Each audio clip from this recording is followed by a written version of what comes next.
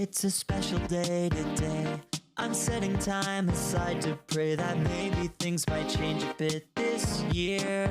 But I'm a fool for having dreams, or at least that's what it seems, since I'm on the outside looking in at you. I wonder why I never got that loving for myself. Is it because I made you mad or brought you down? I don't know, I have never had that loving for myself. I'm just a mess, sometimes I'm sorry if I've ever let you down. Oh, I can see why I may feel so lonely. I'm trying to make do without you. Spending special days alone. Wish you were here. We're all just spending special days alone, and I am praying for the day when I can look to you and say, my love, I am so glad to be with you. It's another special day, and yet again alone I stay. It seems my luck is always running out, but maybe I deserve this mess. God knows I am not the best. Yeah, I'm slowly losing my own peace of mind. I wonder why I never got that loving for myself. Is it because I'm always insecure and sad? I don't know, I have never had that loving for myself. I'm just a lonely little mess, and maybe I just bring you down. It can't be true that I'm not good enough for you. I think I'm way too hard on myself.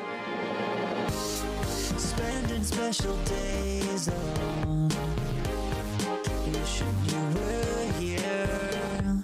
We're all just spending special days alone, and I am praying for the day when I can confidently say I'm deeply, endlessly in love with you.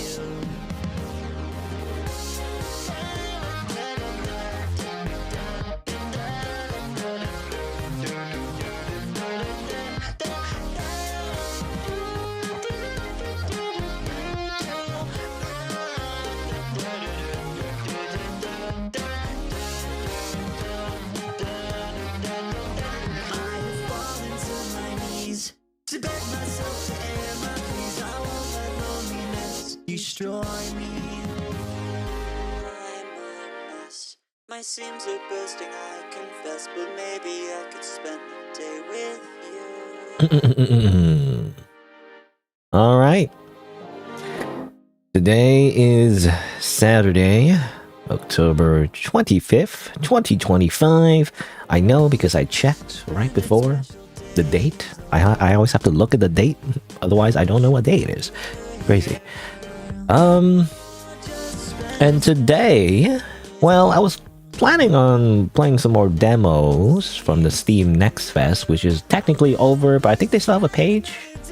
Oh, I'll look at that later in case it like leaks, you know, doxes me again. But I noticed this came out, you know, like this little game from Smile Straw Bunny, which I've played games of in the past. You know, like I played pretty much all of them except this one. I didn't see this one. It seems to be like a collaboration, I think. I didn't know about this one, but I played every other one, I'm pretty sure. Like I played this one, I remember this one. This one was kind of like a point and click. This one's pretty short and kind of weird, kind of vague, you know, but interesting. I also, of course, played Berrywitched, you know, which is kind of like the original game. It seems like they kind of changed the art style, you know. It's like a little wider. Anyway, but yeah, I played Berrywitched. Cherry Witch was kind of like a spin-off, technically, in the same universe, and then they kind of like remade it as well. But apparently, they've also made a sequel, sort of. I think, is it a sequel? No, it says here, yeah, direct sequel to Berrywitched and Cherry Witched, which I don't really remember much from both games, to be honest. Other than the fact, I mean, obviously it's a like cutesy horror game, which I like. And there's like a lot of like game overs, you know, like bad endings where a bunch of horrible stuff happens, you know. I mean, I think at least a few times you like eat her, you know? And I don't mean it in like a lewd way. I mean it literally. I mean like cannibalism. She turns herself into a cake, you know? I turn myself into a cake, Morty. I'm Cake Rick. No, anyway, she turns herself into a cake and then you literally eat her. And it's like, you know, that kind of happens, I think. Does it happen in Berrywitched or yeah, does it happen in this one as well? I don't remember. That's cannibalism. I don't really, again, I don't remember. It's been so long, you know? When I play these, I mean, I think I played the remake most recently, but even then I don't really remember. It's been a while. But the remake is pretty much the same, you know, mostly the same. I think, well, what I remember is like it's mostly the same except there's like an RPG Maker. It's like an RPG Maker, right? Like as opposed to the original. The original was like purely a visual novel. And I think there's like a little like thing that happens at the end, I think. I don't know if it's a true ending or one of the bad endings, or like two characters show up and I don't know who they are. Just random OCs, you know, like who the heck are these people? And I'm assuming, yeah, I think these two. And so maybe we'll explore who they are in this little sequel. I mean, I guess we'll see. I don't know. I don't know how I feel about it. I don't know. Like, I don't know. Do I want everything to be explained? Because you know that's not what I liked about the game. You know, I don't want like all this lore to be explained, but like, well, I guess we'll see. I don't know what it is even in the first place. I guess we'll see. But yeah, but that's the plan. Play this, and then maybe play a few more demos, assuming we have time. Actually, I don't know how long this is. It just came out, and I don't know. And people will be like, yay, yay, whatever. Yeah. No videos. Not yet, anyway. I just want to see like how long it is. By the way, I'm still playing Jamie Page songs. So I guess it's a collaboration with multiple people, but you know. Actually, this is a remix apparently? No, it's a remix. Well, anyway, still playing their songs because, I don't know, because why not? Yeah, Butcher Vanity. That's another popular song by them, I think. I only know about it because of Bird Brain. Butcher Vanity. Well, that's reminiscent of the, was that painting? Prometheus, was it? Or, I can't remember. One of the Greek gods or, you know, mythology. The Roman or Greek? I always mix the two up. But, you know, or is it Kronos, I think? Was it Kronos? No, Prometheus was the person with the fire thing, you know, and then like Prometheus was the god that gave fire to human beings, but then got punished for it, and so they're stuck like being eaten alive by crows or something, right? There's something like that. Kronos, I think, which I always think about like time, right? Kronos, Chrono Trigger.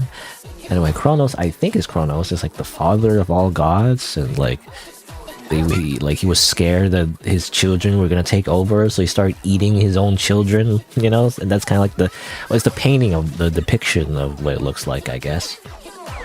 And of course, this thumbnail is let me zoom in, is a parody of that, I guess. You know?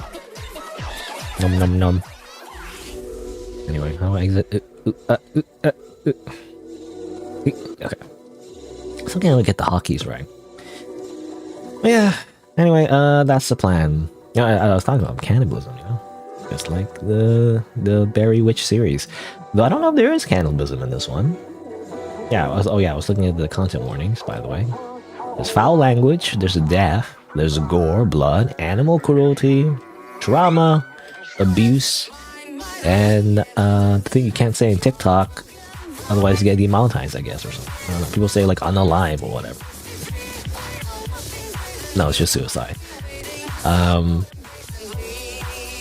Or like kill yourself. Like what's the list of, there's some terms that relate to suicide. And apparently people don't say it out loud because they get demonetized or whatever. Like I don't care about that, love. It's the thing. I don't monetize my live VODs or whatever. I don't monetize this part anyway. If this ever turns to a video, which by the way, I'm taking so long because I just never have time. I'm so exhausted after work. I just don't have time to edit anything. I was planning on editing like one of my other playthroughs, was it like the you know, what was it, the Cthulhu like dating sim, but the sequel essentially. I was just planning on making those into videos, you know. Was it like Love at First, or Sucker for Love, rather. Sucker for Love. Sucker for Love. Everyone knows about the first one, though. Let's say everyone, but you know, it's iconic at the very least. But the sequel, I feel like didn't get as much attention. I don't know. People didn't. I don't know. People didn't like it as much. People don't like the mommy goat thing, I guess. Though to be fair, you don't actually. The thing is, funny enough, in this game, even though they advertise the goat mommy big booba, you know, anime eldritch waifu god, actually don't spend that much time with her. Actually, she doesn't have much of a personality. That's my main criticism, anyway. Like she's just kind of there. But really, you spend more time with the humans, you know, the other, like, characters and everything. And that's fine, but I don't know. I feel like people bought this, or would buy this, for the character on the art box or whatever, right? I don't know. I mean, by comparison, this is like 1,000 reviews. I mean, I guess reviews aren't like exactly an indication of popularity necessarily, but the first one definitely was much more, you know, I feel like. Oh, it's 2,000. I guess it's not that much more. But also, this one had like 3, you know, main like character arts. Like there's a Cthulhu, there's the King in Yellow, and the cat girl one. You know. Anyway. Also, hello, Ray. By the way, I'm just yapping. This is what I do now because I don't know. I just copy what other streamers do now. You know. Even though I was the one to complain about it, but like I always just kind of talk for a little bit before I actually get into the game, you know, because again, this is the main event, but you gotta do like a pre-show, you know, like when we go to a concert, which I don't think I went to any other concert except the Miku one time, but you know, like in a concert, you gotta have a pre-show, right? You have a pre-show, have an opening act, and then you get into the main event, you know, you gotta get warmed up. I mean, for like a tangible benefit, it does help, you know, warm up my voice a little bit, because I do feel a little bit groggy sometimes when I just suddenly start talking. Anyway, I was kind of planning on playing Renshu, but I say play. I keep saying play. It is kind of like playing. I don't know. I don't feel like it. It kind of sucks because, like, you know, I wanted to keep doing this, you know, regularly so I can get my Japanese better, but now I don't want to do it. I don't know. Maybe next time. Also, oh, hello, Blue Dragonfly 8139. I'm assuming you're the same. I don't know why I have a number now. Interesting. Also, hello as well, alias Sin. Sliding my sign. What is that? I'm trying to think. There's like memes around that, right? With like Morbin out or something. I don't know. Anyway. Let's see. You know what I wanted to talk about, actually. Make sure I don't dox myself. Hold on. What's the hockey again? It added a number for some reason. Yeah, I don't know.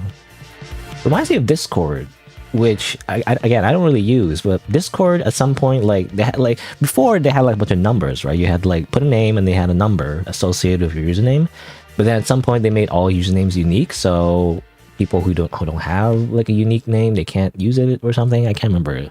It was like the other way around, you know.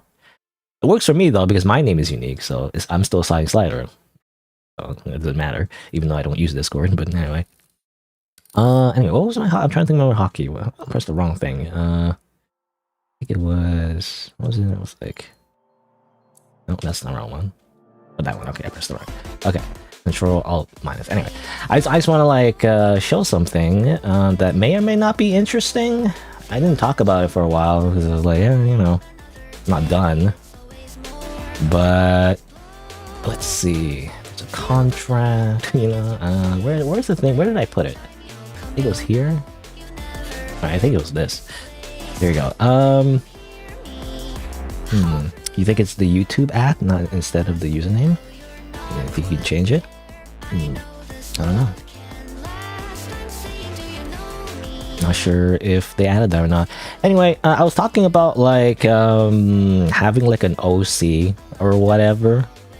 I don't know if this is interesting anyone, because I really wanted to stop using Astolfo as my branding, I guess, for like, you know, a few reasons. Like one is like it's not my character, you know. I just literally just traced it specifically, by the way, from the real Astolfo version, not the normal Astolfo.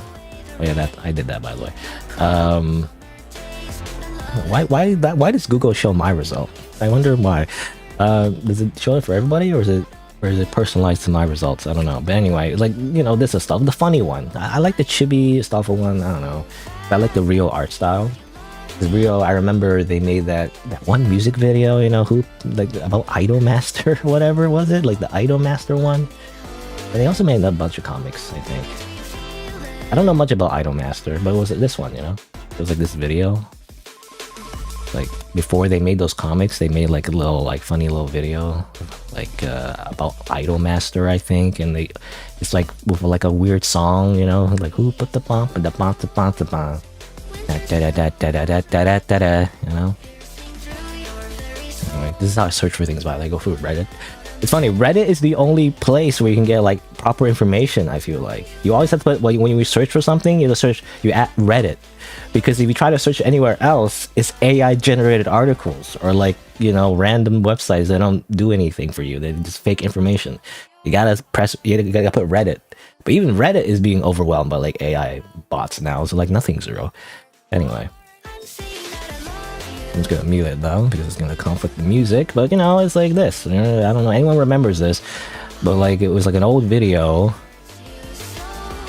and I don't know when to play the song, because it's DMCA probably, but you know, it's just like a little animation, they're like the characters are singing, like a song, and it's funny. I don't know, I liked it. So that's what I know about like Rio. Also, don't they make a funny face? They make a anyway. Again, I don't know much about Idol Master though. I just know it's like anime idols. That's all I know about it, but I saw that video. And so that's why I'm a fan of Rio's art, and that's why I use the Astolfo avatar. That's just to explain the origin of why I'm using the avatar, because I just like the Astolfo from Fate Grand Order, and I like Rio's art style, right? But again, it doesn't really belong to me. It's not really my identity, and it's kind of like, it's just a thing I like. And another reason why I want to change it is because people just assume I'm a Astolfo or something, you know? They expect like a cutesy anime girl, which, by the way, Astolfo is not exactly an anime girl, but anyway. But that's not who I am, though, you know? I just like the character. That's why I used it. You know, it's a common thing, I feel like. I'm trying to think. Yeah, another streamer. I can't think of a streamer. I mean, Cherno, for example. You know, Cherno TV. I'm using display capture to explain things, you know? Cherno TV, for example, is a streamer. I mean, it just doxes his face, I guess, which I guess it's fine. He's not exactly, he's hiding it. But, you know, he's like a dude, he likes anime, and then he just uses Cherno as his avatar, for example, you know? It's like, he's not literally Cherno. I guess he has a VTuber model now? I don't know. Anyway. But that's the idea, right? It's an anime nerd thing. It's a weeb thing, you know? It's a weeaboo thing. We just have, like, anime avatars. But, like, we're not literally the anime girl, okay? But like, I'm tired of explaining that every single time, so now I'm just kind of like, well, you know what? Fine, I'll just do it and we'll see. And that's why, and just to explain, I decided to like commission somebody.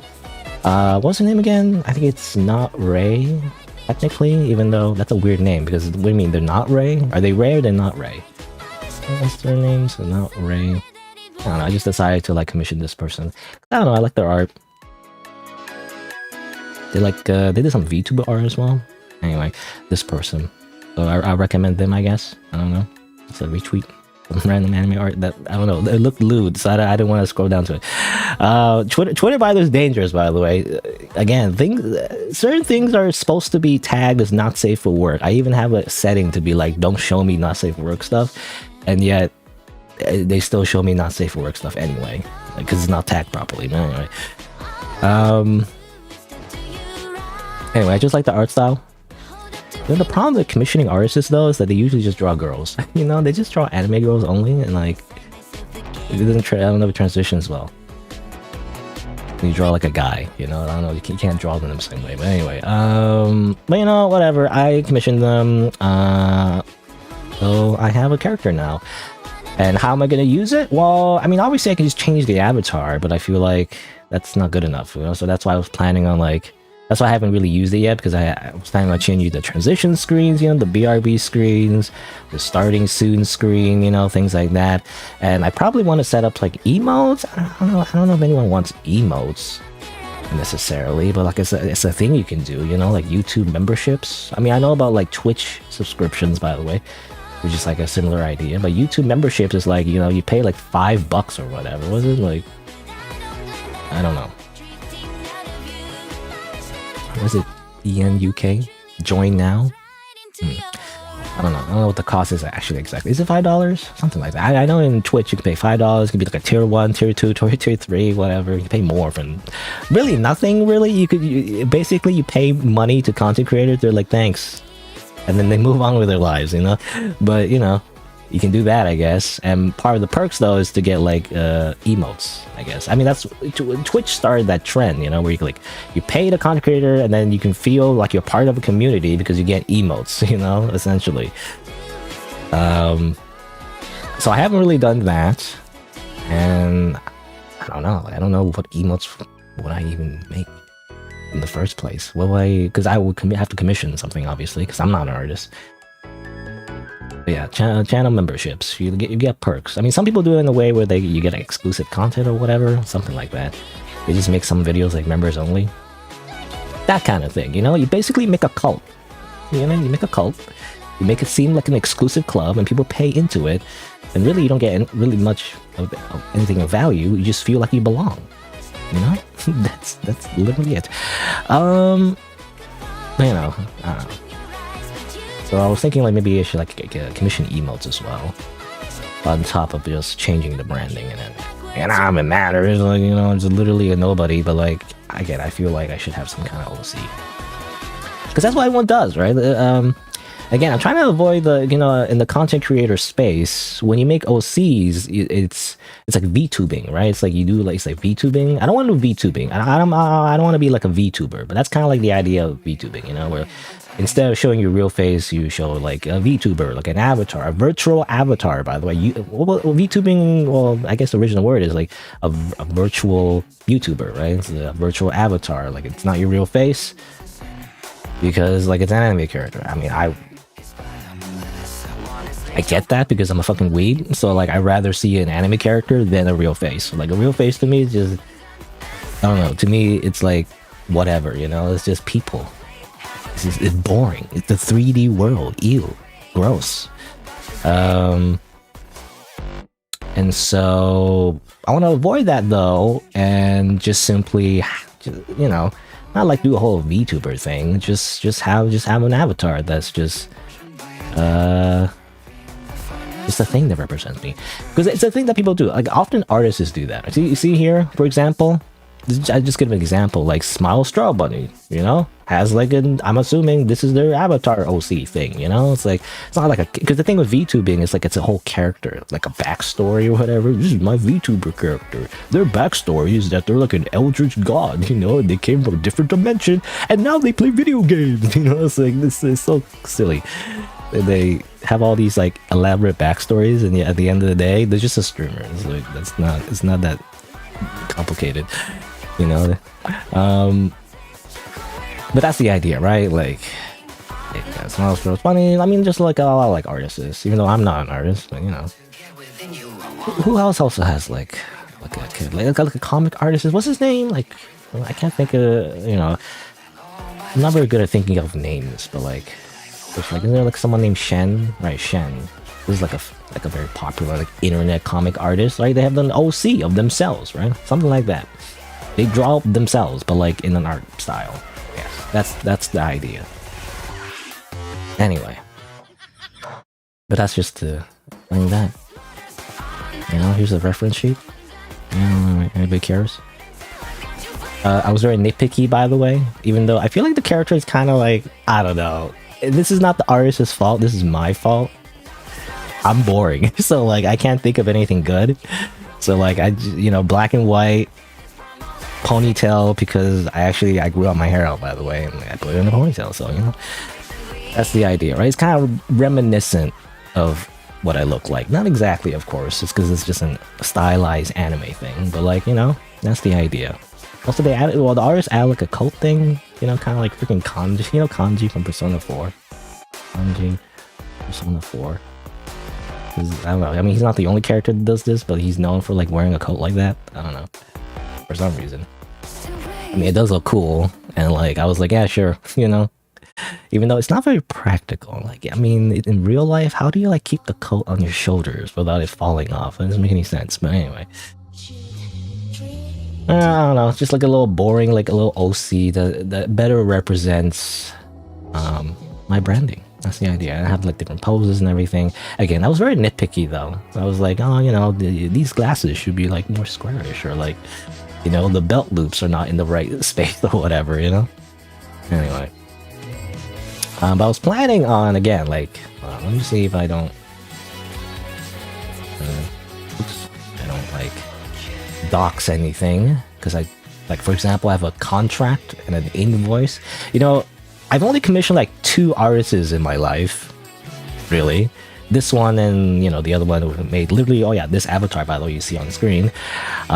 They both don't have contracts. And I was like, you should make contracts. So like I'm always the one making the contract, which is weird. Like as the again, no blame, no, I'm not blaming the artist, but like it's just, I don't know, it's funny how like the customer has to make the contract. Usually the client, you know, has usually the what do you say, the business, you know, has to be the one that makes the contract, not the client. You know, it's kind of weird. But whatever. I'm the one who makes the contract. Because I feel like you should, right? I don't know. Make it professional, like, and to avoid like a Google Docy. You know what's that meme? Something about Google Doc. People getting canceled over Google documents. To avoid a Google Docy in like 10 years, you know, you never know. It's like, actually, this person scammed me because blah blah blah blah blah. You know, but then you had to have a contract. That's why you gotta have a contract to show that, you know, you like agree to this thing for like both parties. And like if anyone gets like scammed or whatever, you can show the contract, you know. I mean, it's not legally enforceable, especially for like people on the internet, you know, going by like aliases, but at least it's something. I don't know. Anyway, let's see, there's icons. Oh yeah, I was trying to use GIMP more. But again, so you know, the idea is I will replace the some of the screens. You know, I'm not done. I'm not sure what I wanted to do. Again, I don't know how interesting this is. How long has it been? It's been half an hour. You know, I don't know, it's interesting to me. So I was thinking something like this. You know, it's kind of like it's a mock-up, because you know, I play a lot of visual novels, right? I'm playing a visual novel today as well. And I was thinking like, oh, you know, like for like a starting soon screen, the idea is to use the character and to make it look like they are a part of a visual novel, for example, you know? But really it's just it's like a fake starting soon screen, like a fake, you know, it's meta fake thing, you know? That's the idea. And also I was planning like, I wasn't sure of the background. I was like some kind of like this background, you know? I'm gonna like animate it, for example. I don't know how I'm gonna do it exactly, but I think I'll probably just make it into like a video that loops or something. That's the idea, and it's kind of like it's gonna go like this, like slowly, like this. Whoosh, you know, see this little pattern? You know, it's kind of cool like that. I don't know, something like that. Not literally like exactly like this, but you know, it's gonna. I'm doing an effect where I loop it, you know, in the video, and maybe add a little cursor here, maybe. I don't know, something like that. It's pretty simple at the moment. I don't know if I add anything else, but like that's the idea. It's kind of, this is kind of like a mock-up of like a generic like REMP visual novel. I don't know, but the thing is, that's kind of like a lot of my content, so. That's the idea anyway. I don't know if anyone. Anyway, there's that. And again, I'm trying to use GIMP more. GIMP is like an open source Photoshop. I'm gonna use that more often. And there's also like this. I wasn't sure what to do with this. Oh yeah, this pose is like, I don't know. Initially, the idea was that it was part of like a loading screen or whatever. And I was thinking, oh, you know, like a loading screen I could think of was like Psychopomp, whatever, right? I mean, even the BRB, like with the one I have right now, it's kind of like based on like the idea is like a loading screen, you know? But I wanted to make it more obvious, I guess. You know, that's like a mock-up loading screen. So, you know, it was kind of based on this. I don't know why she's all like statically or whatever. Looks weird. But based on this, right? On this random game that I played like a while ago. Which I guess they're working on the sequel. There's like a sequel to this game that hasn't come out yet, but anyway. But yeah, that's the only thing I think of. I can't think of like any other loading screen, but like, you know, basing on this idea. Though initially I didn't really want the character to like smile like that, like a crazy person, you know, necessarily. But like, yeah, you know what, fine, whatever. I'll just It's like a different facial expression, I guess, because otherwise my character would, just like in real life, would just have a tired looking face the whole time, and it's like, I don't know. It's just something different, I guess. So that's the idea, and then maybe add something in here. I wasn't sure what to add here though. Maybe like rules, like stream rules or something. And I was gonna add like a loading icon here, like with like animate like that, and another like maybe background. Anyway, that's what I've been working on. It's a work in progress. But yeah, and I don't know if anyone finds that interesting at all, but like, I think for me it's cool. So I don't know. Alright, let's see. In about like half an hour. What else there to talk about? I guess that's pretty much it. I'll drink some more water.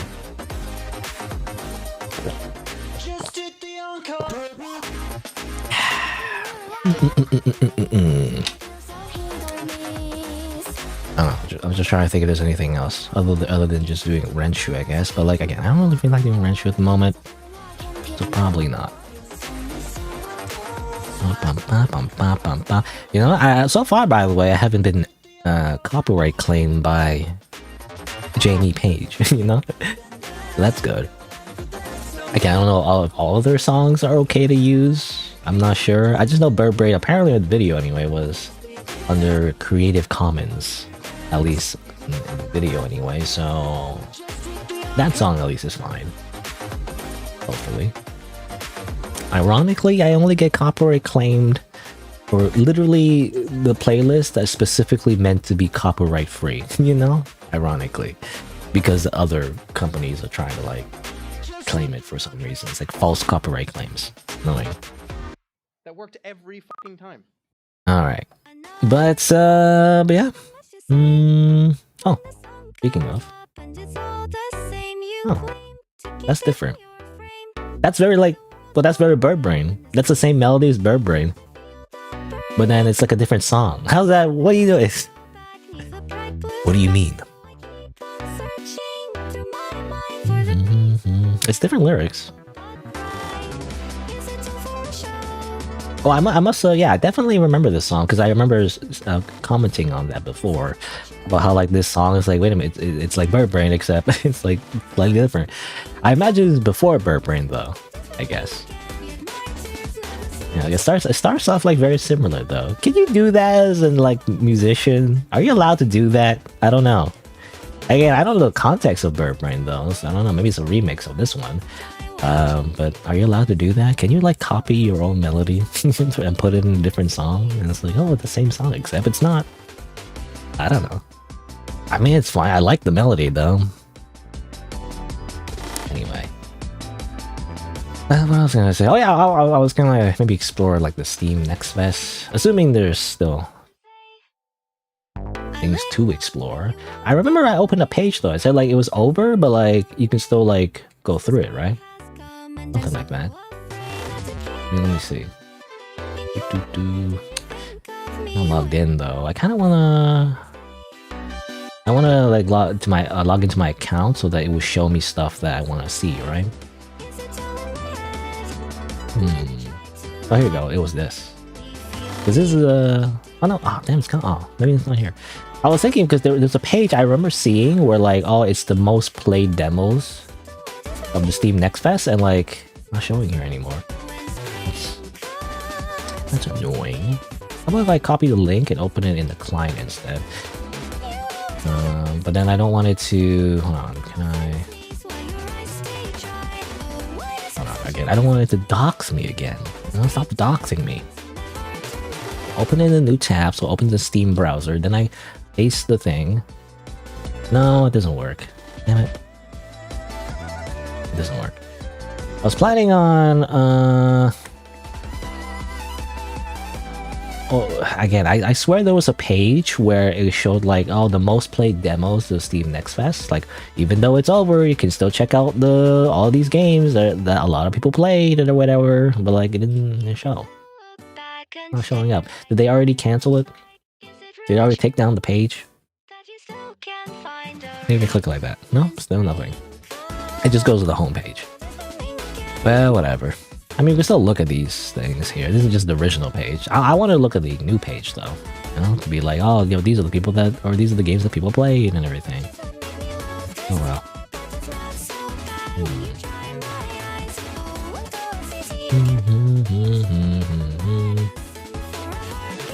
Encounter. Anime girl with big boobs. Well, I can't see the boobs actually. It's covered by the logo. Anyway. Known as the collector. Yeah, kinda sus. What do you mean? What do you mean? Yeah, kinda sus. What are you talking about? This is silly. Okay. And that makes me not want to play the game. I don't know. I mean, maybe that's not fair. Your Love I is a game where you develop a relationship with an android robot named I. I is an AI, but I is a pun because I also means love in Japanese. Ole. Crazy. I don't know, it seems like a slop game though. Like it seems to be just like a, you know, uninspired. Well, I don't know, I mean, hold on. I should give it a shot though. See what it is, but it seems to be just Me-side. You know, it seems to be like kind of like a rip-off of Me-side. What's the difference? You know, I always thought about this. What's the difference between a rip-off and like a homage, right? Because it's almost the same thing. Like the only difference, because well, obviously the only difference is quality, right? If it's good. But I feel like people throw it around a lot. Where like, oh, this game is like a rip-off of this other game. But then if the rip-off is actually kind of good, you know, like I feel like it's undeserved because people say it's a ripoff, but like, so and you know, it's like just because it's inspired by another game doesn't mean it's bad. It can be bad if all they do is just copy and paste, but if they do something interesting or they improve the quality, you know, like ideas aren't copyrighted, you know. Though then again, didn't Nintendo try to do that? Nintendo copywriting Pokemon mechanics. I think they tried to do that, didn't they? Something like that. Because of like Power World or something. Here's AI, but I want the AI summary. Reddit. I always go to Reddit. I don't know. I don't want to look at all these other articles. I just want to go to Reddit and read the first comment because that's like an actual human being. It just says new pants are vile. That's funny. What is this? This? They're copyrighting this. If you try to capture a creature with like a ball, you get sued by Nintendo. Anyway, something like that. I'm not gonna like get too deep into that, but like apparently, yeah, I've heard that apparently Pokemon is trying to like copyright mechanics. So ironically, even though I just said like ideas aren't, you know, like ideas aren't like copyrighted, actually they are in a way, like they can be anyway. But yeah, I don't know. To be announced. This is a demo. It is psychological horror. I like psychological horror. The model doesn't seem, I'm gonna be honest, the model looks rough.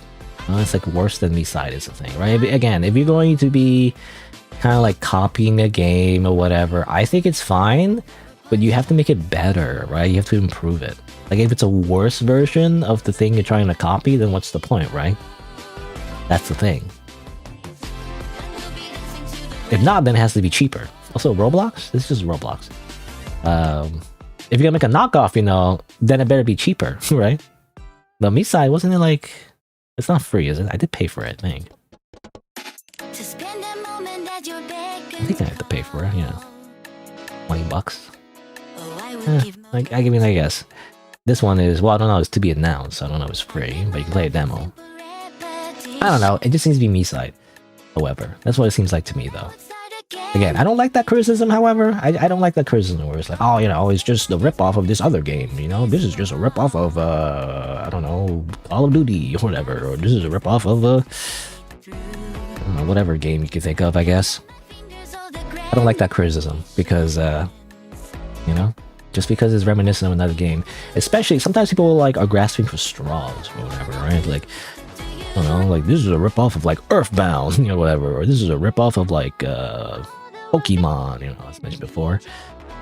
This is a ripoff of you know, I can't think of a good example, to be honest.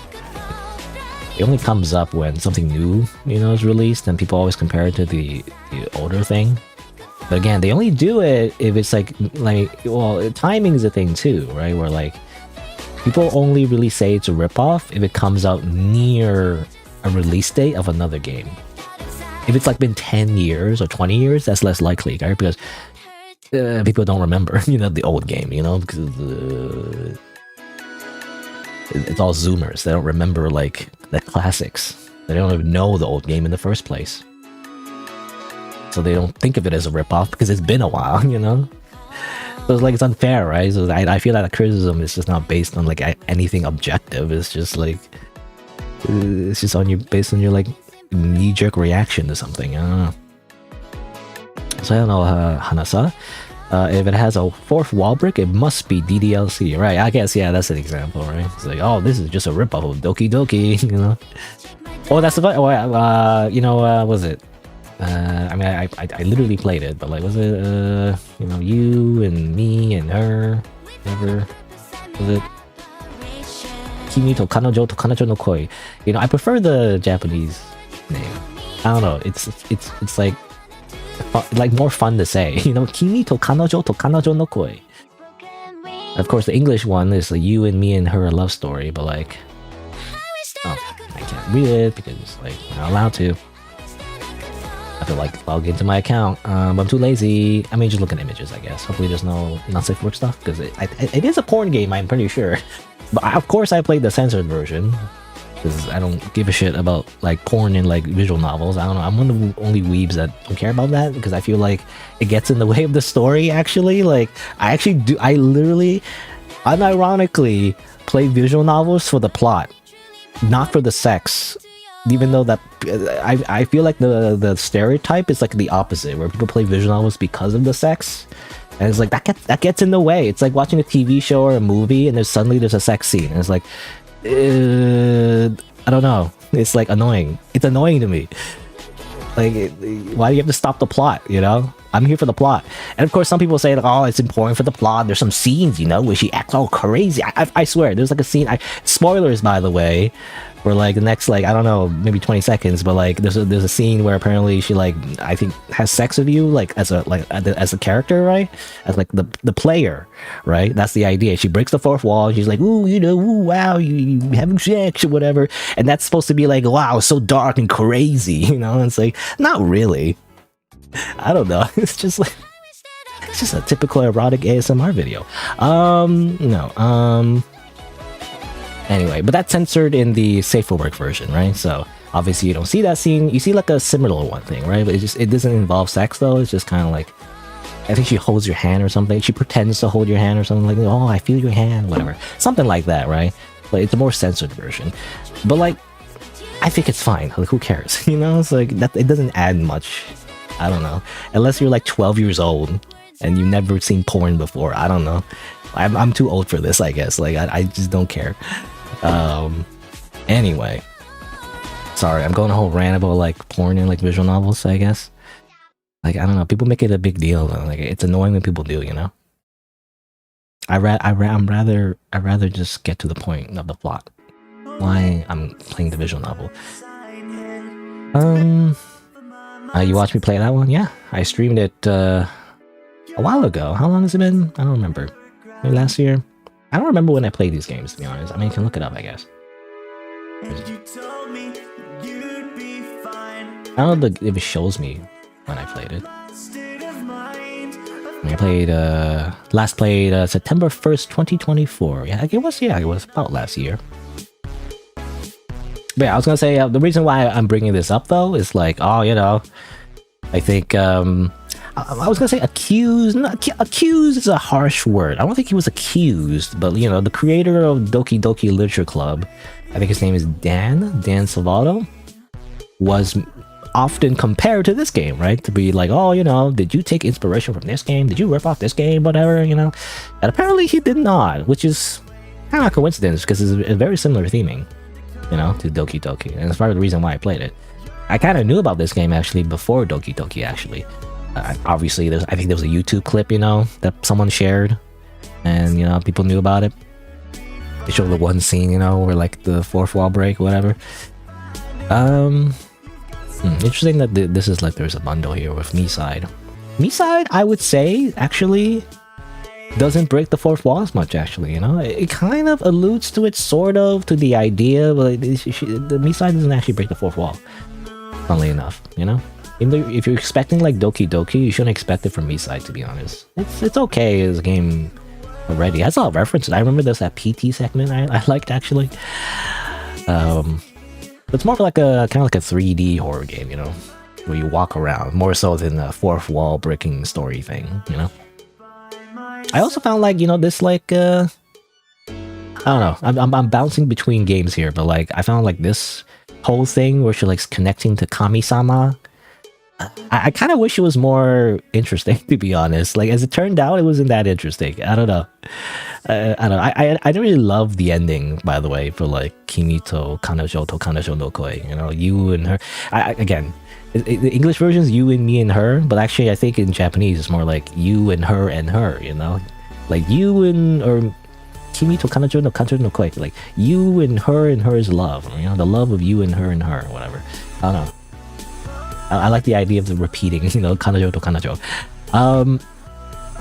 Anyway, there's all kind of like a subplot about her like connecting to God and everything. It kind of connects to the main plot, but like, I don't know. I wish it was more interesting. I don't know. It wasn't that interesting. The ending involving her was just kind of like silly. I don't know. It wasn't that interesting to me. I don't want to like spoil literally everything, even though I spoiled a whole bunch already. But like, I don't know. I mean, I didn't love the ending, but whatever. Alright, anyway, I think I'm done yapping. SiriBot. I don't know I don't know, does anyone else see that, by the way? But, you know, SiriBot banned, like, a random bot there, so that's good. That's why I have it, by the way, SiriBot. SiriBot. It's like a little, like, Twitch moderation bot that bans... Well, it does a lot of things, but mainly I use it because it bans, like, bots, basically, like other bots anyway, like AI bots or like scam bots or whatever. They automatically ban bots like that, and then, you know, it shares the list to everybody, so like it bans that too for all channels. That's nice. Doesn't work all the time though. People still get through, you know. Scammers still get through, but you know, at least it's something.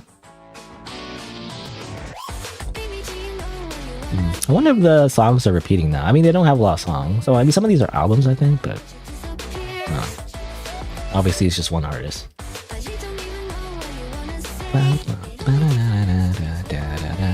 Alright. I think it's time.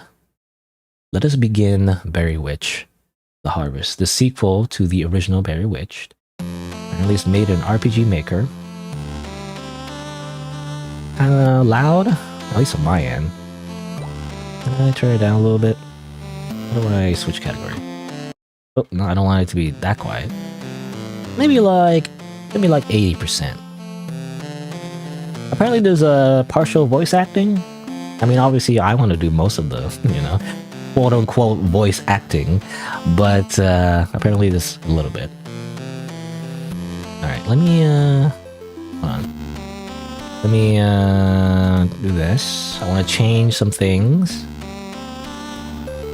I'm gonna change the category on Twitch. Is it available on Twitch? It literally just came out. I think it literally came out like... It has 0 followers. I don't know, whatever. It literally came out like at midnight, I think?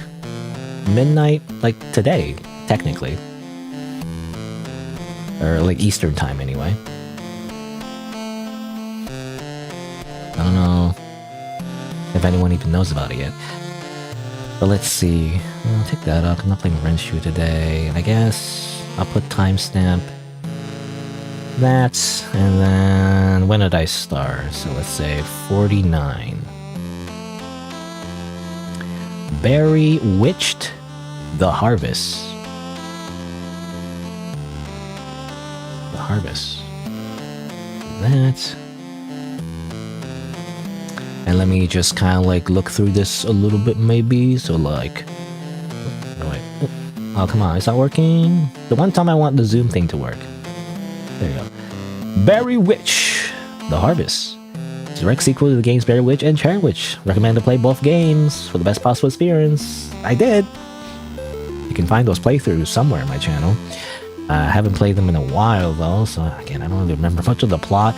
All I remember is that they're witches. They're like, you know, the equivalent of like Maho Shoujo, I guess, in a way. They have witch powers, for some reason based around fruit. You know, I don't know why, but they're based around fruit. And sometimes they go crazy. You know, they go crazy and then they kill people. Maybe, sometimes. Not always. Usually in the good endings, you avoid doing that. So I do wonder, like, how much of a plot is there left, you know, if the main character doesn't go crazy. That's what I want. Anyway, in this game, you follow Strawberry as she finally gets a chance to leave her pocket dimension, right? Because spoilers, that's kind of what you learn in the original game. She's stuck in a pocket dimension. And uncover the truth behind why she was sent there in the first place. She goes insane because every time anyone enters her forest or whatever, she gives her, like, or she gives them, like, you know, treats or whatever. Turns out all of them are actually interested in offing themselves instead. And they're like, no thanks. I'm just gonna, like, kill myself. Anyway, so that's why she goes insane or whatever. Let's see. Yeah. Oh yeah, I should probably put the little content warning too. Maybe. Some of the games I play may contain mature content that isn't appropriate for a younger audience. Your discretion is advised. I don't know if it docks myself or not. I'm just gonna do this. I'm gonna pin this message right here. Nope, I spelled that wrong. Pin. I do that. Manually unpin that end of stream. And then pin this on the YouTube chat. I do it because I care. Okay?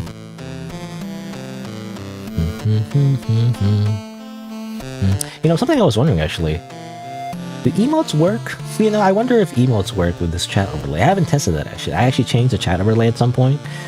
I don't know if emotes work. Like, not just official emotes, but like, you know, 7TV, you know, unofficial emote plugins and stuff like that. Anyway.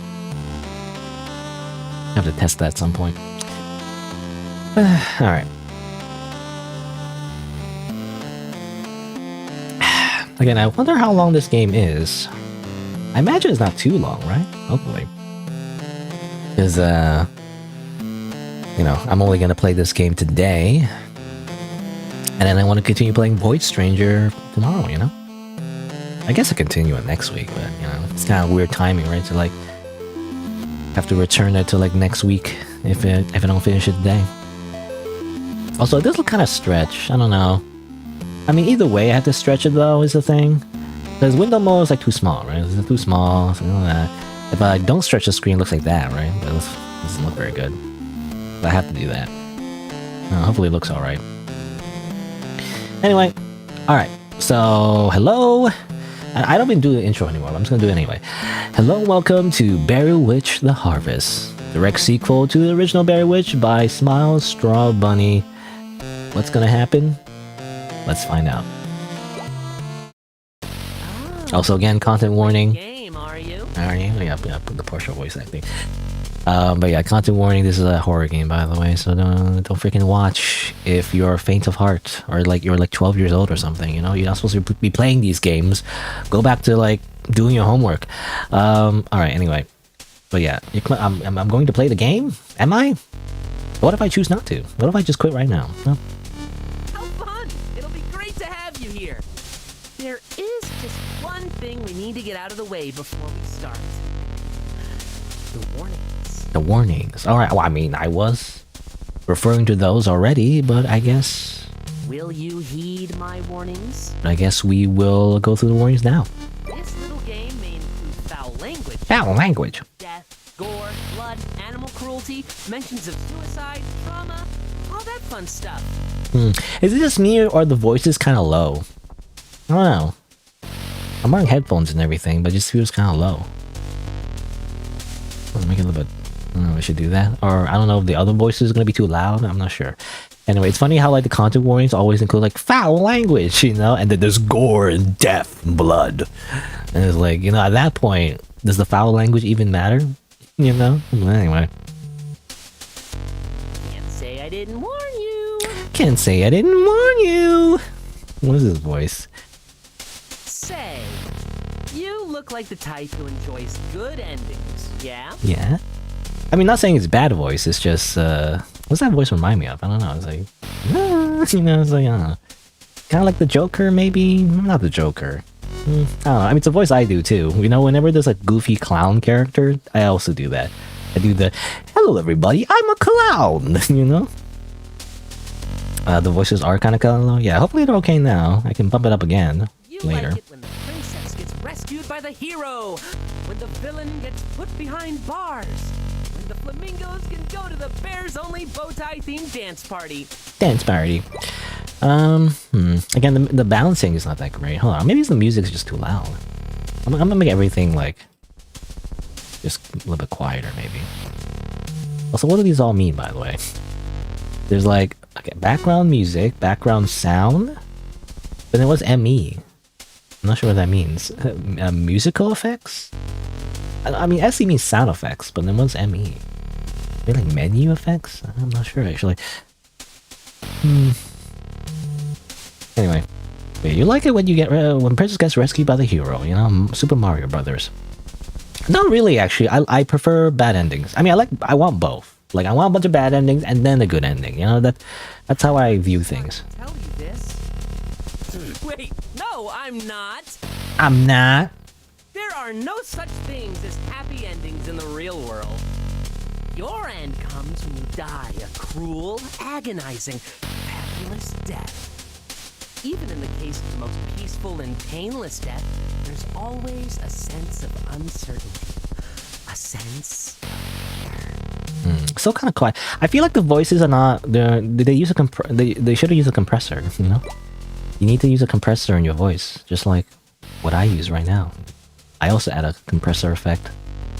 You gotta add a compressor because it's kind of hard to hear the voice otherwise. What if everything you've been told about the afterlife is wrong?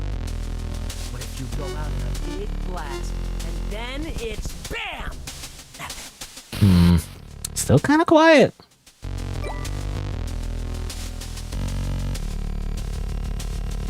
It's just me.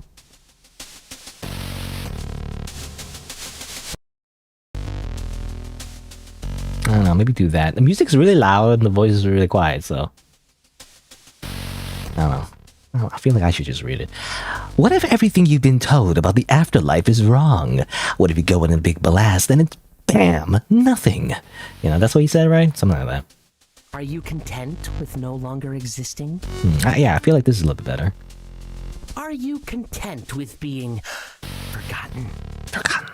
If you don't want a bad ending, you just have to make sure your story never ends, right? I think this will be very, very fun. Very, very fun. Very, very fun? It's time to wake up. It's time to wake up. What was this remind me of? And that's a lot of things, you know? It's time to wake up. Was it like Gordon Freeman? You know, it's time to wake up and smell the ashes. It's better, thanks. Yeah, hopefully, I don't know. I have to see, but like, I wonder if all the other voices are also like quiet, or are they too loud? Again, the mixing is kind of weird, you know. When you do audio mixing, you got to make sure everything is kind of like at almost the same level, if that makes sense. At least for the voices, anyway. Before you start this venture back into the world of Berrywitched, would you like to hear a recap on what's happened so far? Ah, yes, the recap episode of an anime that is super boring and then you always skip, but sure, why not? Once upon a time, there was a world where magic and witches thrived. Witches weren't like the ugly old hags you see in fairy tales, they're like anime girls instead. Well, maybe some of them were. Witches are peculiar in that they each have something called a specialty. Specialty is what a witch is magically proficient in more than anything else. Witches cannot choose their specialties, but rather they naturally develop it over time. We focus this tale on a certain young witch named Strawberry. Strawberry was unsurprisingly a strawberry witch. She lived with her older sister Cherry Pie in a cafe where they made sweet treats together. All right, I actually didn't. I forgot about that connection, and to be honest, I still don't really remember that much. But I guess that's the connection between these two. I didn't remember that. All I remember is that wasn't Cherry Pie kind of like evil? You know, I remember her, I think she was evil, right? Or yeah, she turned out to be kind of evil. Like she went to jail, I think. I don't. Did she die? I don't remember, but I think she went to magic jail or whatever, or you know, like a prison. Unfortunately for Strawberry, her sister ended up being involved in a dangerous cannibalistic cult called the Everlasting. The Everlasting's goal was to eliminate witches and consume their magical essence, which extended their own lifespans and power capacity. Witches follow a governing body known as the Council of Witches, ruled by 7 council members. And this is a lot of lore. I mean, this is mostly the lore you learn in the Berrywitched game, I think. Working under the council, a detective witch named Inquiry went to the cafe and uncovered Cherry Pie's deadly secret. When all was said and done, Cherry was brought into custody without having a home to go to. Strawberry was adopted by Inquiry. After a long time, Strawberry grew up, wanting to work under the council like her mother. She was given an offer to run her own bakery by a mysterious benefactor from the Council of Witches. Of course, she would be a fool to not take what she wanted most of all, but her dream became a nightmare very quickly. Because her location wasn't very good, you know? She was tricked, trapped in the endless forest that draws in the most suicidal folks. Day after day of finding dead bodies in this accursed place, Strawberry started to become just as depressed as the victims of these woods. One day, she met an individual in a green hood. Is that green? Looks yellow to me. Am I colorblind? Strawberry did everything she could to get them to stay, baking a cupcake of their choice, gifting them one of her straw bunnies, trapping them in her room. Okay, maybe that last one was a bit drastic. Unknowingly to Strawberry, her new friend collected the pages of her diary. Of course they did. You know, like Slender Man, or like, you know, every stereotypical horror game where you go around collecting tape recordings, and read it while trapped there, uncovering the truth of that dimension. Now it's green. Before it looked yellow to me. After reconciling, the two agreed to stay together, helping support each other through any horrors that would come their way. Great. Until now, when the developer decided to make a sequel, and then their lives were ruined once again. You know, like in a movie where like the original movie was great and everything, and everybody loved it, but then, you know, in order to make like more money, you know, the producers were like, well, we gotta make a sequel, right? And then they make a sequel in like a year, and it kind of sucks because like the story was already perfect and the original plot was great, but then they had to ruin everything. Anyway, I'm not saying like this is this game or anything. I don't know. I'm just saying. It's like, it's funny how like it like had like a conclusion and everything, but like, nope, actually wrong. You know, well, it reminds me of, well, I never watched it, but like it reminds me of, hold on, no, let me save the game before I go on a random tangent again. But I wanted to mention, like, was it Dragon Ball Super or something, like Trunks? Okay, I never watched it. I only read about it. Funnily enough, I don't know. I'm a weirdo where like I don't watch the actual anime. I just read it on a wiki or something. But like, wasn't like Future Trunks' like story kind of ruined? I think. I mean, his design is like weird. Like, why did he change his hair? Well, I think I know why. It's like Bulma's hair or something like that always changes. But anyway, but you know, there was like this whole thing, and I don't know if anyone knows about Dragon Ball Z, but like in Dragon Ball Z, like he had his own like little like story, right? Like he's from a different, I don't know how to summarize it, but like he's from a different like timeline from the future where everything sucks, you know, like it was like apocalyptic and everything. It was like this, you know, it's a common trope actually in a lot of stories where like it's like this alternative future where everybody freaking died and like the people who survive are like badasses or something, you know, that kind of thing. So he comes back from the future to change the past. Though, funnily enough, I don't think that's how it works. Actually, I don't remember why he did it in the first place because it doesn't actually change his timeline. But anyway, he goes back in time, trying to change the timeline, and then a bunch of stuff happens. It gets back to his timeline. He's stronger, you know. You know, he's like very strong, even though actually technically this form is actually bad for him. But anyway, and then he saves his future, right? At least, you know, it's very late, of course. Like everything's already ruined and it's kind of like an apocalypse. But he eventually does save his universe, right? But then in Dragon Ball Super, which is the sequel to Dragon Ball Z, everything's freaking ruined because everything's bad again. You know, even though he did the thing and his plot is finished, his like arc is finished, and yet they had to reintroduce him, I guess, for I don't know, money reasons, I guess, to like, you know, to sell like this thing. I don't know. This is probably unofficial, but it's random plush. You know, he had to bring him back in and ruin his universe again. He had to introduce somebody named Goku Black or whatever. I don't know. And then, like, basically, everything sucks for him again. And I think his, like, universe resetted. Spoilers. But, like, I think his whole future got resetted again or something. I don't know. Anyway. That's what I think of, you know? Like a sequel that forces the main characters, even though they had, like, a nice ending and everything. And, like, everything was, you know, like, everything was tied up, I guess. What's the word? Like, wrapped up, rather? Like, they were all, like, all the plot threads or whatever were like all wrapped up and everything was good, but then suddenly they have to shoehorn in like another antagonist randomly for no reason, you know, just to make everything bad again. I don't know. Anyway, but that's how you do it, you know. And of course, yeah, I don't know, I mean, obviously there are good and bad ways to do sequels, I guess. And it's like, it's not necessarily a bad thing, it's just it's a common trope, you know, where like they force a sequel, you know, and like it doesn't turn out well because it wasn't really thought out from the very beginning. Anyway, not saying it's this game. We haven't even played like 10 minutes of this game yet, I don't think. So let's see. Strawberry is saying, okay, just a few more touches. You delicately... Oh, hold on. I had a sneeze. I gotta blow my nose. You know, good thing I didn't sneeze 2 weeks ago, you know, or a week ago. I don't know, like, you know, after I took my wisdom tooth and everything. No sneezing allowed. You delicately placed the fruits on top of the freshly baked pastry.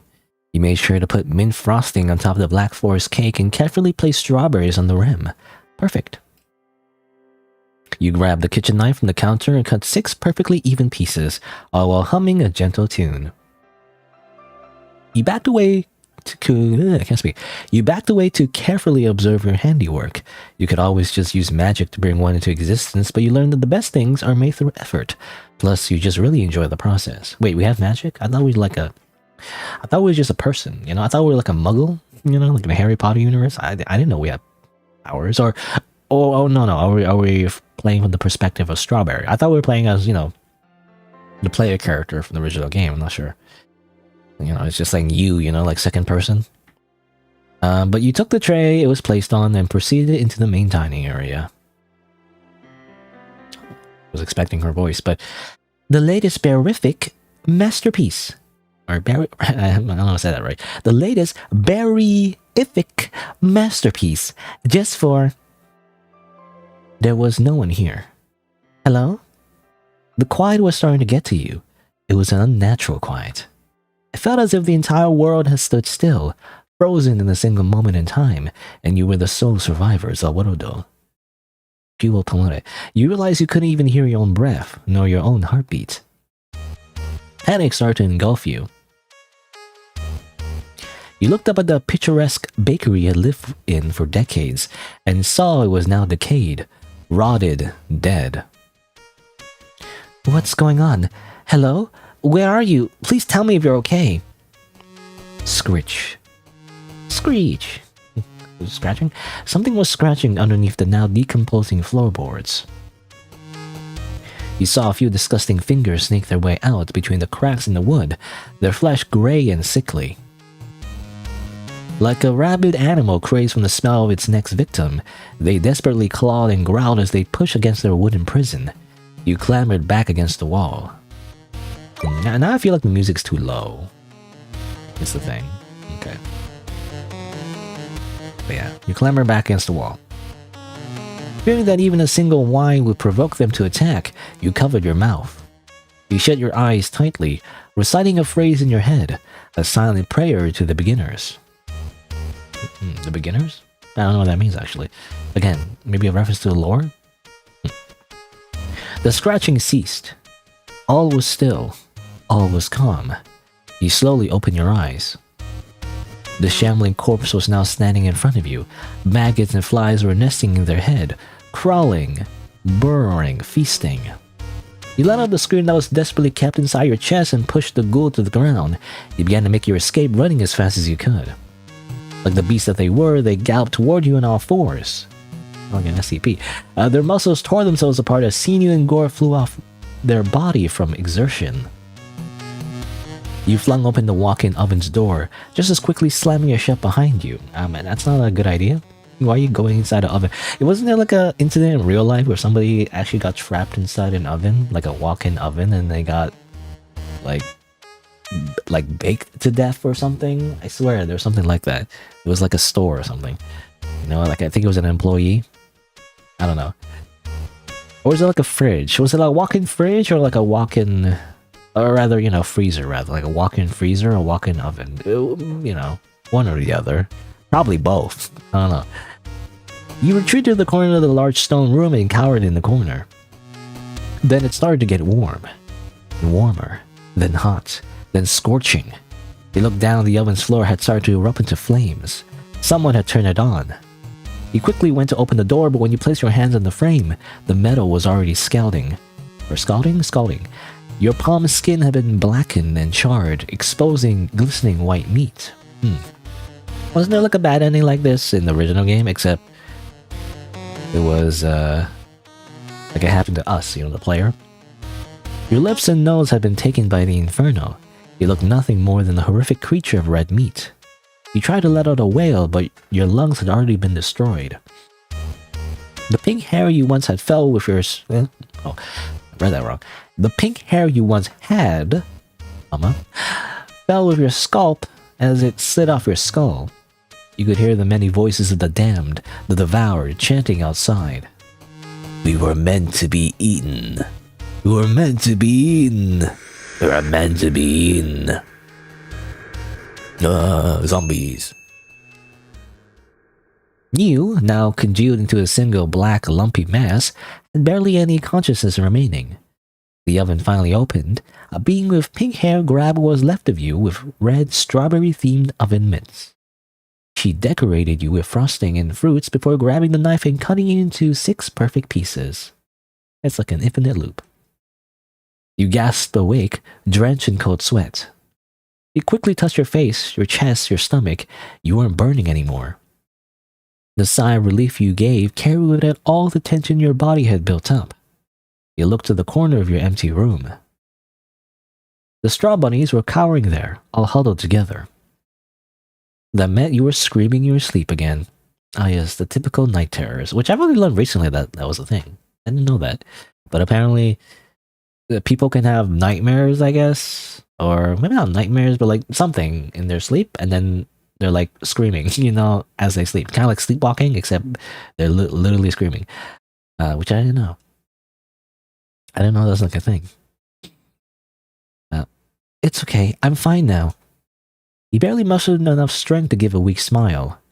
The straw bunnies hesitated at first, silently convening with each other through nose wiggles and tail wags before all jumping into your lap, except for one who preferred nestling in your hair. That one was your little buddy. They were so comforting and cute you contemplated just cuddling them in your arms and drifting back to sleep. However, what was once an escape through sleep turned into a nightly routine of torture. You didn't want to frighten them again, but you knew that you wouldn't be able to rest without them. They bore the hurt in order to make you feel comfortable. They truly were your creations. I don't know, I was gonna make a comment about like how we're playing God. You know, she can just do that, by the way. She could just make sentient creatures. Magic.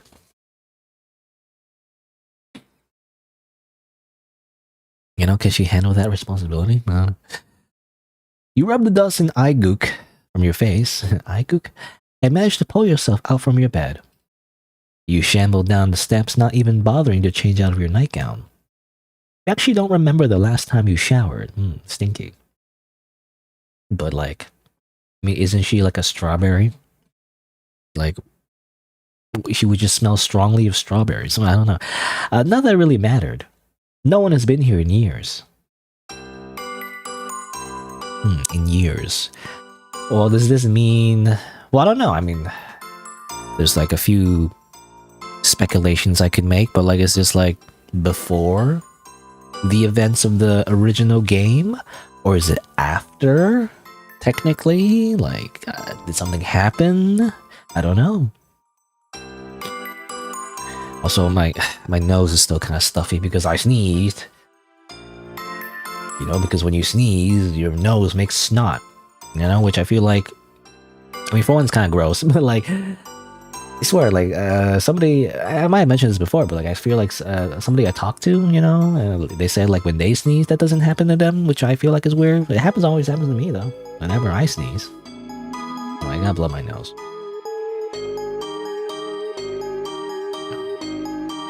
I pressed the wrong button. What's the mute button again?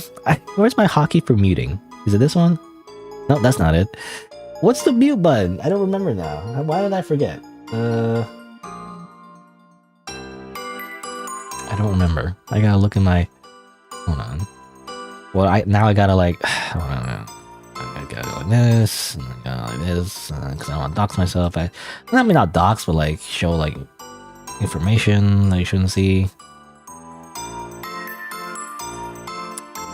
Hotkey for muting is Alt Star. Oh, that's what it was. Okay, and then Alt Star. No, that's wrong. That's just no. That's the BRB screen. Ah, damn it! Because whatever. I'm just gonna manually just mute. Just press the button.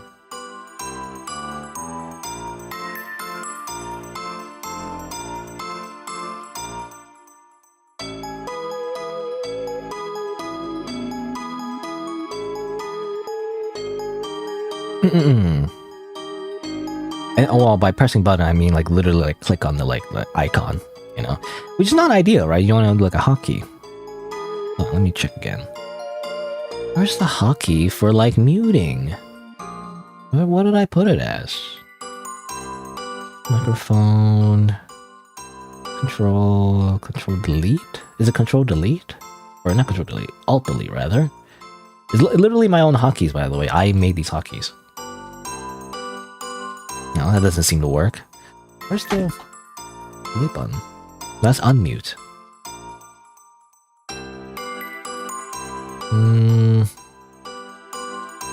Hotkeys. OBS hotkeys.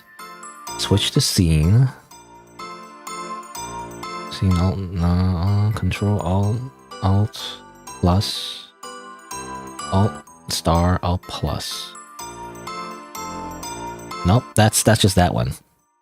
I swear, I must have deleted it or something, I don't know. But how did that happen? I didn't touch it though. I didn't touch any of the hotkeys except for one where I can toggle display capture, you know? Anyway, whatever. I swear I had like a hotkey for like muting. Why is it gone, you know? Where did it go? Anyway. Because I want like a hotkey, you know what streamers do, right? They have a hotkey for muting in case you start coughing, you're sneezing or whatever. And you know, you gotta press like a button really quickly, you know, you can't think about it. You have to press a button and then it mutes, but I can't. Anyway. Let me just continue. While you always kept the main dining hall clean and presentable, your room and your kitchen you decided to neglect. Upkeep had been seldom rewarded with actual use. You pulled up one of the diner chairs and slumped into it, and with a half-hearted wave of your hand, a strawberry-themed pocket mirror was given form in your other palm.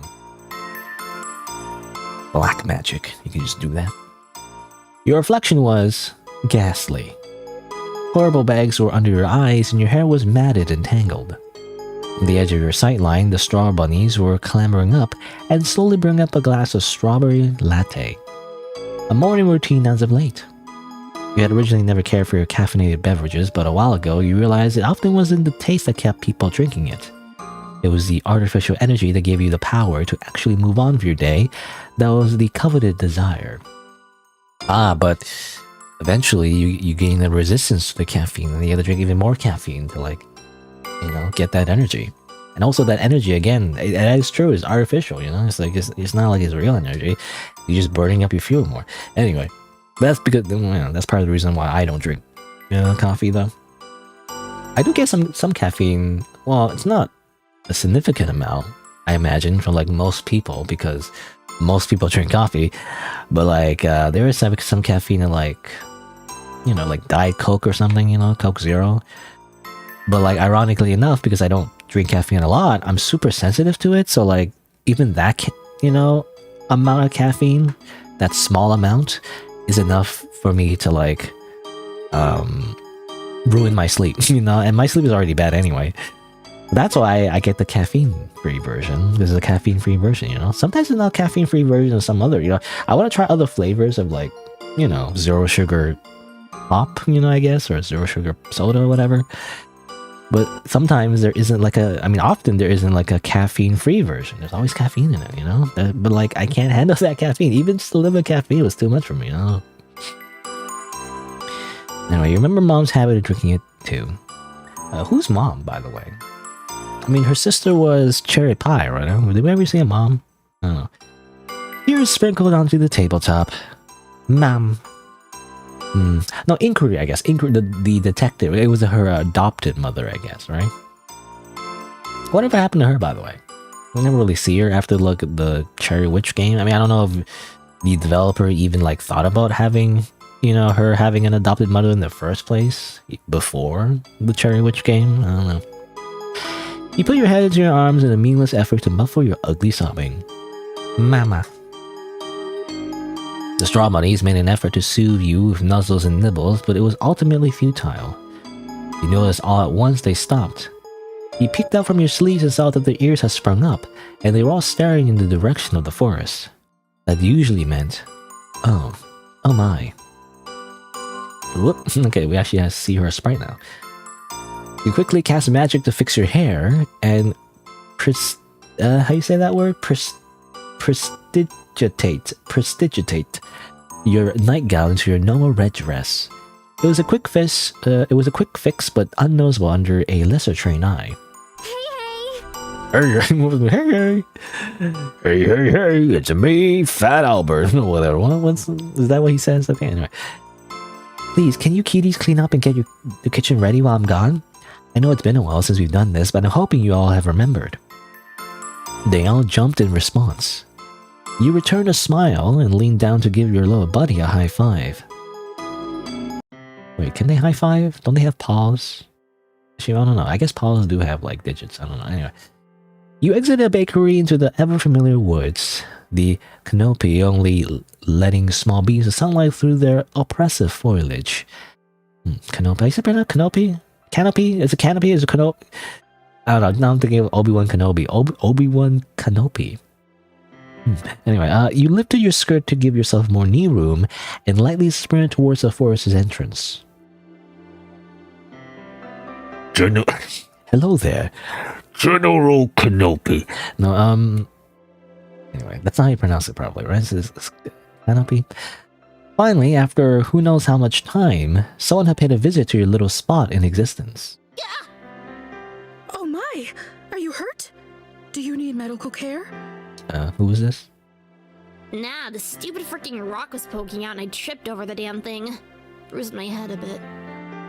Honestly, Blueberry, you need to be more careful. We're in relatively unknown territory, and we have no idea what kind of enchantments may be present and active. Oops, I knocked over my thing. Anyway. Well, Miss Raspberry, maybe the Raspberry. Let's just put rocks all over the beginner first aid can help it we made just to screw over this one blue bit. Huh? I was gonna say, I totally forgot on my train of thought. I was gonna say something else. Well, whatever. Anyway, there's blueberry. There's raspberry and blueberry. Oh, I was gonna say the way she rolls her R's. I wish I could roll my R's. I can't roll my R's. Everyone else can roll their R's. I can't do it. You squeak out the word with a trembling voice. You didn't care if it was a dream. If it was, it would be the happiest dream you ever had. Oh my gosh, you guys! You jump toward them with arms open and embrace the two closest friends you almost forgot you had. Your sorrows and pains burst forth as you smile with pure euphoria. Strawberry. I don't remember. They look familiar. I don't know. I keep forgetting the details from the previous games. Did we see her before? Or maybe not. I don't know. Anyway, I don't remember Blueberry though. I don't know who this person is. Also, why are they wearing? What is this? What do you call this? Is it called a thong or something? I don't know. Anyway, you know the thing where your underwear shows off your skin above your skirt or whatever. I don't know. It reminds me of the trend, the fashion trend of like wearing your jeans or whatever like way below your hip line, and then you show off your underwear. You know, I don't know. It just looks, to me anyway, it looks goofy. I don't know. Anyway, what was Blueberry's voice? I totally forgot. Can I go back? I don't know how to do her voice. I mean, I can't really do voices, but you know, I'm trying to like at least try.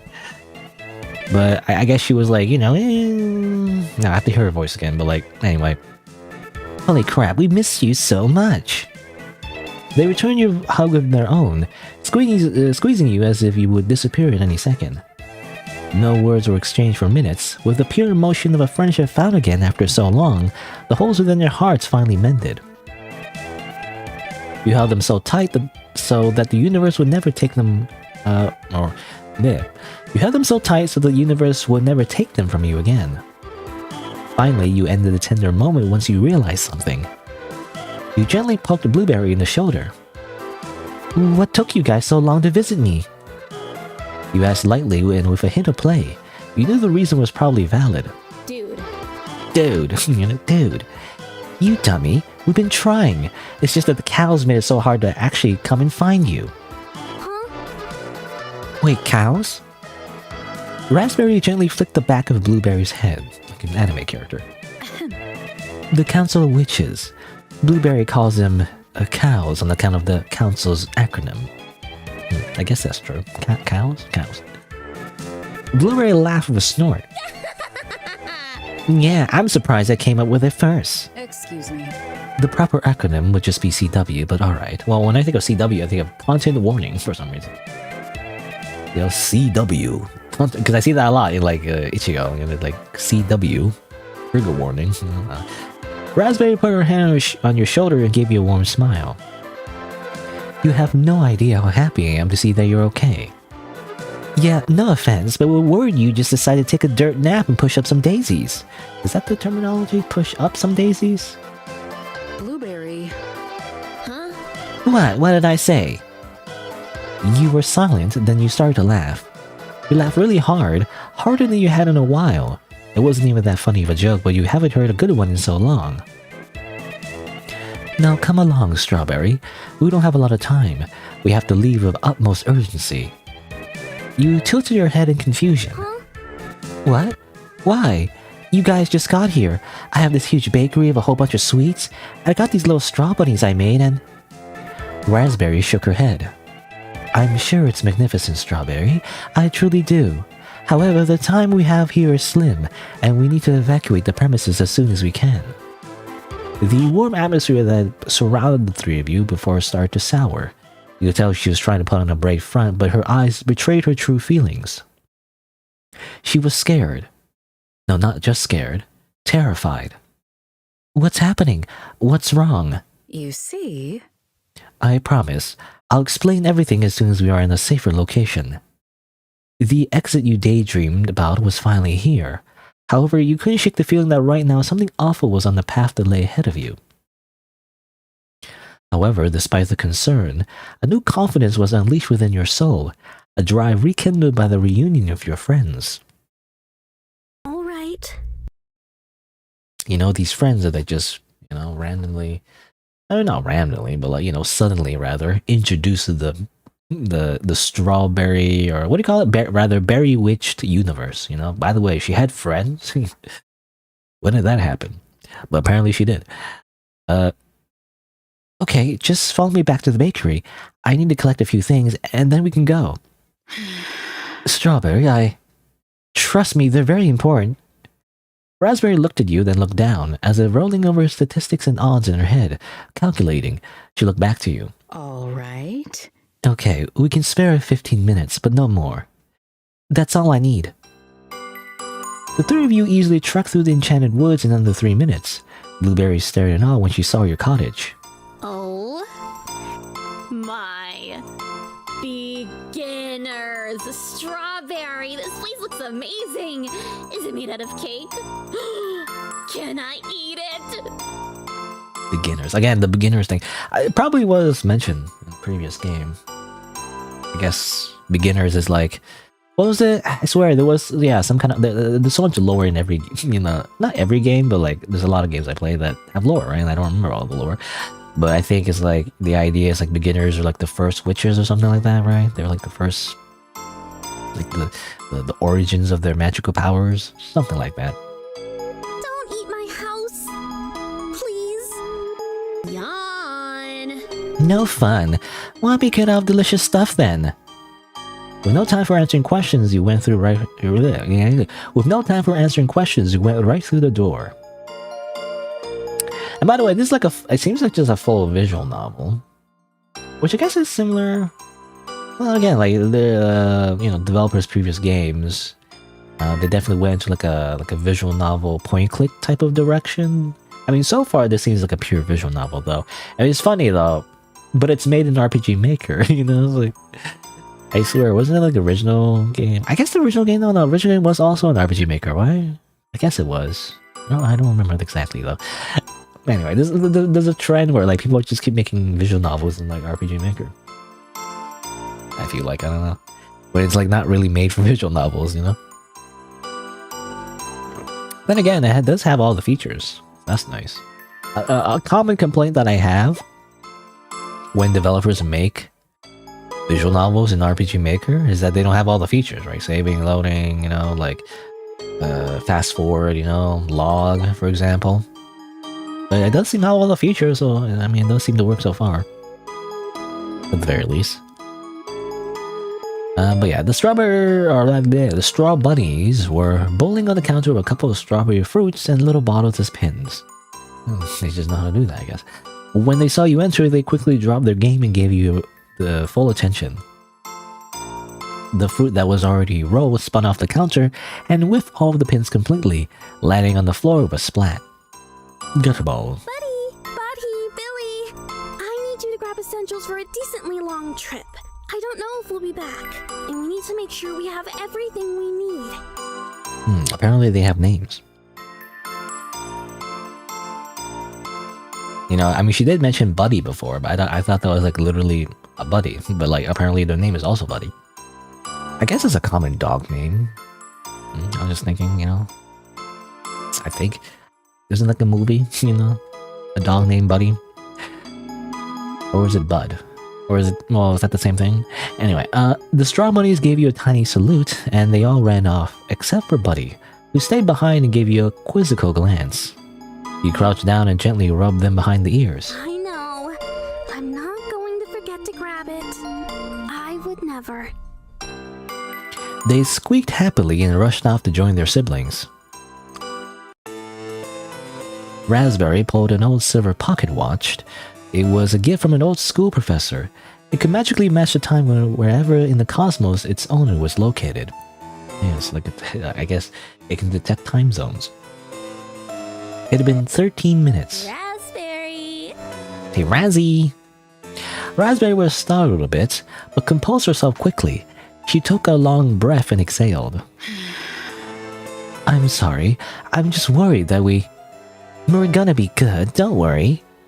The sound of the front door swinging open drew their attention to you. A duffel bag was under your arms, and your Laurel straw bunnies were in your bag and your hair. You approached your friends, gasping for air. Your hands were on your knees as you attempted the rest. Sorry.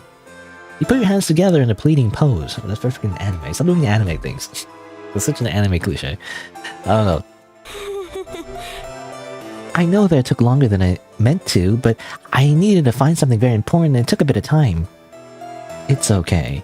As long as we're all here now. Raspberry snapped closed the trinket and placed it within her pocket. In its place, she retrieved a silver skeleton key, engraved the logo of the council. She inserted it into the air, only to magically create a rectangular portal filled with purple-colored magic. Strawberry. Come along, Strawberry, my dear friend. You've been here long enough. Blueberry quickly snatched her hand into hers and pulled you along. Come on, we ain't a moment to spare. You follow along, but not before giving a quick glance back to your home. Even though over time you did start to loathe the place, you still felt a twinge of melancholy upon leaving it behind, empty without you. You knew that, for whatever the reason may be, you weren't going to be back here for a very long time. And then your vision was engulfed by white. Okay, and now we're here. But like, I mean, I don't know, I guess we'll find out, but like, well, how does this make sense in the timeline, right? Isn't it like in the original game, she was stuck in there for a long time until she found the player or whatever, and they like lived happily ever after? So I don't know. Is it before or after that? Because if it's before, it doesn't make any sense, unless she ends up, you know, like a, you know, obviously like a doomed timeline thing, or like she ends up back in the pocket dimension anyway, right? I don't know. It took a moment for the blinding lights of the swirling portal to fade away, and before you knew it, you arrived at your old childhood summer camp. Yes, you remember this place. Incantation Acres. It was a fairly popular camp for kids around your age growing up, until it shut down suddenly. Come to think of it, it shut down the same year your sister... Best not think of that right now. The place has certainly seen better days. It looked as if it had been abandoned the same day that you left it, and no one had bothered to do anything with the aftermath. A huge, thunderous bellow erupted from the sky as the three of you looked towards the sound. A massive tear began forming above us. Hundreds, no tens of hundreds, clawing, gnarly, human-like hands began ripping open the fabric of reality itself, picking and grasping at the very flesh of the atmosphere. Like a desperate animal that had finally escaped the womb of its dead mother, the thing burst forth and flapped large, fleshy wings. The hands then revealed themselves as part of its profane body, like a millipede with millions of tiny arms. Flying, looking, searching for prey, a huge yellowed eye opened and stared at you from its chest. You could feel merely its gaze bringing you to... can't speak today. I can't speak today. You could feel merely its gaze bringing you to the brink of utter madness, like you could feel your mind breaking, shattering from the sheer impossibility of this monster's power. Suddenly, you know, we're in H.P. Lovecraft. It flew towards you, clearly about to strike. Well, if it isn't my favorite fruit salad. Yummy, yummy. Yummy, yummy. What was that melody? What does that remind me of? Na na na na. I don't know. A gigantic hand smashed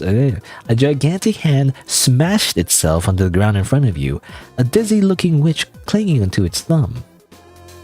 Their movements were odd, staggering towards you with a limp most uncanny. Okay. Introducing the council member of the mine, soon to be god of them all, Mr. Memorial. And this is a guy from the very beginning.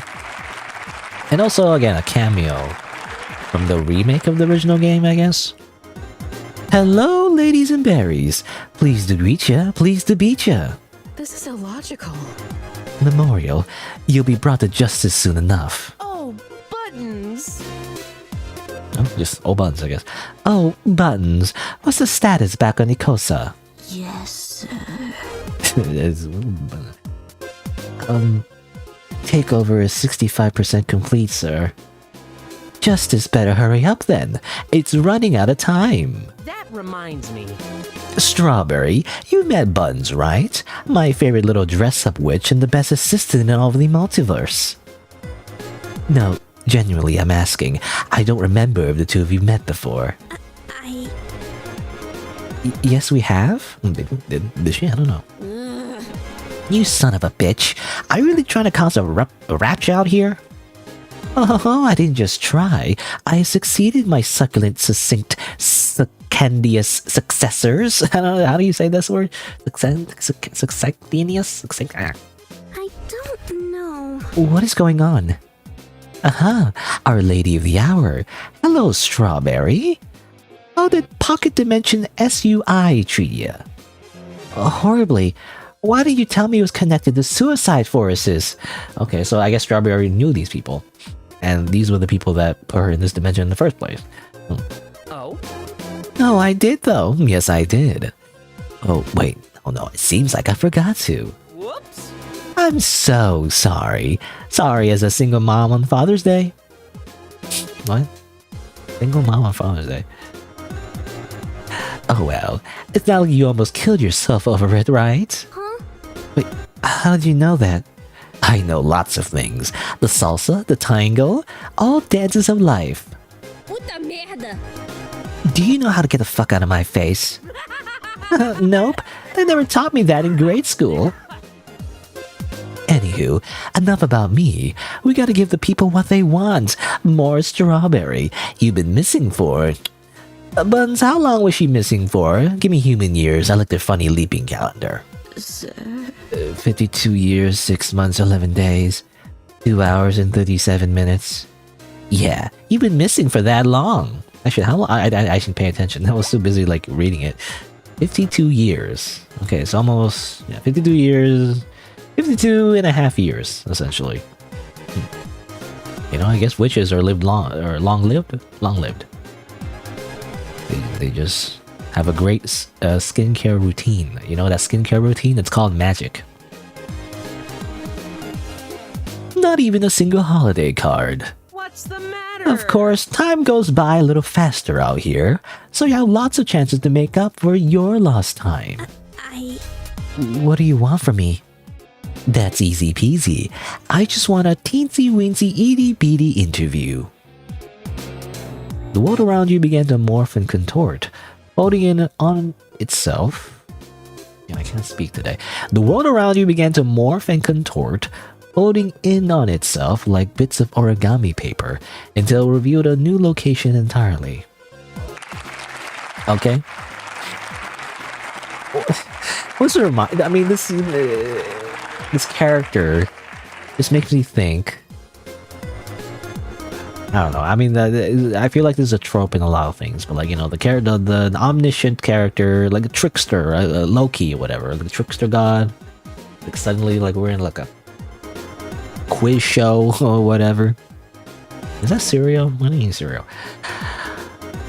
Bright fluorescent lights blinded your vision as you heard the distant cheer of an audience you couldn't see. You did catch a glimpse of a wall behind the set. This wall had only photos of buttons, each labeled Employee of the Month with different dates. Next to you, Blueberry and Raspberry were sitting with perplexed faces. Hey! We're taking a break from our regularly scheduled programming for a quick interview. Welcome to Misrecollection, the show where we reminisce together, enjoying our time before the completion of my grand takeover. You heard me, dear viewers. Chaos in Ikosa has broken loose. It really is a bloodbath out there.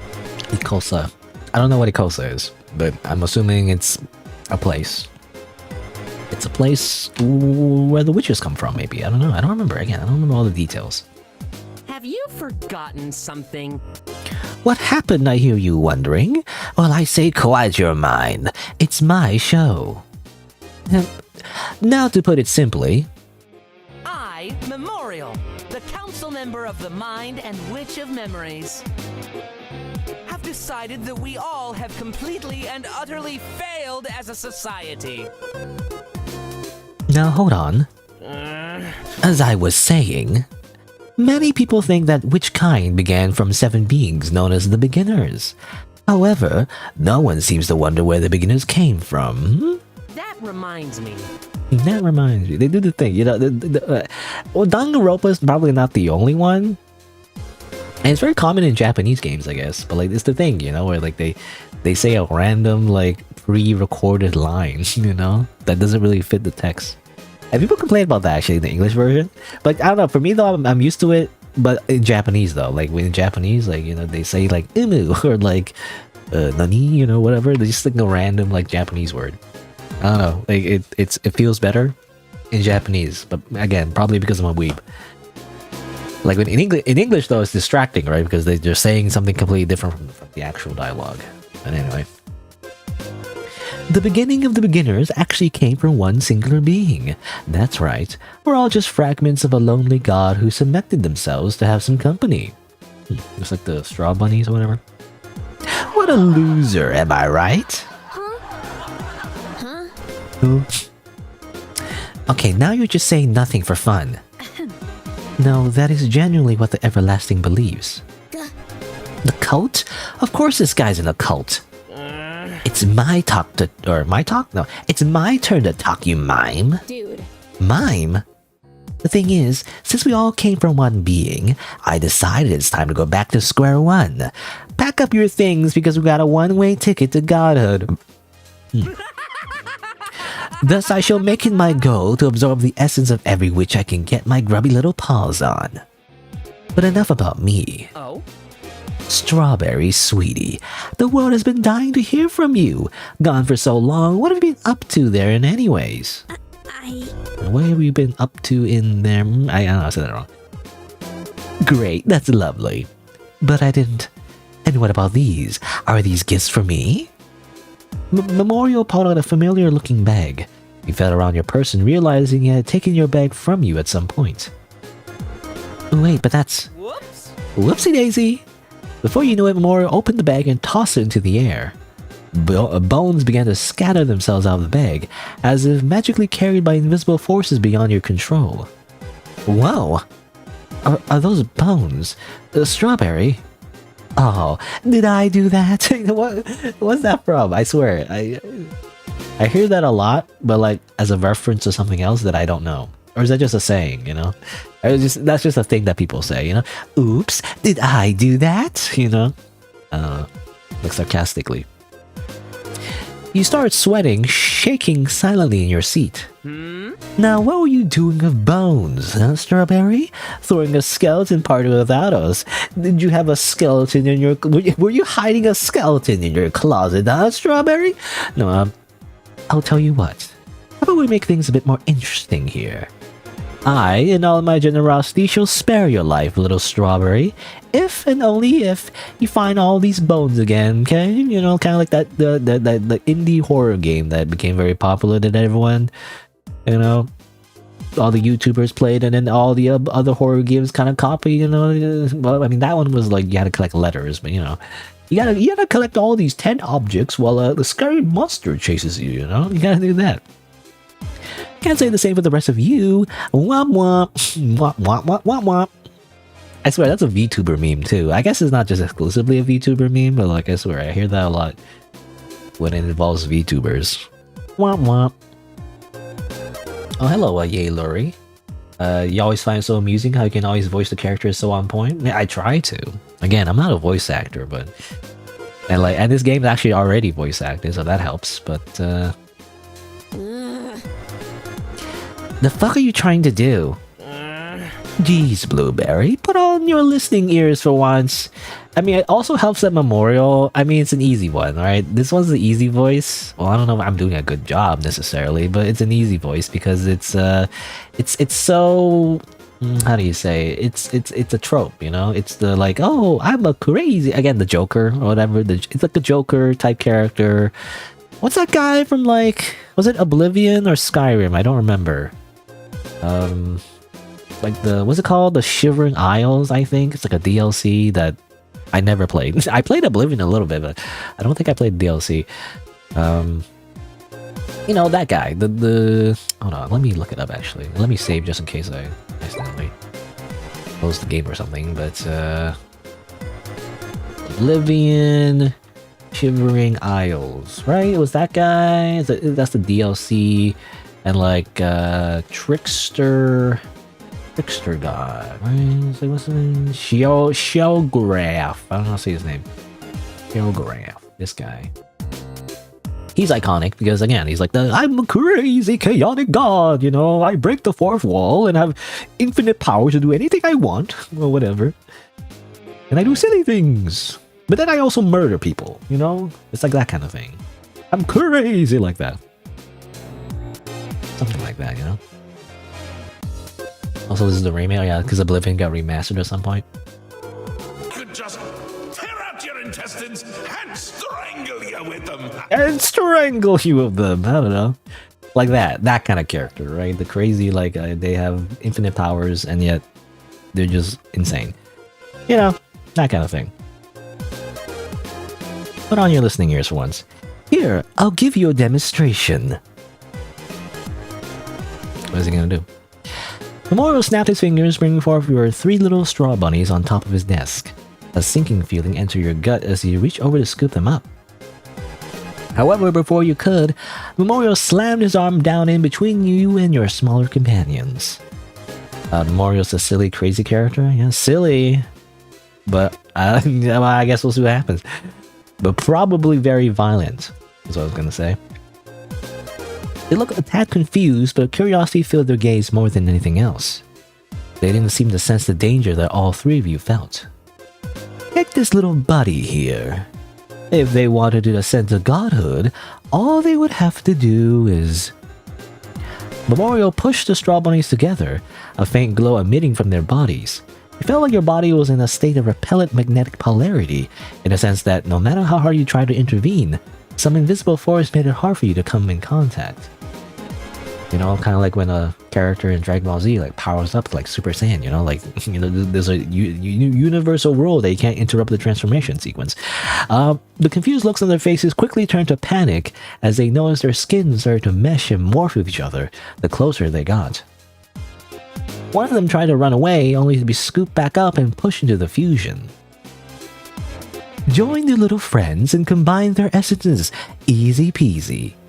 Memorial seemed to chuckle as you looked on in horror, watching their mess of limbs flail and struggle. Of course, it would be easier to kill the other 2 and have one strong singular being, but I didn't want to hurt the little guys. They're so cute. You watch him poke the tiny bunny fusion, causing him to fall over. What have you done? You monster! I love monsters. They won't last long if they're this small, though. Time to upgrade.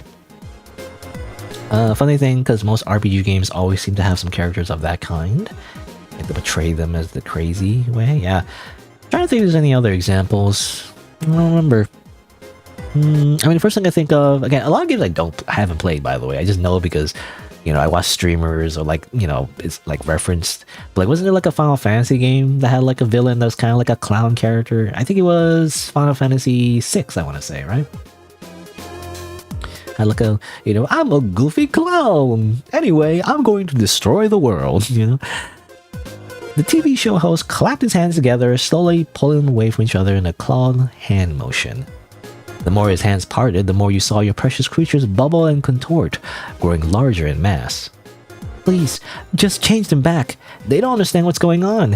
What's the matter? What are you talking about? I'm increasing their chance for survival, their chance for glory, their chance to use some supermarket coupons. I'll kick your ass! That's it, I'm kicking your ass. Well, she already said that, but you know. Blueberry hopped out of her seat, swinging her legs over Memorial's desk. She grabbed his hair, bashing his face down to the aforementioned surface. Why, you little? You watched as Memorial grip onto Blueberry's arm, effortlessly hurling her across the room towards where Raspberry was sitting. Wait, no. Raspberry held her arms up, bracing herself for the moment when... Meh! Blueberry collided with her, causing both to grow in pain. Oh, buttons! Buns, read me my to-do list. Pretty please with chocolate-coated peanut on top. Yes, sir. It goes as follows. Don't forget. Burst someone's bubble, spill the beans, cleanup required, stir the pot, toot my own horn, skate on thin ice, add fuel to the fire, get ducks in a row, acquire ducks, teach them discipline, bark up the wrong tree, and cry over spilled milk. That poor milk didn't even have a fighting chance. That reminds me. Well, as you can see, I'm a very busy man. I have important matters I must tend to. I swear, are these I mean, well, they did the whole fusion thing or whatever, and obviously there's like a a tragedy and comedy motif going on. They're either twins or like they're like, again they mention it, right? Like how the beginners are like split off from the original essences, and like the whole fusion thing, the straw bunnies or whatever. So like I'm assuming these are actually two halves of the same person. Maybe is that what it is? Like when they combine, they become a normal person. I don't know. Oh, this ain't normal. Or maybe they were just evil. I don't know. So I shall leave you to your scavenger hunt. Bye-bye. Good luck. Don't forget to tip your waiter. Also, oh yeah, I'm getting Jim Carrey energy as well. Jim Carrey, the mask or whatever. That kind of thing. Anyway. You watched my gameplay of Zeno, right? Why again, I say why, I know why, but I always say why anyway. Like, why is that playthrough? Like, everyone watched that playthrough for some reason. Well, before that, it was Perfect Apocalypse, That playthrough got super popular for some reason. But yeah, and most of the characters can be interpreted they were infected with Zeno. Really? I don't remember. What was Zeno again? Again, it's been a while. People keep referencing like a playthrough that I don't really remember, because it's been a while. Zeno was like the like personalities. Don't they like turn opposite or something? Or am I thinking of something else? No, anyway. But yeah, Memorial reached out a hand towards his assistant, who gently took it in return. After walking them around to his side of the desk, they both dropped to the floor. Reality folded in on itself as it did before, leaving you mortified with the prior events. Well, you missed out on an opportunity to do like an animation where they kind of like, like they slide down literally. Ah, my head. Is everyone alright? My straw bunnies. Oh no, oh dear. I can kind of see them there. Vines started to grow from the large mass of, well, you weren't quite sure what they were anymore. Thankfully, they don't seem to be in any agony, more so just incredibly confused. Alright. So, a lot just happened. Strawberry, I'm horribly sorry about your pets, but I must implore you to focus on the task at hand. Now that you mention it. Memorial is a dangerous individual. I worked alongside him in the Council of Witches and... Raspberry cleared her throat, placing a hand on your shoulder. Well, I don't know what he's planning exactly, but we should tread cautiously. It's best if we play along for now and do what he says. They always say that? They always say that. Every character always says that in every show. They're like, we should do what he says. Or whatever. We have no choice. We have to play this killing game, Danganronpa style. That guy pisses me off. I don't want to do his stupid bone hunting thing. Alright, we have to find bones, right? That's what he said. I actually don't remember. He said a bunch of things. I don't remember what exactly we're supposed to do, but apparently we gotta find bones. How about we just don't find the bones? What if we just summon a gun? We're like all powerful magical witches. Why not make a gun and shoot him? Summon the Glock, Just shoot him with a bullet. I guess it doesn't work. I fear we don't at least act like we're engaged in his game, he will get bored and obliterate us here and now. Okay. I feel like there's not a lot of, I don't know. I mean, for one, it's weird. Like, on one hand, there was a lot of exposition, but on the other hand, I feel like I'm a little lost. It's weird. Because I feel like I don't know who these people are. I mean, obviously they're established to be Strawberry's friends, right? But as the player, I don't know who they are, right? So I don't know.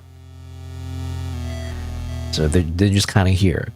But also, from this line right here, it's implied that Memorial is like all powerful, right? I mean, I guess we can assume that because you just teleport everyone to like a freaking pocket dimension and everything. But like, I'm just not getting that, Like, why not punch him in the face? I mean, I guess she tried to do that already, but like, I don't know. How about we just don't do that, How about we just don't? I feel like we should definitely like, you gotta do the Dragon Ball Z thing, I guess, You gotta do the thing where like, if you want me to feel intimidated by the villain, he's gotta do something extreme first, I mean, he feels the straw bunnies and everything, but that's like whatever, right? I don't know, he's gotta do something more extreme. He's gotta kill somebody, Otherwise, I'm not as scared of him. Like, what's he gonna do? Summon some balloons? Like, he's not that scary. He's got to kill somebody. And he might even do that in this game, but I don't know. That's why I feel, right? Like, why are we following what he says? Like, who cares? They'll just go, you know? Let's get in the car and just drive away. Anyway. But yeah, if he'll get bored, he'll kill us all. You saw what he did to you, Blueberry. He's too powerful the way he is now. We need to catch him off guard. I mean, I guess that kind of happened. I think it's because it's in a vision novel format, you know? We don't actually see that happening, you know? It was just described. That is one of my, like... It's a preference thing, I guess, but, like, it is one of my gripes with visual novels when they describe an action instead of just showing it, you know? Like, I don't feel the impact. Especially if, I mean, if they're gonna do something like that, you know, you gotta have some sound effects at least. But anyway, maybe there was a sound effect, I don't know. But, like, if you're gonna do, like, a thing where, like, the villain, or not villain, but, like, you know, that moment in that scene where, like, some stuff happened, you gotta shake the screen. You know, you gotta at least do that. You know, when she like got like when she smashed his head, or like when she got thrown away, or whatever.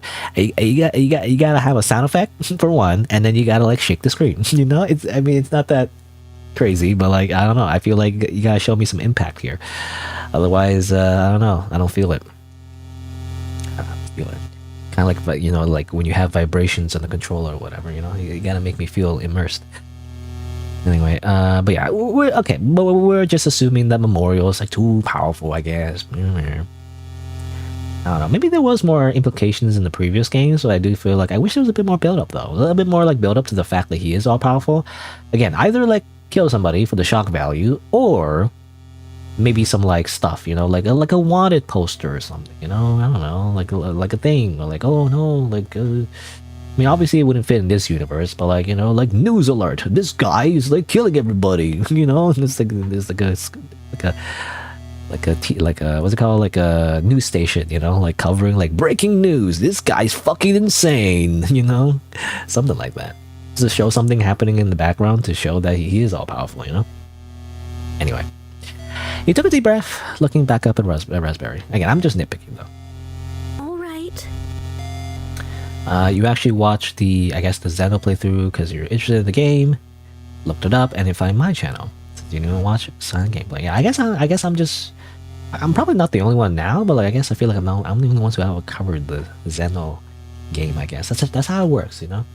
That's what I'm trying to find. You know, it doesn't always work, but that's why I try to find games that are kind of obscure that nobody else plays. It's hard to do though because a lot of indie games, you know, YouTubers have already covered. You know, I feel like. But I was gonna say as well though, a lot of the games that the developer made, like for Xeno, what's his name? I already forgot his name. But anyway, a lot of the other games that he played, or rather made, I haven't really played because I don't know, the translations are kind of bad. I feel like you know, some people may disagree, but like, I don't really like the translation, especially even Xeno itself had kind of like a badish translation. I didn't love it, you know. The only good translation was.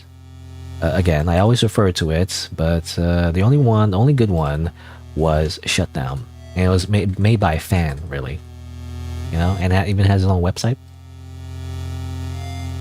This one was the only one that had a good translation. All the other ones are kind of bad. They're not great, to be honest, you know, and they're on sometimes not even the same quality. They were kind of cheap, as in like the developer used a lot of stock assets. I guess they just felt kind of lazy, or you know, they didn't have time to make something like more involved anyway. Because I mean, it does take a lot of time and effort and like, you know, assets and all that to like make something like this, good quality. But yeah, I feel like this is the only one of a good translation. All the other ones by the same developer are kind of bad. They're not very good. So here, like some of these were translated, I think. Was it Ghost 6 or whatever? There's like a little spin-off of this one. I think it was this one. I don't know. It looks interesting, but like it's actually kind of not that great. It's like we see screenshots. I don't know if I can see screenshots anywhere, but like it's like made in like, well, I don't know if it's this one. It was like some other one, but like it's just RPG Maker, and like it's a lot of stock assets, you know. So I don't know. I didn't bother like to play it. Was it this one? I can't remember. Was it this one? I don't know. Daily Life. I mean, I can just run it real quick just to see. Now loading. Yeah, right. I think it was this one, right? Look, I'll do it like right now, but like just to show like it's not unless there's a what is it like a what's it called, like a plot twist, or not plot twist, but like it is a bait and switch, you know, where actually it's actually meant to look bad and then later it looks great or something. I don't know. Oh, there's like a whole intro thing. I'll just double sound now. Hold on. Where's the mixer? Which one is the strawberry bunny? I don't know. I'll play this later. I'm not gonna play this whole thing. I want to show like why I'm not playing this, or I never like got around to look, see, it looks kind of bad. I mean, I don't know. Compared to like the original Xeno, though, right? It's kind of like a worse. Look at this, like all stock asset, and this is obviously just a beginning sequence. But Amadeus, see, it's like not bad. I mean, I don't know. I mean, no shade towards the developer, because the developer doesn't owe us anything, obviously. But compared to the original like Xeno like game, it's like look at all these stock assets. These are all stock like. Again, I don't know where they come from exactly. I don't know if they come from specifically from RPG Maker, the engine, or you get it from some kind of store thing, you know, like Unity assets or whatever, like Unity store assets. But like, it's all just generic assets, and it's like just not interesting. Oh, error! By the way, error. What do you mean error? That didn't happen last time. Oh, when I tried it out off screen anyway. Anyway, it's kind of bad, and then it goes on, and then there's more like stock like asset maps. It's not that great. I don't know. I feel like compared to the original Xeno anyway, because original Xeno, as far as I can tell, had a lot more like custom stuff, like custom art and everything. Where is it? Also, they can play a visual novel as well. That was better. I don't know. So this one's looking a bit better, right?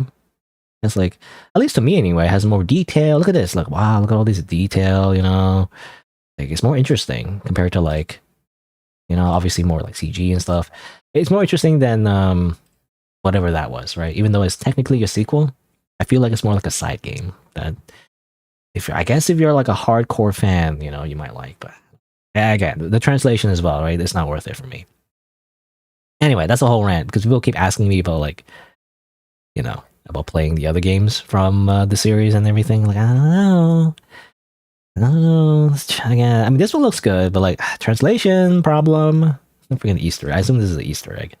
This is not like actually, in the game, or like it's like Xeno is not like literally part of the game, as far as I understand. Anyway, I mean, again, this one looks good, but the translation apparently is bad. So. The only one that could save this is at Beef Bulgogi. Beef Bulgogi? Isn't that like a Korean dish, I think? I could be wrong. But, I don't know. Obviously, they're not going to translate anything else. If anyone else got weird little game recognition for me to play while on my business trip, let me know.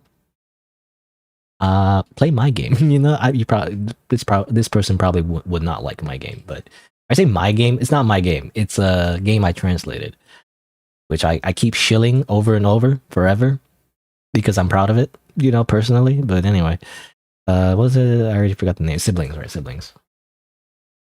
Like, obviously, well, Siblings doesn't work like that. Game Ichio. See this one. The translation really scuffed. Someone translated translation and things are confusing. I think it's because the original, I was thinking, like, the original translators for Xeno, for example, I think is a native Chinese speaker. I'm pretty sure, right? Or maybe not Chinese, but like they're not a native English speaker, right?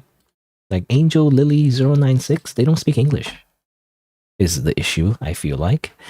They might have like a basic grasp of English, but like they're not a native English speaker. And not to sound xenophobic, I guess, but like if you are not, or rather, if you're not like really fluent, there's a lot of things you will. Also, I can't even go here, but like there's a lot of things you will miss, if you are not a native speaker, right? Or at least again, very like fluent or very have a lot of experience in the culture in particular, right? And that applies for everyone, not just English, but like every language, really.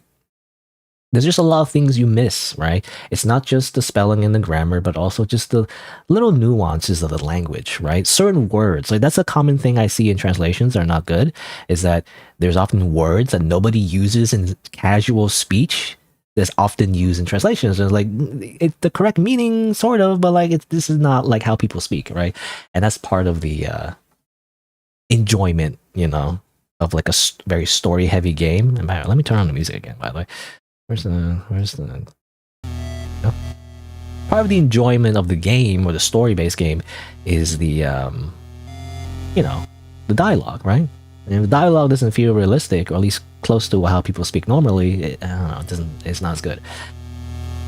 Anyway, Shutdown was such a pretty game in the visual aspect, and when compared to daily life, it doesn't have this. It doesn't even look like from the same depth. Yeah, again, I think it's because they didn't put as much effort, and that's fine. It's like, again, they don't owe us anything anyway, free. So,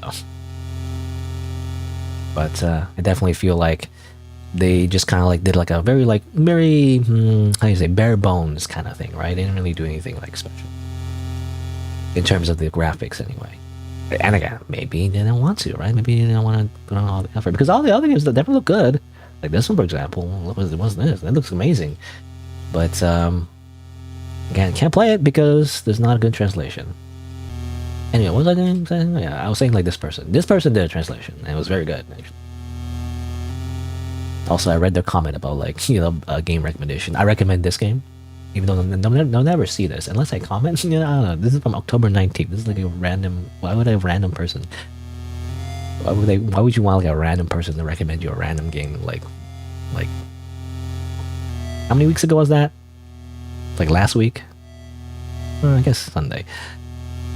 Anyway, but I recommend this game because I translated. I did a translation. By the way, I did a translation of this game. You know how I complain about other people's translations? I translated this game. However, it's not as deeply involved though. There's not like a large story or anything, and probably my translation might be as bad. Actually, I'm the what's it called? The pot calling the kettle black, because like my translation is probably not the best either. But hey, you don't need a good translation for this game, because this is more like an action game. Really, you just need translation for the tutorial. Really, that's mainly what you want it for, so you understand how the controls of the game. Really. But I did this one because this one's like kind of obscure, It's really good though. It's like a Sekiro type Souls-like game, like 2D RPG.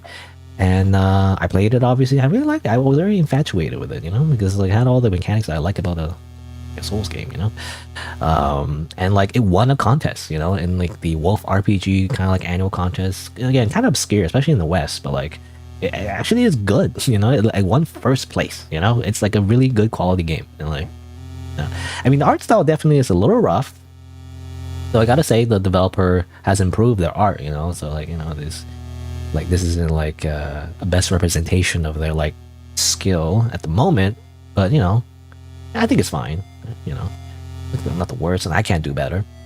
And like it has really good animation, anyway.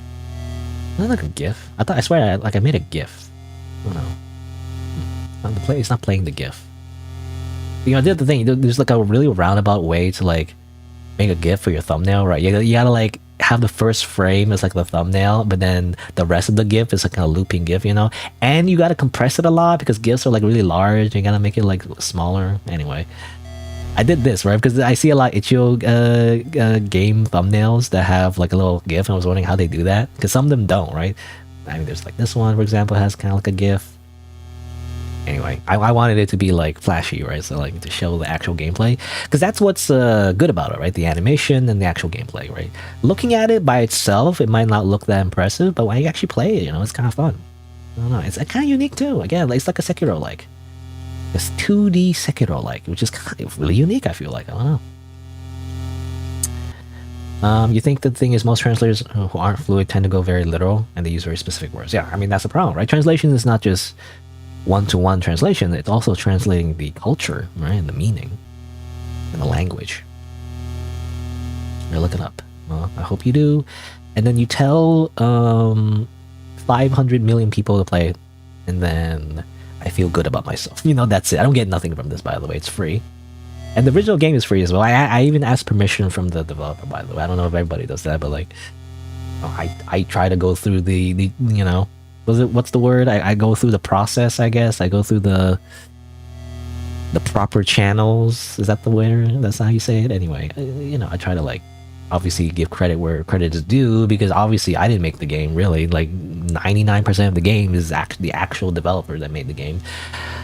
I just wanted to show it off to like a Western audience, you know, and at least one person liked it. You know, I have 1 5-star rating. I swear it's not myself, by the way. I didn't rate my own game. I don't think you can do that anyway. But like, at least one guy liked it. So, you know. Anyway, that's just me shilling that game again, because I always do. Should I just do it every single time I stream? Yeah, I don't know. Anyway. Okay, well, I was gonna go back to this game. How long's it been, actually? It's been about 2 hours. Let me do a little bit more. I'll probably take a break soon, but I want to be on a good stopping point. As a dev yourself, you will have to go through different art style games to get inspiration, and maybe you'll drop your own game eventually. Well, I don't know. You gotta get like, I mean, the game development. I mean, as far as I understand, it's hard. You know, you can't just decide to just make a game one day and do it in like 2 days. You know, I guess there's game jams, but like, you know, game jams are fruitful for people who already have a lot of experience, I feel like, you know? I mean, you can make your own, you know, if you're a beginner, you can make a game anyway, but like, I feel like the people who like make games like really fast and have like good quality to them are the ones that already have a lot of experience. It's just, I mean, it's just like art in general, I guess. Like, it's a skill, you know? It's a skill you gotta practice and get good at. Like, not everyone has the time to do that. Anyway, what was I gonna do? Oh yeah, I was just gonna continue reading. Well, I forgot I lost my thought in the story, but like, but yeah, oh yeah, I was ranting on how like everyone is like, oh no, he's so strong, we can't do anything about it, you know. I don't know, and I feel like I don't feel the same way as the player, but whatever. Okay, I trust your judgment. The taller witch smiled at you, pulling you in for a soft hug. At least for now, it seems like we're safe. You relax in her arms, burying your face into her shoulder. You almost forgot how nice it felt to be hugged by a girl. A girl? What do you mean? What do you mean by that? Do you mean her boobs? Or, I mean, what's the difference? What? No hugs for Blueberry? Oh, you're fine, you big baby. Raspberry extended an arm out, gesturing for Blueberry to get in the hug. Your blue-haired friend perked up, wrapping her arms around you in Raspberry oasis. Maybe I said that right. And Raspberry's oasis. Wow, S sounds. You stood there for a few minutes, squeezing each other tightly. And then you did a suplex. No, you felt nice to all be together again. The three of you, now determined to achieve your goal, approached the mangled fleshy beasts that were once your beloved companions. I can't believe it. This is so horrible. You started a few tears about to erupt. Your little compatriots, your friends, the ones you made for. Blueberry snapped her fingers in your face to bring you back to reality. Oops, there goes gravity. Mom sweaty, mom spaghetti. I don't know. For some reason, I always remember that random meme from Eminem. Is that like real lyrics? I think it is, but it's so silly. Is it meant to be silly? I don't know. I have no idea. I don't like rap, so I don't really listen to any rap song. I mean, I don't listen to most songs really. I just listen to video game music and anime songs. But anyway.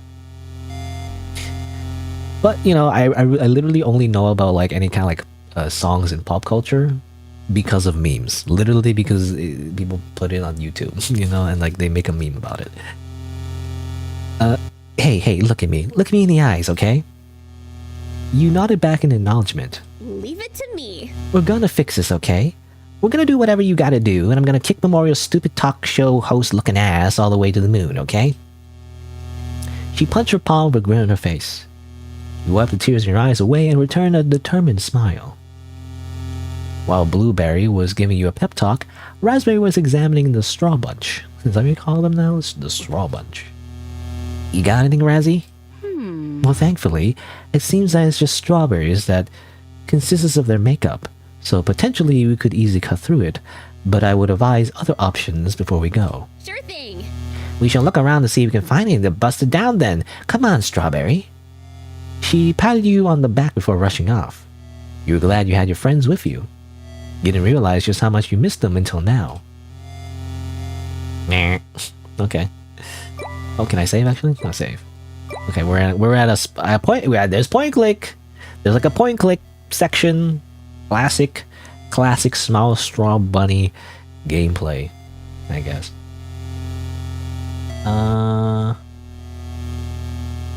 It's a very long process. Actually had to develop a game for a university with a group. It took 2 months in the 20-minute game. So tiring, but so fun. Had to create your own engine from zero, then use any of the already created ones. Really? I imagine that's tough. I don't know, I was just thinking about game development. I mean, I don't know. I'll never make a game myself. But I was thinking, like, if I would make a game... I mean, literally, it was the game that I was showing off earlier. I mean, that's why I like it, because it's pretty much like I read my mind. Because I was thinking about a similar game, right? Like, I'm the ideas guy, by the way, even though I'm not very creative. But like, I was thinking, if I were to make a game, it would be like that, right? It would be like a 2D, like Souls-like game with like mechanics that have like kind of action, you know, elements to it, where you gotta like dodge, right? Like in Punch Out, right? Like in Punch Out or whatever, you gotta like press buttons for your character to dodge. That would be the gameplay mechanics, but the story would basically be like a dark Undertale, you know? I don't know, because I like Undertale. I want to replay Undertale at some point. It's actually one of my favorite games. But I want to wait for like the little like Undertale mod thing, you know. And I never got around to playing Deltarune, by the way, because that never finished, or it's not done yet, you know. There's chapters and everything. Anyway, I was gonna say, but yeah, that was what I was thinking of, you know. It's like Undertale plus Souls. That's what I want, and maybe someone else will just make that, but like, that's what I want, you know. I want something like that, multiple endings, of course. It's gonna be like a thing where you go through like a world, like a few NPCs, and you find out something about your character. And it's like, oh no, it's a revelation, you know. And then I don't know, and then you can do like obviously like a genocide route, and then you know, I don't know. Anyway, that's what I was thinking. That would be my like dream game. Would be basically that, because what I liked everything about Undertale. Well, besides, I mean, two things. One is the bullet hell gameplay, right? It's like, I didn't really love that, to be honest. Like, it is unique, but again, I would have preferred more like a, you know, something more immersive, right? Because I didn't like the abstraction. I mean, a lot of RPGs kind of do that, where like it's too abstract, you know. I want to have like control of my destiny. Like, I want some kind of skill-based gameplay in like that kind of like RPG style. And not just QTEs, by the way, you know, because I mean, I don't mind those, but like, I want something a little bit more, like, again, more immersive. Like, it feels like you're actually doing something with your character, rather than like, you're doing like a funny little QTE, you did 10 extra damage, you know, that's okay, I guess, but it's a similar idea, but again, I want my character to do something when I press buttons, you know.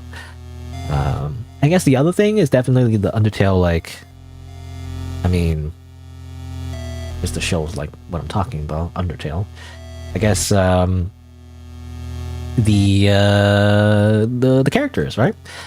They're okay. I think they're fine, and I don't mind them, even though Sans became like a big meme, you know. But I actually would prefer more humanoid-looking characters. I don't know. They're basically furries, you know. It's like, it's a furry game.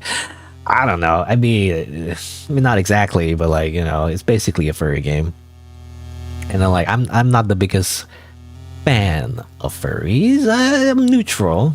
I don't hate furries, but like, you know, I guess the main character is a human, but like, I would prefer more humanoid characters. I don't know, something. I mean, obviously more anime or humanoid. That's what I would prefer anyway. That's just me. But yeah. Anyway, that's my dream game: Undertale plus Dark Souls. Just do that. Just fuse them together, and then you'll make the perfect game.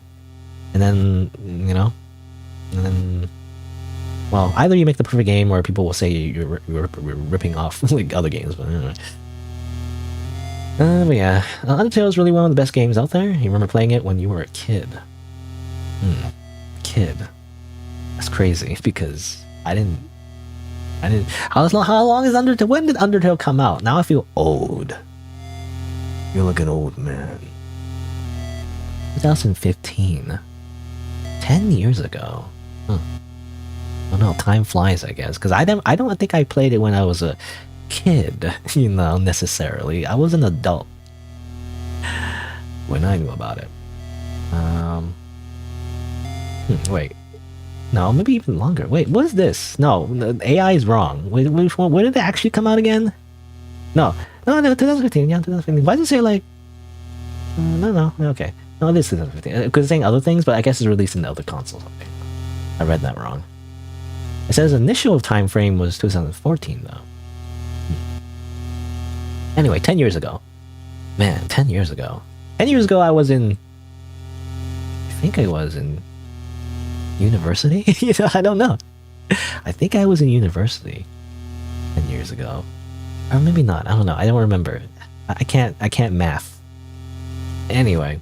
Also, I don't want to dox my age. But I'm old, I guess. I'm an old man. Anyway. It's been some time. Alright, let's see. It's been about 2 hours, actually. So I want to take a quick break before I continue. I feel like I've been yapping way too long, or way too much, though. The game length is artificially inflated. But yeah. You know what, actually, well, the background music is okay, I guess, but it's kind of like, I don't know, depressing. So I'm going to just play music from here. I don't know. I feel like it's better like break music. And I'm gonna go to the washroom for one. I'm gonna get a quick snack. And I'll be right back after a few minutes and continue playing the sequel to Berrywitched. And again, I don't know how much of it is left. I feel like I play like, I don't know, I went on too many tangents, so I should really lock in and just play the game. So that's what I'll do. But anyway, BRB.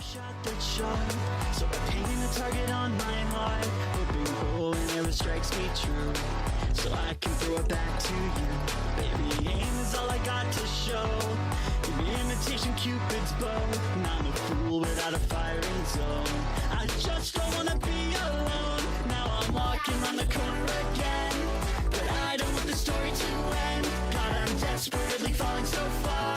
I'll fall until it breaks my heart. No, I'm staring out the hole between my lungs. I wanna close it just a little. So can we close it just a little?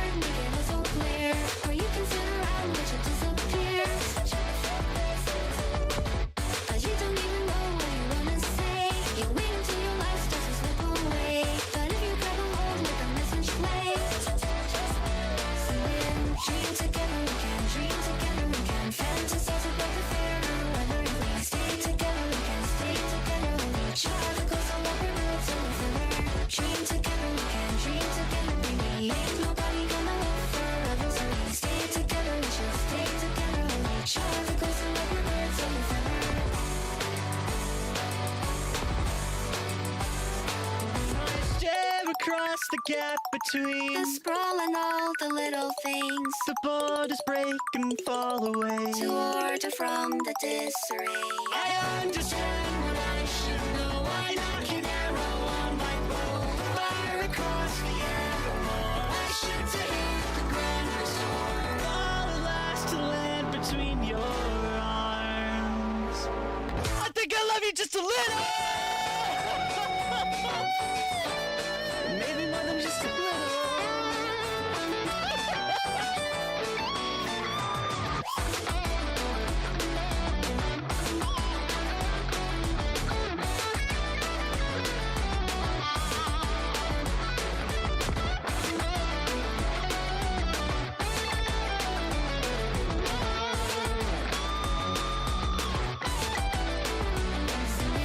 Dream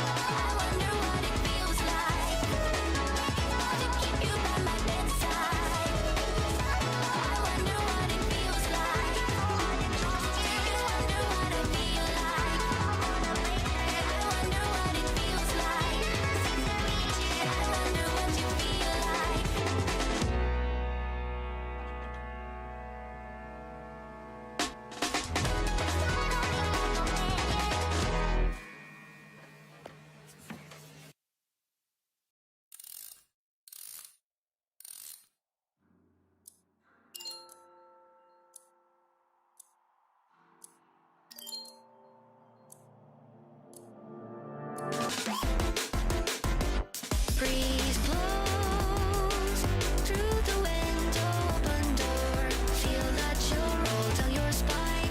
Another day, it's always more. Breeze blows, feel the wind against your face. Where in time you'll come to know you've never been this place. Do you hear me?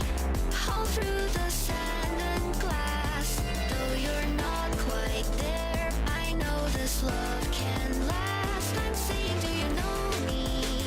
I want you to, next to you, keep you safe and sound. A love that's always true. Baby, do you hear it? As the breeze blows, hear the words it's bringing by. Feel the things you're meant to feel, then let them go and watch them fly. Breeze blows, wind to blow away the rain, keep you cool on summer days, and love in her embrace. Do you hear me? All caught up in your past. Though you love so still, I know we'd move so fast. I'm saying, would you love me the way I do, through and through? We could stand so tall, one made whole in two. Baby, do you feel it? As the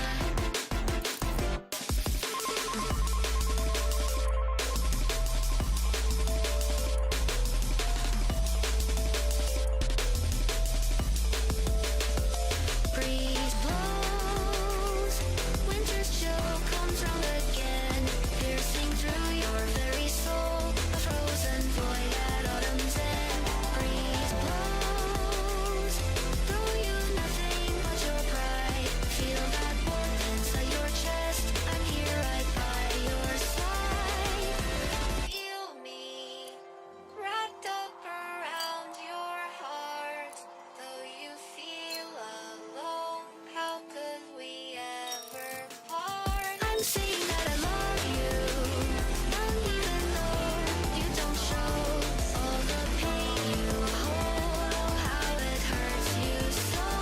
I promise that I love you, my ingenue, latest you.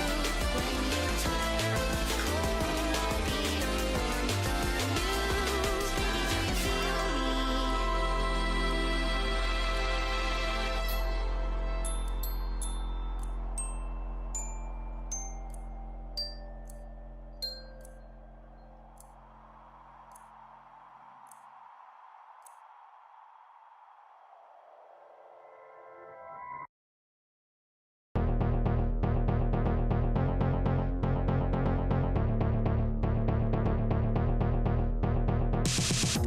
Every time I think of you, I feel shot right through with a bolt of blue. It's no problem of mine, but it's a problem I find. Living a life that I can't leave behind. But there's no sense in telling me the wisdom of the fool won't set you free. But that's the way that it goes, and it's what nobody knows. Every day my confusion grows.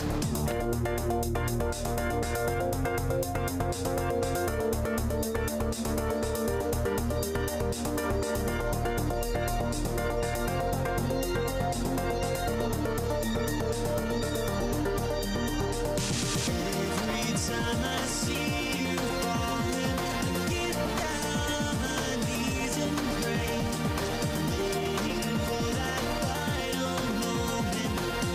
Say the words that I can't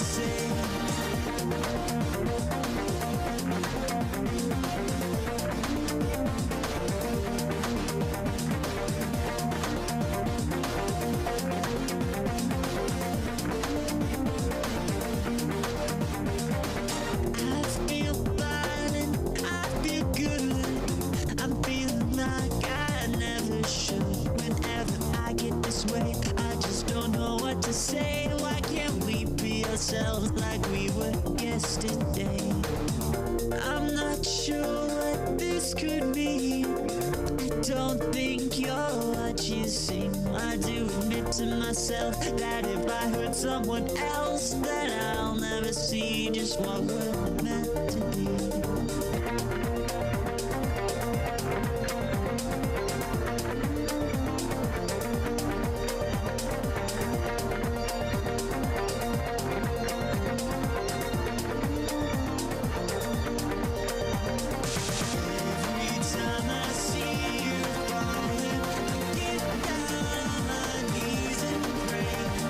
All right.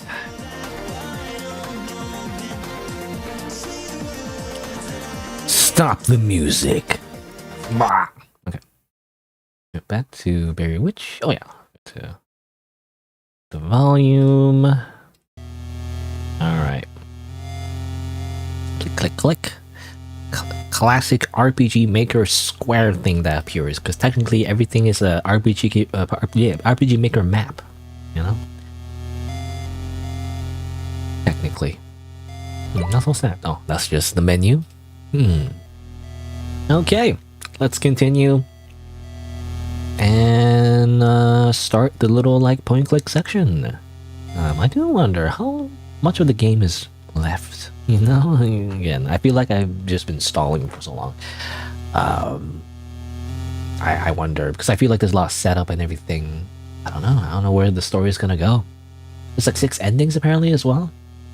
Anyway, let's just go. Let's see. Ooh, okay. I can click on things that don't get highlighted, because I noticed when you highlight the the axe, of course, just eerily standing there somehow, and of course the straw bunny abomination, they kind of get highlighted. But you can also click on other things. I know that. You can barely make out the faded markings on the signage. It seems to have worn away over time. What does it say? And why does this look like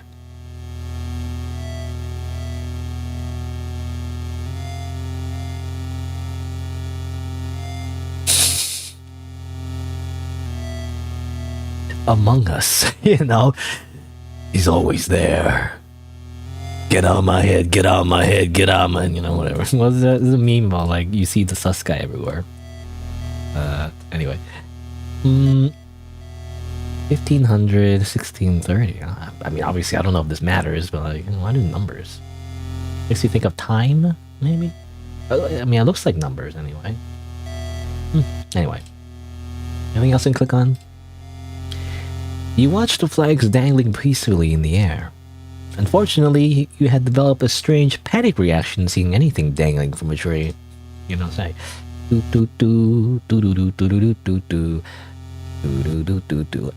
time for that now, though.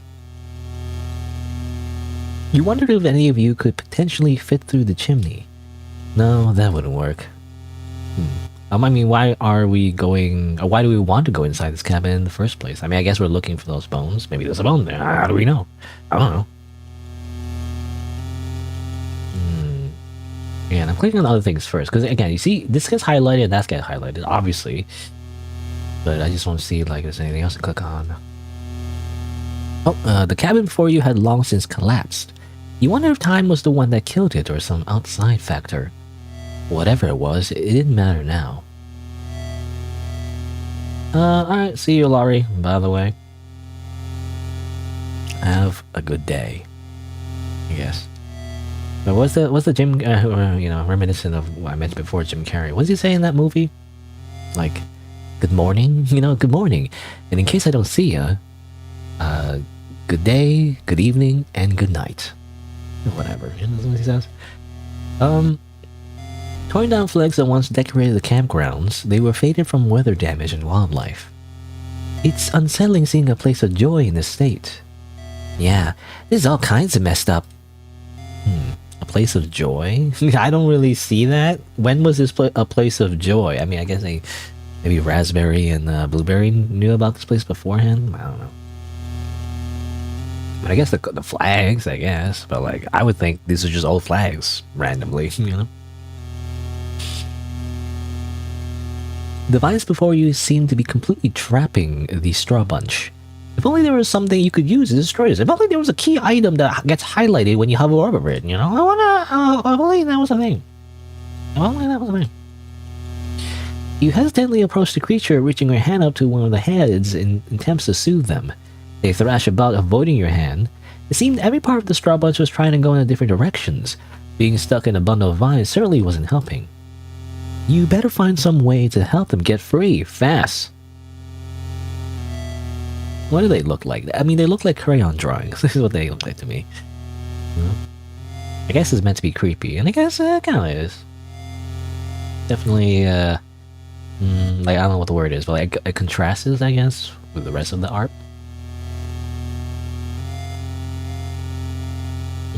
Okay, so ready. Vines, of course, same thing. Okay, well, obviously, I'm gonna get the axe. Oh? Hey, a weapon! Blueberry picked up the axe, giving it a twirl within her hands. Oh, perfect. Do you mind holding on to that, Blueberry? I trust you more with it than I do myself. Leave it to me. Roger, roger. Roger, roger. Roger, roger. Now, I'll be your personal knight in shining armor, ready to attack. You notice a tree sprout out from within the cabin itself. Did I read this yet? I don't know. I'll just say it again. It's always a curious thing, seeing nature take over man-made objects. Or would the term witch-made be more appropriate here? Oh. Well, you're the council member of nature, right? In a way, shouldn't this be a little beautiful to you? Now that you mention it. Yes, but beautiful is hardly the word I use to describe anything in this situation. Oh, that tree looks so climbable. No, Blueberry, we don't have time for that. Okay. Okay. I'm gonna save the game again. Because I'm crazy like that. Where's my 10,000 save slots? I can scroll down. 20? 20 is okay, I guess, but I want at least 100, you know? If you're gonna have like 6 endings, you know? You gotta multiply that by at least 10, so 60 save slots, please. Come on. No, alright, well, we have the axe, so can we just chop down these vines? Huh? What's this? This vine seems to be firmly wrapped around the straw bunch, trapping them and rendering them unable to move. Blueberry! Hey, Blueberry, can you come over here for a second? Blueberry walked over, the axe resting behind her head, between her shoulders. Did you, I guess, you know, typical, like, badass, you know, putting a two-handed sword, you know, Huh? like behind you or whatever. I mean, that's how you would, in Dark Souls, you know, that's how you would wield like a two-handed great sword, you know, in one hand. You look kind of badass, you put it in one hand. Anyway. What's up? Hey! Can you do this one weird thing? You do this one weird trick, and you'll free the strawberry mutant monster. No, can you do one weird thing for me? Could you pretty please chop this vine? Blueberry looked puzzled. Oh? The vine?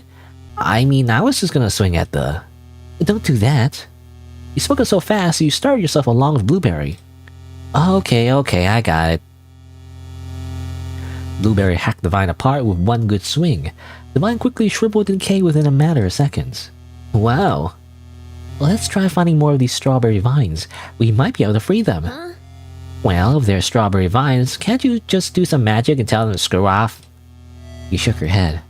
Whatever Memorial did to these straw bunnies, or to the straw bunnies, his enchantment is completely overpowering mine. I can't do anything. Sure thing. Now that makes sense. I do wonder, can you accidentally, you know, make them destroy your mutant pet thing? I don't know if that's a thing or not. Can't click on them now, so... Oop. Another one bites the dust. No, bites the dusto. Almost there.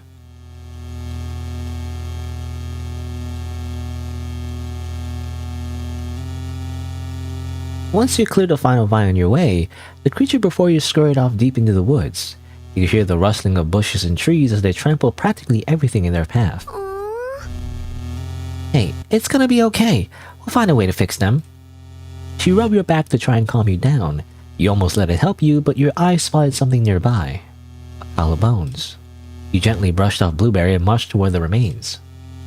They were a pair of skeletal arms. You reached out to collect them when suddenly a deluge of memories flooded into your mind. Okay? When everything was great. No, right. No, I remember. I think when we first, got to this place, I think they mentioned like it was a camp, right? It was a camp when they came here when they were a kid. Here's Azure, who is suspiciously blue, and I suspect something about them anyway. You want me to leave you alone? Why are you following me? Because you can't just worm your way into a friend group, then berate and ditch us like it's nothing. Oh, really? Oh yeah? A two-person friend group, clearly I'm leaving a legacy of hurt behind me. I don't get it. What's your problem? You act like you hate us and you're always around us. Is this funny to you? Some kind of game? Are you tsundere? Would you leave me alone if I told you it was? I don't know, would you leave us alone? You scurried to catch up to your friends, stopping to regulate your breathing, hands on your knees. You looked up to see them at each other's throats. Sure, they had fought before, but never to this extent. Guys, slow down. We don't need to fight about this. Strawberry? He called you useless, Strawberry, again. For beginner's sake, stand up for yourself. You have no spine, you loser. Nah. Well, yeah, but that's just Azure. He doesn't really mean it because he's tsundere. If he doesn't mean it, you saw Raspberry turn her head rapidly towards the offender. Then he should apologize. Why should I apologize? I get it, you guys don't like me. The message is loud and clear. We would like you a lot more if you treated us like equals. I mean, I still like you. Raspberry started to glare at you. You've never seen her so angry about something. You took a step backward. You know when to pick your battles. Raspberry. Look, I think I know what the problem here really is. You're jealous of me, right? Excuse me? I get it. I mean, I'm Azure Onriweb? I don't know how to pronounce that. I'm Azure Onriweb. Eldest son of the Onriweb family. Azure, what is exactly that your family actually does? The Onriweb family has been around since the founding of our city, Ikosa, with the longest line of weaponry witches to ever exist. Okay, Onriweb? Like, only weapons? Only fans, but only weapons? What's that? It's like, instead of only fans, it's like, it's only weapons. It's like, it features, like, I don't know, like, blacksmiths making, like, cool swords, But of course, the emphasis is on the weapons, of course, the blacksmith. Anyway, Strawberry? But practically the backbone of our modern military. Does that ring a bell to you? Maybe. Yeah, I think I remember hearing something about that. You lied through your teeth trying to soothe a huffy Azure. I don't get it. Why would I be jealous of you? You don't even have your specialty yet. Maybe you don't end up a weaponry witch, huh? It's in my blood. I have to be one. I just haven't found the right weapon yet. At least I have a life of high esteem ahead of me. What do you have, huh? Ability to make a fruit salad? Raspberry. Face it, Raspberry. Your specialty is useless. You never amount to anything truly meaningful in life, and no one will remember you once it's your time to go. That's not very nice. I'm sure that's too mean. Come on now. Who the heck is this guy? Meat face. Hey, now just what's going on here? Weren't you kids supposed to be on the lake right now? Azure keeps belittling Strawberry and I because our specialties. He's just mad he's a late bloomer. I'm not. Here we go. No need to be so uptight. If you're gonna dish it out, you have to be able to take it too, yeah? You know what this reminds? What's this? I mean, two things. The hair reminds me of Teto. Was there really no Teto?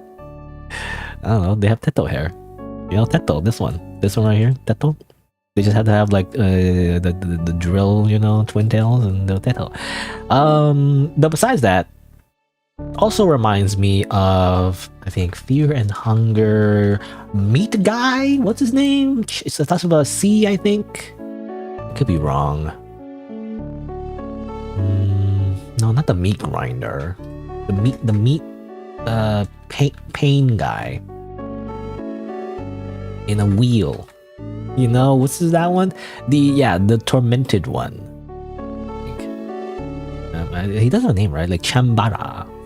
Anyway, it reminds me of this guy from Fear and Hunger. Who's guy? Meat Guy. And like you fight his boss fight, he's like the wheel thing. Is a reference to like a Silent Hill game, I think. Yeah. Anyway, I remember Fairy Hunger because I played it. I haven't streamed the sequel yet because I'm waiting for the for the updates and everything, but it hasn't come out yet. So anyway, but yeah, no need to be so uptight. Yeah. All right. Well, the rest of your group is probably halfway across the lake right now. How about I walk you all back to the lake and we can wait for them by the dock together? All right. Yes, sir. Three of you start to walk towards the direction of the lake, hearing nothing but the sound of your feet hitting the ground. It was a rare occurrence to have silence between the three of you. Azure wasn't making eye contact with either of you.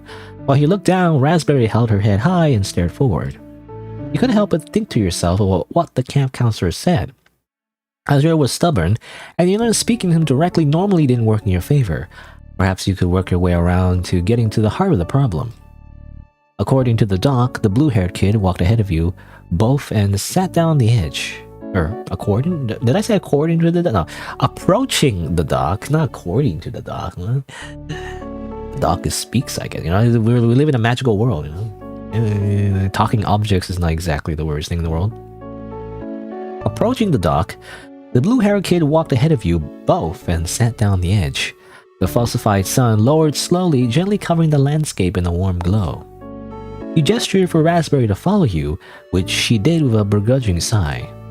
Sitting down on the dock, you broke the silence. Oh, that was weird. The CG was slightly off, and it was like going to see their eyeballs. Hey, Azure. Huh? What? If you didn't have to be a weaponry witch and you could choose your own specialty, what would you want to be? What kind of question is that? Why would I want to be anything else? Here we go again. It's just a hypothetical question. I don't know, I guess. I was just trying to lighten the mood. I guess maybe something heroic? Maybe an explorer witch? I could travel across time and space, reaching new dimensions we don't even know about yet. Or, back it up, maybe I could be the first of its kind. A hero witch. A new specialty centered around saving the day and always doing what's right. Segi no Mikata. It's called being Shiro Emiya. I feel like the whole witch thing, it reminds me of Fate Stay Night. It just makes me think of Fate Stay Night. The whole idea of people having specialties and all that. And having magical powers. That sounds so cool! I can picture it now. Protector Azure. Fighting evil one snarky remark at a time. What else does it remind me of? I mean, it's kind of like Harry Potter, but Harry Potter is not exactly the same, because Harry Potter is more like, it's more like just in general. Like, you're like a general wizard, where you use magic stuff. You go to magic school. Trying to think. What kind of like story world or video game world or whatever also has magical people? I mean, it's kind of like Mahou Shoujo in a way. Not exactly though. Anyway. You looked over, noticing a flicker of recognition in Raspberry's eyes. It appears she caught on to what you were doing. And what if you couldn't be that? Huh? But what if... What would you want to be if your specialty had to be something more simple? It's just a hypothetical question. Don't really think about it too hard. You're gonna laugh at me if I tell you. I promise we won't. Go on, you can tell us. Maybe I'd want to be a gardener witch. What? Really? You don't think that would be too useless? What? Maybe. That was weird. She said what 2 times? I mean, I clicked too fast. I don't know. There's something about taking care of plants that's just really calming to me. I feel like me, by the way, the player, I'm the opposite. The moment I touch a plant, it dies. I feel like, I don't know, horrible. I like taking care of plants. The one plant I took care of when I was a kid, it turned brown and died. Anyway, you guys remember those mystery seeds they gave us at the beginning of the camp? Beginning of camp? It was the day we planted those flower pots, the seeds that should be fully grown by the time we're set to go home. Yes! Yeah, it's funny. Raspberry and I's bloom very quickly. I guess that's just a perk of our specialties, though.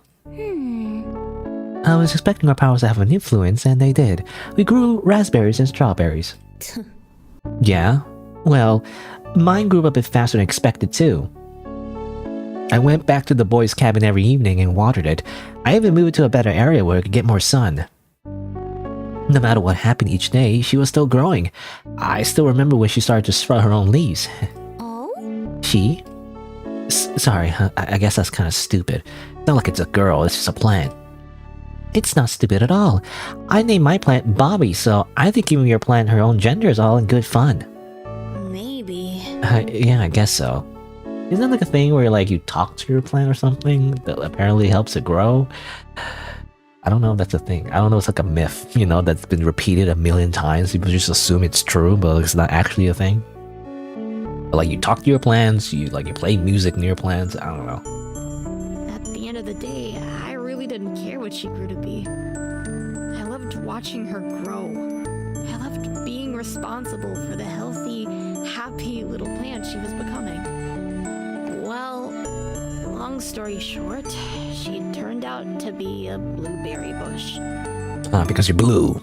You know, what is this stereotype where, like, if you're purple, it's raspberries, if you're red, you're strawberries, if you're blue, you're blueberries. You know, everything is color-coded. Aww, that is so cute. She matches with us. Is that why you hang out with us so much? Because you secretly like gardening? No, the way you say it sounds just kind of like silly. Did you just Like a big secret. want friends to share a hobby with?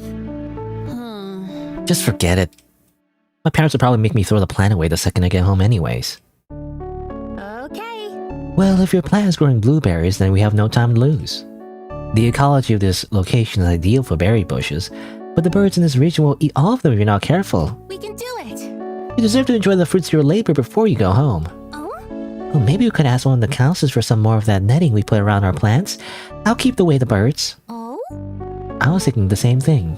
Oh? That would be nice, yeah. Okay. Then it's settled. Let's go ask Mr. Butcher if he knows where they keep the netting. Hey, I'm sorry. For, everything.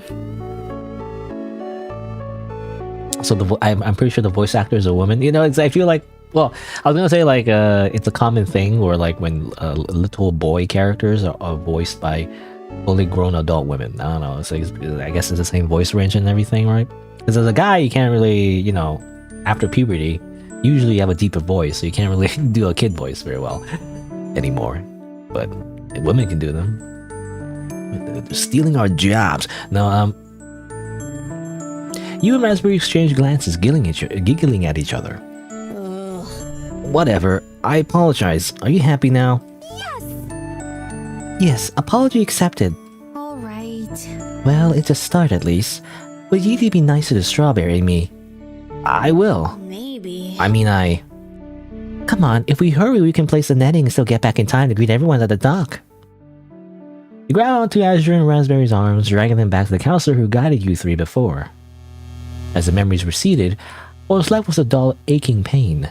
You held your head in your hands. It felt like someone clawed their way into your brain and began to pull out parts of yourself, like ripping a film reel out of the projector. You blinked a couple times to reorientate yourself.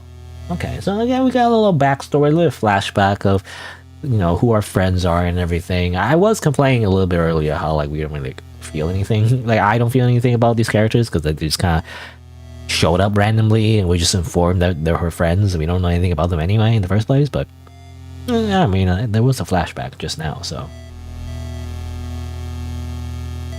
You hadn't thought of your days at the camp in so long, and yet when you touched the bones, those specific times were shown. Why? You turned around and checked the status of your companions. You opened the party menu, and you checked the HP levels and their MP. Ow! Is everyone okay? Blueberry lay sprawled on her back, giving a very weak thumbs up. What happened? Feeling very chief. Oh. Ow. Sometimes I gotta remember, I gotta let them talk, I'm not sure when I should start talking or let the voice actor talk. Raspberry sat up from the ground, rubbing her temples together. Also, how did you get boobs? I mean, it's magic, I guess. Blueberry magic, you know? Blueberry magic, you can just do that. It's called blueberry magic. Use yourself boobs. I'm going to assume the assault on our senses will resolve the objects you collected. No doubt another machination of the memory witch, the cur. Memory witch? There's a witch for everything. Even, like, I thought there was witches for, like... I mean, I guess we kind of... Or did we learn? I don't remember we learned it in the Cherry Witch game. But, like, I was going to say, like... You know, witches seem to have specialties surrounding some kind of object, right? But apparently you can also have... specialties surrounding abstract concepts. You know, like, how does that work? You know, I don't know. I mean, it was also implied in the flashback, too. But, you know... There's the memory witch? What do you mean the memory witch? Is there actually a memory witch? Or are they just saying that? You grab the remains and stuff them inside your bag. Huh? So, you gonna tell us what's up with the bones? It's just... Well, Whoa, hey, I'm not trying to dig up any skeletons in your closet. I mean... I alluded to that earlier. That was unintentional, by the way. Dude. But seriously, dude, if you don't want to tell us, you don't have to. You know, the fact that you are actually the necromancer witch. You know, turns out she was dabbling in necromancy. You know, Blueberry ruffled your hair, dropping the topic much quicker than you expected. Leave it to me. Come on, let's head inside. You know, it makes me think about that dream, you know. It was mostly just described to us, but, you know, in the prologue in the dream about her, like, being... like in an oven and burning up, but then someone with like strawberry mitts, you know, how you say mitts, oven mitts, you know, oven mitts, like picking her like corpse, and you know, it's like a cake and everything, and it gets cut up again. So like, I feel like that kind of implies something about strawberry, like literally maybe. I don't know. Anyway, I'm not gonna speculate now, but I guess we'll see. As you all step into the cabin that used to hold the camp's kitchen, you began your search for your collection of bones. Ah yes, my you know, collector edition. You know, my collector's edition of my special bones. The boards of the old building creaked as you walked around, checking the space for anything that could lead to your prize. Gee, this place gives me shivers of all sorts. Strawberry. Don't worry, Straw Baby. I'll protect you. Save the flirting for after we get out of the dangerous peril, please. Are we friends or... Yeah. I thought we were just friends. I thought, like, you know, like that song from Megan and Luca, or featuring Megan and Luca, I guess. You know, just be friends. All we gotta do is just be friends, just be friends, just be friends. No, I feel like dangerous peril is the perfect time to flirt. Are you sure? Yes, but it's not the perfect time to argue. True. More point-and-click gameplay. I save the game. Ironically, I can't just only point-and-click. Oh no, I can. I can right-click. Okay, there we go. Right-click to cancel. Let's see. Obviously, there's that. What else can I look at? Seems like that's it. Or like, I guess, you know, at least an important object anyway. But I want to look at other things. Let's see. Rotting foodstuffs litter the dilapidated shelves. By the way, dilapidated. That was a word for the longest time. I had to like learn how to pronounce. Dilapidated.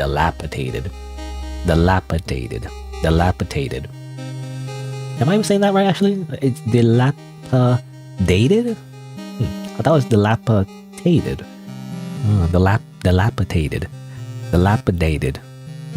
Anyway, little dilapidated shelves. Curiously, the potatoes were still growing. Oh, that's so cool. Also disturbing, but cool. I don't know. How could they still be alive after all this time? You see? Potatoes can easily grow in various environments. Realistically, all they really need is soil and a warm temperature. They also do not need that much moisture, just about an inch a week. These babies can survive anything. Survive anything? You hope one day you could be as resilient as a potato. You'll become the potato witch.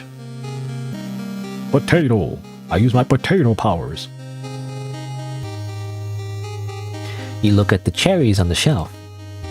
You looked away from the cherries on the shelf. Is that a reference to, like, her sister, I think? Was there a sister? I can't remember. Rotting foodstuffs.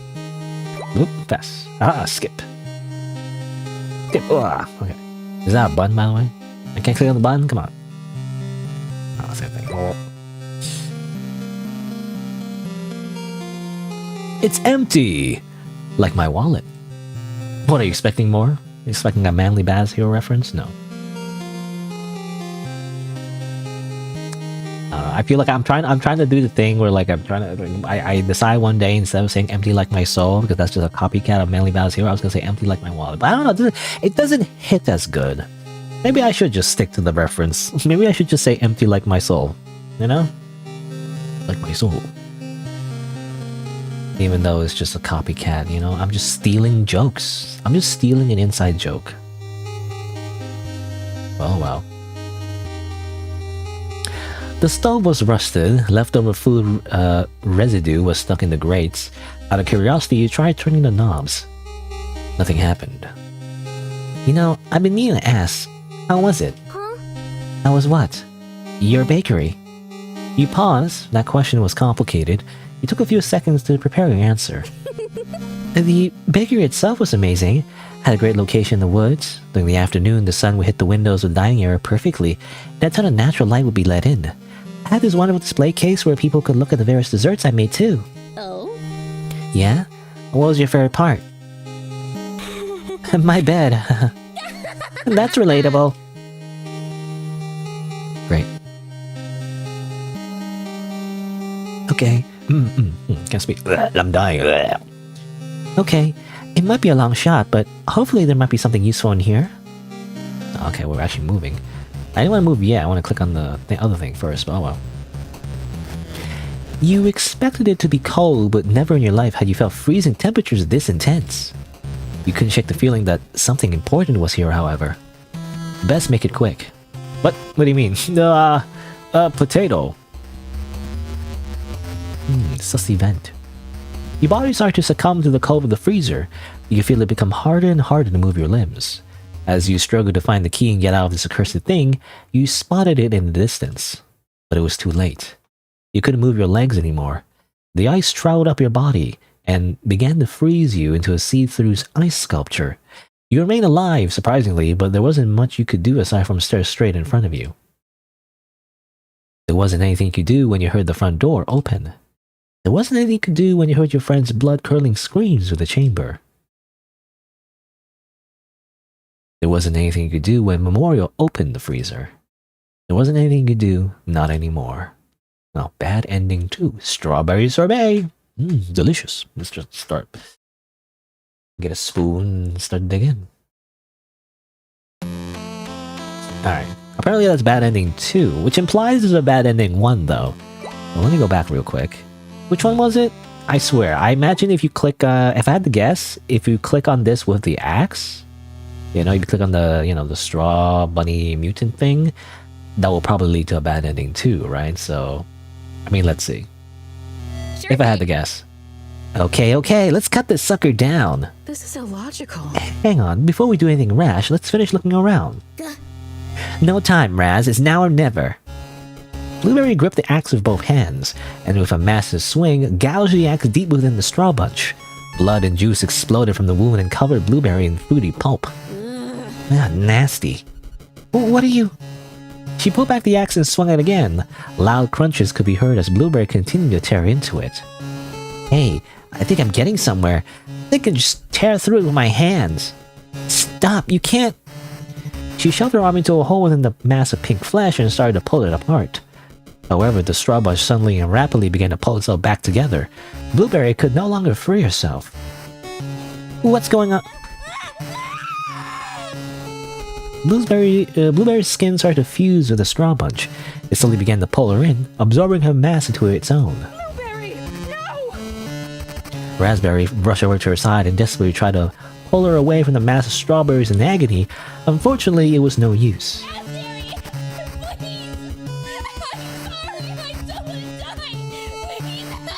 I should have thought about that before swinging the axe.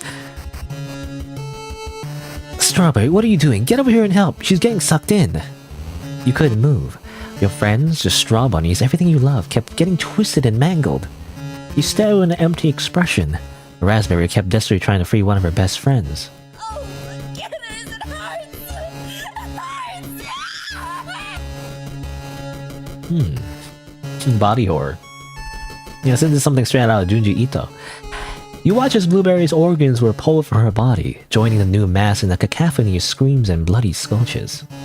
Then finally, with one last sorrowful scream that dissolved into weak gurgles, her entire body fused with the straw bunch. Raspberry collapsed, letting out the most painful cry she'd ever done in her life, at least to your knowledge. The only thing left to be heard was the distant laugh of a mad god. Get pranked! Is what I assume he's saying, Bad ending, blueberry cobbler. Sounds delicious. What's this remind me of? I don't know. I mean, I guess like a mass of flesh kind of thing. I mean, that's a common horror trope, right? In general. I don't see like the full thing though. But, that's interesting. I mean, obviously that's definitely more horror. I feel like there was an absence of some horror elements so far, Even if technically the bad ending too, I feel like you're supposed to get that later. I mean, I guess it's a horror situation, but I don't know. We didn't see much of it, right? You just see her feet. We just see Memorials and what's her name? It's just Strawberry, right? Literally Strawberry. It was just Strawberry and Memorial's feet. That's all we saw. And her just being frozen.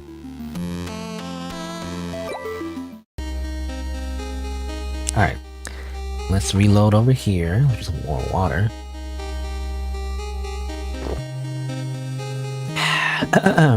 Two bad endings so far. Gotta collect them all, like Pokemon.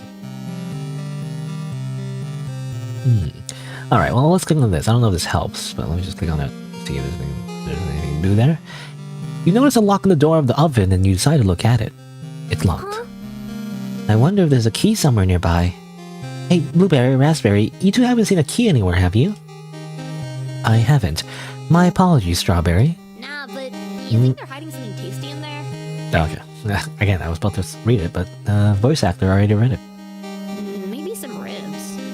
Ooh, or a steak. What's with you and meat? And also that one time, in that alternate dimension, alternate timeline, that you got sucked into a flesh, abomination thing. Knowing Memorial, that is highly unlikely. So, are the chances of you taking a joke?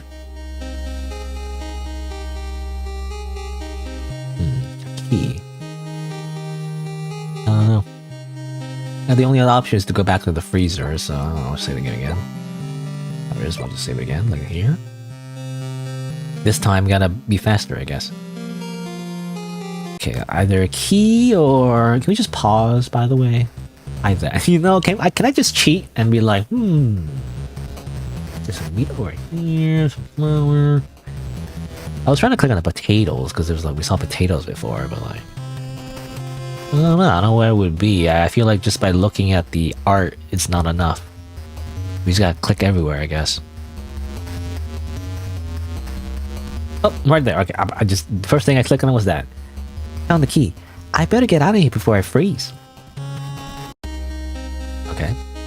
Why is it that Memorial came in when she was frozen? I mean, I don't know. I guess he's watching the whole time, and she's like, when she gets frozen, he's like, okay, might as well kill everyone else, Apparently. I don't know why he's decided, because he could have done that before, right? But I guess the idea is that she's stuck, so like, he's like, game's over, everyone dies. Rocks fall, game over. Alright, well, we got the key. With a satisfying click, you unlock the oven. The three of you were met with a sight of an intact ribcage laying upright inside. Oh, come on! I was just kidding. You looked over at Raspberry, who was stifling a chuckle. She took a deep breath in and regained her composure. Oh. This belongs to you, right, Strawberry? This ribcage? Yeah, that's mine, alright. You reached out a shaky hand towards the oven, and gently picked up the ribcage as if it could break at any moment. Similar to before, your head started spinning and your vision slowly faded away. Time for a flashback. You pushed open the door to the kitchen, your stomach rumbling, looking for a midnight bite. Originally, you had planned to just sleep through the hunger. You've had trouble eating anything since the incident a couple months back. Alright, because again, she was adopted. And apparently, her sister's crazy, or I don't know, sister joined a cult or something. I can't remember exactly what happened, but joined a cult, started eating other witches or something like that. Or like, maybe like, I can't remember, was it like she was serving other witches to her or something? Maybe. Sounds right. But now, however, it was too much to bear. You had to eat something. Fruit snacks would just be what you needed. Fruit snacks were only about the only thing you would eat at the moment. The snacks were in the shape of your favorite cartoon, Detective Ducky. It was a cartoon show about a duck who was a family's pet by day, but a crime-fighting detective by night. It brought you comfort, and comfort helped you eat. You snuck all of your bunkmates to get here. Or you snuck by all your bunkmates to get here. It's definitely walking through the dark woods by yourself. Colonel. But you had to. The dull pain in your belly couldn't be ignored. I don't know, I just think of Metal Gear Solid. Anytime it's a reference to like sneaking or stealth, I just think of Metal Gear Solid. I think about that like meme about Snake and his like, you know, about him being dummy thick. Colonel, trying to sneak past my bunkmates, but my ass or but I'm dummy thick. No, I'm dummy thick. That clap of my ass cheeks keep alerting the guards. The sink seemed to have been used recently, plates dripping next to it from just being clean. The oven looked... You glanced away from it. Bad memories. You spotted the walk-in pantry to your right. Like the beginners, you gently stepped over to the pantry's door handle and you slowly opened... Strawberry? You spun around quickly only to be met by two of your friends, coincidentally. Geez, Strawberry. You woke us both up with your little escapade, and now we can't go back to sleep. Huh? I'm sorry. It's just, I didn't eat much today and I feel like I'm starving. Huh? What do you mean? They made a ton of burgers for us for dinner. We had a bacon and eggs for breakfast and... Azure? Azure? It's Azure or Azure? I want to say, I say Azure. Azure sounds cooler to me, I don't know. Raspberry gave a glare. Azure looked confused at first and looked back to you, slowly piecing it together. You didn't eat meat anymore. You just couldn't stomach it. Oh, I understand now.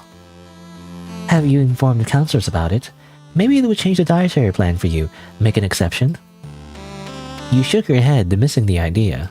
I don't want to bother them or be treated differently because of it. Not that big of a deal, really, you know. It's only like the daily necessities of living, you know, of like a caloric, what's the word? Caloric consumption. That like provides the fuel to your body, you know. Azure crossed his arms, raising his eyebrow. Oh, really? Do you think a guy called Butcher would be all down for the plant-only lunch plan? You know, you gotta do the plant-based meat thing. You know, where it's like fake meat. Oh? That's a bit insensitive, don't you think? You can't be serious. Like, who on this plane of existence hires a guy called Butcher to run a kid's summer camp? Not to mention... The voices trailed off as you quietly snuck over to the pantry. You saw numerous canned goods, boxes, bottles, and other miscellaneous food items placed upon the shelves. There were sticky notes attached to a few of them.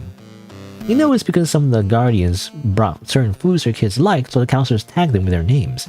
Miss Inquiry made sure they had your comfort food stocked here too. You really missed her. You spotted your Detective Ducky fruit snacks at the top of the shelf, just barely out of reach. You looked to see if there's anything you could use to reach them, but apart from a flimsy barrels and bins, it didn't seem like your answer was in here. You stepped back into the kitchen, as you and Raspberry were still arguing, but it evolved from questionable counselor positions to current fashion trends? I guess so. Oh, hold on.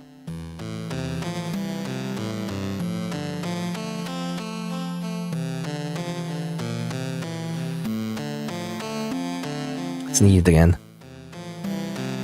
Again, I don't remember my hotkey for like muting the microphone.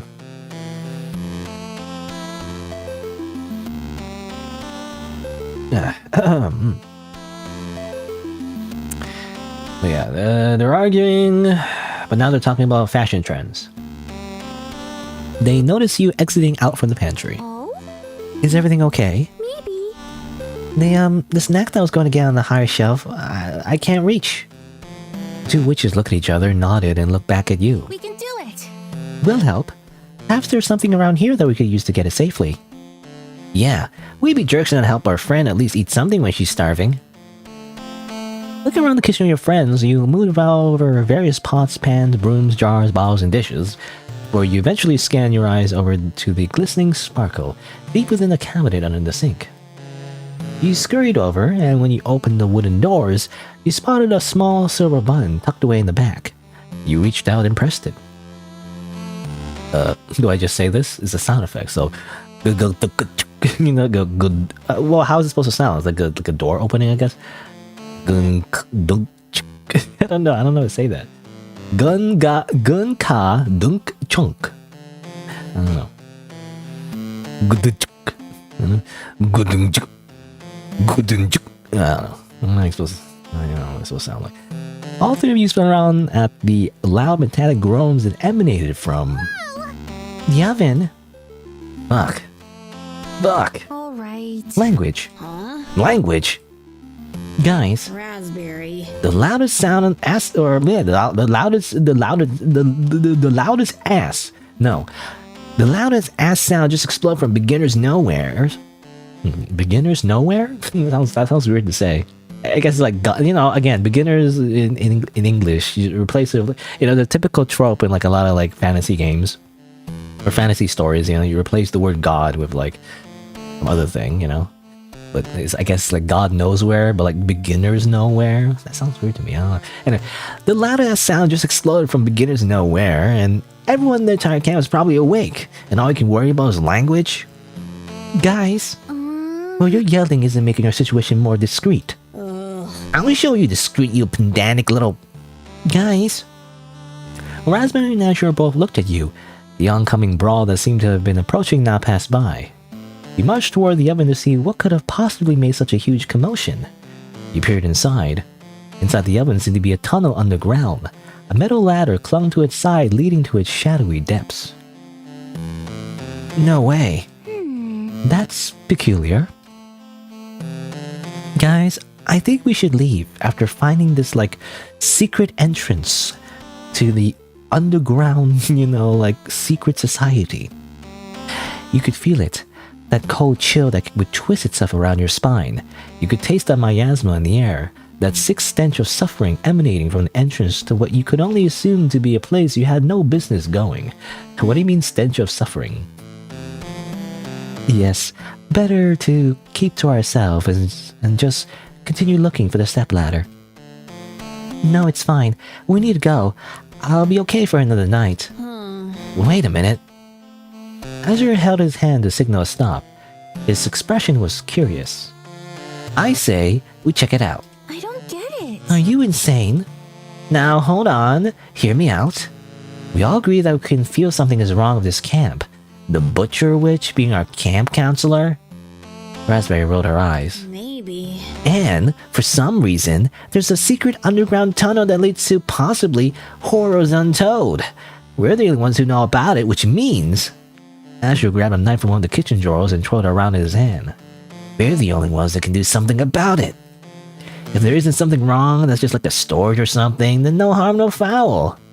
Azure kept flipping the knife around as he was discussing his reasoning.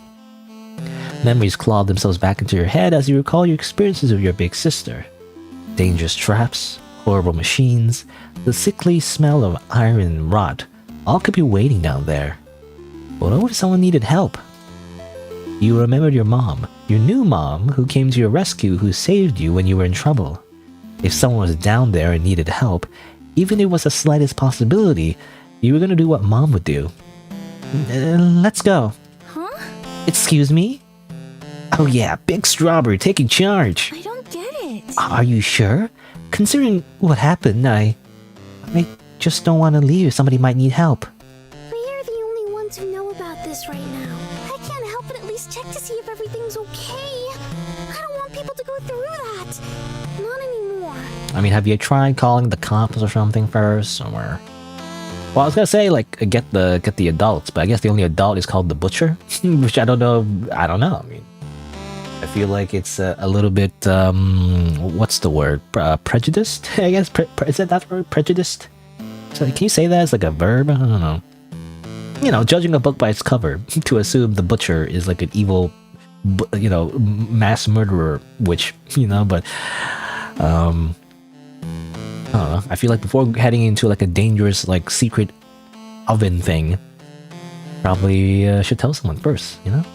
Otherwise, if you get lost or stuck, no one can find you. All right. That's what you're supposed to do, right? By the way, when you like before you go hiking or you travel somewhere or something, you're supposed to tell somebody. Otherwise, nobody will look for you. You know, if you get lost. Anyway, okay, I'll go too then. More power in numbers, right? Azure came in and pulled the two of you close in a hug. What would I do without my team? Oh? Team? Yeah, this makes us a team now. A team of daring, dashing adventurers. You made fun of us literally yesterday. Well, I'm trying to change my attitude. The ladder climb took a good 5 minutes to descend. Wherever this was, it was built so deep within the ground that no scream would ever be loud enough to be heard by those above. Like a very specific detail you need to mention. It's so damn dark down here. Careful, everyone. Oh? Can anyone see a light switch or a rune? You think of a place as old as this, there'd be a switch? Well, while the camp itself was built long ago, this place seems more recent in comparison. So if I just run my hands along the wall and find voila. Escape room. You know, this is an escape room, not a puzzle room. A shrill whine echoed from the halls. So much and so fast that it seemed to almost explode from critical mass. But just before, stabilized into a constant dull hum. Oh? This place looks unfinished. Be very careful and quiet. We hunt rabbits. Be very, very quiet. Azure put his hand over his mouth to cover his snicker. Azure, take this seriously. Oh, come on. Humor is a great tension breaker. You felt your legs getting heavier and heavier each step. This place was reminiscent of Cherry's workshop. Less bloody, but the atmosphere felt the same. This was a home of malice, or at the very least was about to become one. Azure noticed your tension and hurried to your side. Strawberry? Are you still good? Strawberry? Strawberry? Strawberry? Strawberry? Strawberry? Remix. Strawberry? I guess if you, okay, so you click that, it like replays the voice line? I didn't know. It kind of happened accidentally one time previously, but I didn't realize that was just a feature. Yeah, I'm fine. If you think anything's about to go bad, we go back up, okay? You're technically the expert here. Huh? I'm the expert. I don't think I want to be the expert. The three of you advanced deeper into the facility in progress, constantly peering behind your backs. It felt like eyes were watching you, following you from somewhere, maybe everywhere. Hey guys, look! Azure poked the intimidating metal door, revealing it to be slightly open. Oh? Should we go in? Well, to be frank, it seems everywhere else is either barred off or well hidden. I doubt our progress can advance further aside from this. Yeah, what Ramsey said. Please don't call me that. You made your way into the next room. Seems kind of like a, what's it called? You know, the corpse room. Yeah, what's it called again? The morgue. Yeah, it seems like a morgue thing. Maybe, unless these are not like, I mean, they look like kind of like morgue containers or whatever we call it. Dink dink. Huh? Guys, do you hear that? You turned to the source of the sound. A table in the middle of the room was making slow, quiet, but noticeable noises. Something was on it, but you couldn't quite make it out. The motion of your hands for the others to follow you, creeping ever so gently towards the source of the small sounds. As you came closer, you saw a humanoid shape. Curiosity got the better of Azure, who didn't hesitate to press a small button on the side of the table. You gotta press all the buttons. This moved the subject on the table to a more viewable position. A puppet? Creepy. It could have been much worse. Okay. You know, reminds me of Haunting Grounds, I believe. What was that game? Hold on. I just want to illustrate it real quick. Haunting Grounds. Haunting Ground? Game? Yeah, it is. This game? What was the, what was her name? Facebook thumbnail, but like, you know, this person. I forget her name. Maid? Yeah, the maid? Fiona? Or... No. Why can't I say this name? Danelia? Why can't I say that name? How do you say that name? I want to say Daniel, but like, I don't think that's correct. Daniela? Daniela. I don't know why I can't say that word. Anyway, reminds me of her. Because she's like a... I mean, she's from a game called Haunted Grounds, like for the PS2. And it's like, it's memorable because it's a game where like a villain chases you, you know? And there's like multiple villains, you know, in multiple stages. But like, it's kind of like interesting because it's like an antagonist that kind of follows you around the whole time in like a location, I guess. And it's scary because she, you know, follows you around at some point, and she even like closes doors behind you or something like that, right? And like she's like weird and like creepy. But that's what that reminds me of, because she's kind of like a homunculus type person, you know? And she's not, I guess, not necessarily the same thing. I don't know if she's like a mannequin. I don't think she is, but she's treated like a puppet, you know? That's the idea anyway. But that's what, for some reason that reminds me of that character suddenly. I don't know why, but like makes me think of that, like an artificial being, you know? Anyway, the puppets seemed to be made out of something glassy, maybe porcelain. It looked like if you touched them even slightly, they would shatter. Also, what is it like the big circle thing? I don't know. And their chest was a number, and the grave 0. Oh, it's meant to be a 0. You know, I don't know. Me as the player, if I was in their shoes, I would just assume it's a oval or shape or something. You know, I wouldn't assume it's a number. Oh, what do you think the number means? Unclear. Design version? Perhaps a counter of some sort. Something about this doll was troubling to you. You couldn't figure it out. Was it the eyes? The teeth? The hair? I mean, it's missing eyes. Should have some eyes. The hair, the way it was curled, it looked like yours in a way. Hold on. There you go. It has some eyes now. Now it's more creepy. I don't know. Let's put a smile instead. Yeah. Smile. You know, you look prettier when you smile. Anyway. I don't want to exit. I keep forgetting how to exit my Zoom thing. Yeah, the way it curled, it looked kind of like yours in a way. Really? It does? I don't know. It's more purple. Like, it's a different color, so that's why I don't see it, but like, maybe it does. Guys, look what I found. Raspberry said in a whisper yell, holding a piece of paper in her hands. You and Azure looked it over, still hovering over the doll-like being in front of you. The prototypes. A pitch. The questions that have been plaguing the minds of Everlasting members for years. What do you do when Witch Society is made up of only us? How will we get essential work done? Have finally been answered. Introducing my new prototypes. Beings completely incapable of using magic. Used only by the minimal amount of essence necessary to function. These beings are perfectly moldable. You can make them however you like, and they'll follow suit. Designed to follow orders and inclined to be most loyal to whoever gives them. For things like paperwork, coffee runs, or even manual labor, look no further than your local prototype to get the job done. Name pending change. Of course, the robots. Those friggin' AI robots are taking my jobs. Gears the Inventor Witch. Apparently. Wait, this is an everlasting base. Azure looked immensely concerned, noticing your panic. He looked like he was regretting all his decisions leading up to that moment. You know, I don't really understand. You know, it's confusing when they say like Inventor Witch, or like what's the other witch? What type of witch is Memorial? I actually don't remember. But he was like some kind of witch as well. Like everybody is a witch by default, even if they're the everlasting. Like either from the everlasting or from the Council of Witches, they're still all witches, which is confusing to me.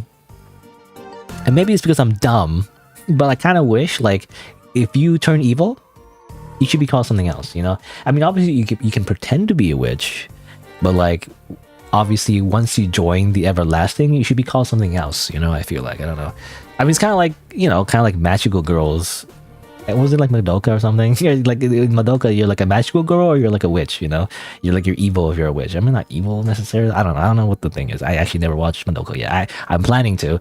I know generally what it's about, I think, but, you know, I haven't watched it yet. But anyway, so much anime backlog. But yeah, like to differentiate between the normal witches and the evil witches or whatever, I kind of wish they had a different name, you know? They reveal themselves to be like, actually, I'm a heretic or something. I don't know. I can't think of a good name, but like, you know, because when they say inventor witch, you know, it's kind of neutral. I don't know if that means like they're like it's just a normal thing that they do. I don't know. Anyway, you look back over at the doll, the prototype. Their head turned to you. Yeah. Azure quickly grabbed you and threw you behind him, placing an arm in front of you protectively. Stay back! What is that? He peeked over Azure's shoulder. That thing was reaching out toward you. We need to go, now! Azure grabbed your hand and the three of you darted back towards the entrance of the facility. None of you dared to look back. This was the proof you needed. Something was wrong here and everyone was in danger. You quickly ascended back towards the surface and covered your tracks as best you could before returning to your cabins. In the end, the three of you argued amongst yourselves on what you should do. On one hand, you didn't feel right just doing nothing and pretending like you didn't see anything. On the other hand, the three of you were stuck with no connection to the outside world until camp was officially over. So you all agreed to keep it a secret for now. The next few days went by agonizingly slow. Then, when it came time for your parents to pick you all up, you told your mother. She was a detective witch after all. If anyone could help the most, it would be her. You didn't even wait until you were out of the pocket dimension. It was the first thing you told her. Wait, the camp is a pocket dimension? Why is everything a pocket dimension? I feel like these pocket dimensions are dangerous. Everyone gets stuck in these pocket dimensions. You know, they even said like they were stuck in this pocket dimension camp thing and they couldn't reach the outside world. You know, that I don't think everyone. I think these witches are abusing pocket dimensions a little bit too much. I don't know. They should make like a pocket dimension internet instead, so that you can connect to other pocket dimensions. Because otherwise, you'll be completely isolated from the outside world. You know. In retrospect, maybe that was a mistake. She started giving the camp counselors weird looks before calling for backup, so not all of them were there by the time reinforcements arrived. Notably, Counselor Butcher was nowhere to be seen. You sat outside the porch with Raspberry and Azure as various adults asked you questions. You were surprisingly accustomed to this by now. Hey, kiddo. You holding up okay? You know, somehow always end up involved in the cult or whatever. You got up from your spot and rushed over to the older woman approaching you. Wrapping your arms around her, you heard her let out a ooh. Oh, sorry, did I hurt you? No, I'm just, that's all. Don't worry, Strawberry. Seems like no one's down there anymore. No, nothing's gonna hurt you, okay? Miss Inquiry! What did she say? Miss Inquiry! Miss Inquiry! Oh, Miss Inquiry. Right. Oh, the way she said it sounded like one word, like Miss Inquiry? Miss Inquiry? What's that? Yeah, I knew Mama would save the day. Well, I don't know about that. Huh? Oh, never mind. Say, Strawberry, when you three went down there, you didn't step in anything black or sticky, right? What's that reference to? I mean, probably something that happened in the Berrywitched game. I don't remember now. Black and sticky? No, I don't think so. Oh? Is everything okay, Mama? Hey, kiddo. Yeah, everything's just fine, kiddo. Inquiry knelt down to your height, putting a hand on your shoulder. Strawberry, I'm sorry I didn't do a background check on this place before sending you here. I should have been more careful. It's just when you and your little friend started begging me to let you go, I couldn't say no. Say, which friend of yours was that again? Oh, it was... I can't remember if it was Raspberry or Azure. I think it was Azure? I keep saying Azure. Everyone's saying Azure though. I like saying Azure though. Azure. Azure sounds cooler than Azure. Azure. I like saying Azure. Azure. You know, it sounds more elegant to me. I don't know. Is it just me? Am I pronouncing it wrong? I don't know. I have always assumed it was Azure. Azure. Right. Well, the point is, I unknowingly put you in danger. And I really hope you can forgive me. It won't happen again. Forgiveness granted. You giggled, happy to be in the safety of your mother's arms again. And like the entire police department, I guess. You miss your mom. And reality faded in around you slowly. Oh yeah, I remember that. That was freaky. Apparently everyone's getting these same memories. I didn't know that. I thought we're the only ones. That doll, a prototype. No, it couldn't be. Dude. You were thinking the same thing I was, right? It's definitely buns. Now that I think about it, they look exactly the same. Oh really? Well, I didn't think about that at all because it didn't have the clown makeup, so I don't know. I wasn't thinking of that Are you in the first place. So Memorial's assistant is just an everlasting invention pretending to be a witch? I don't know. But why? This still doesn't make any sense to me. Raspberry calmly walked over to the sink, reaching down to press the hidden button that triggered the secret hatch to open. I still can't really say. I don't know what's it supposed to sound like. Why can't the game do the sound effect? Why am I have to doing it? You know, you can play the sound effect. You can just make the sound effect. Some things never change, huh? All right. There we go. Now shall we proceed? Sure thing. Yes, ma'am. Strawberry, are you alright? Have either of you heard from my mother recently? The question had been bubbling inside of you since the moment you first saw the girls. It never seemed like the right time to ask, but you couldn't hold back anymore. You needed to know if she was okay. Oh, Miss Inquiry is perfectly fine. She and I spoke not too long before this all broke out. In fact, when communication with you stopped, she made it her new life's mission to find a way to get to you. Oh, really? you see? Certainly, I suppose Memorial's diligence proved enough to keep her at bay, but it was never enough to stop her from searching. She's a resilient woman. I'm sure wherever she is right now, she's holding her own. Thank goodness. Well, track her down once we get out of here. How's that sound? Yes, please. I miss my mom. A wave of relief washed over you knowing your mama was still out there, probably still looking for you. You gotta get these bones back fast. You needed to find her. I still don't know why we're keeping these bones. I mean, I can guess maybe, but I don't know. Anyway, I guess we'll see. I guess the game will tell us eventually. You slowly approached the oven and began to climb down underground.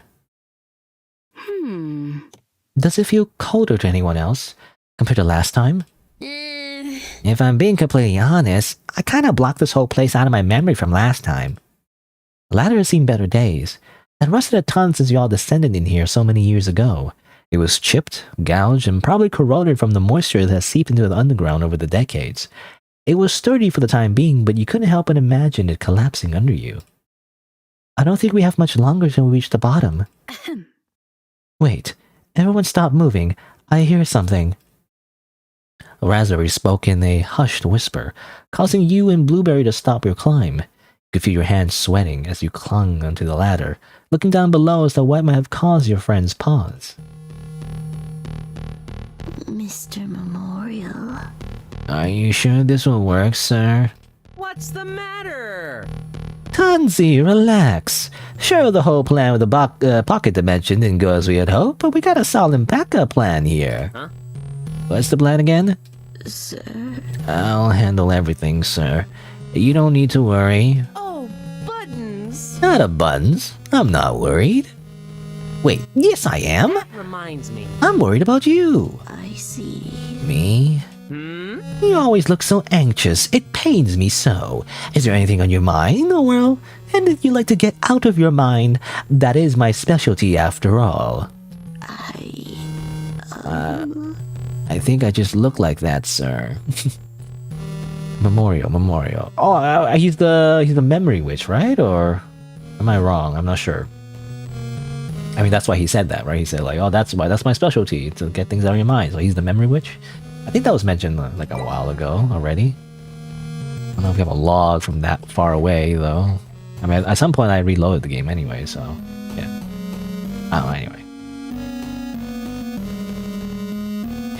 Mario chuckled, placing their hands on both Button's shoulders. Hey, You didn't answer my question.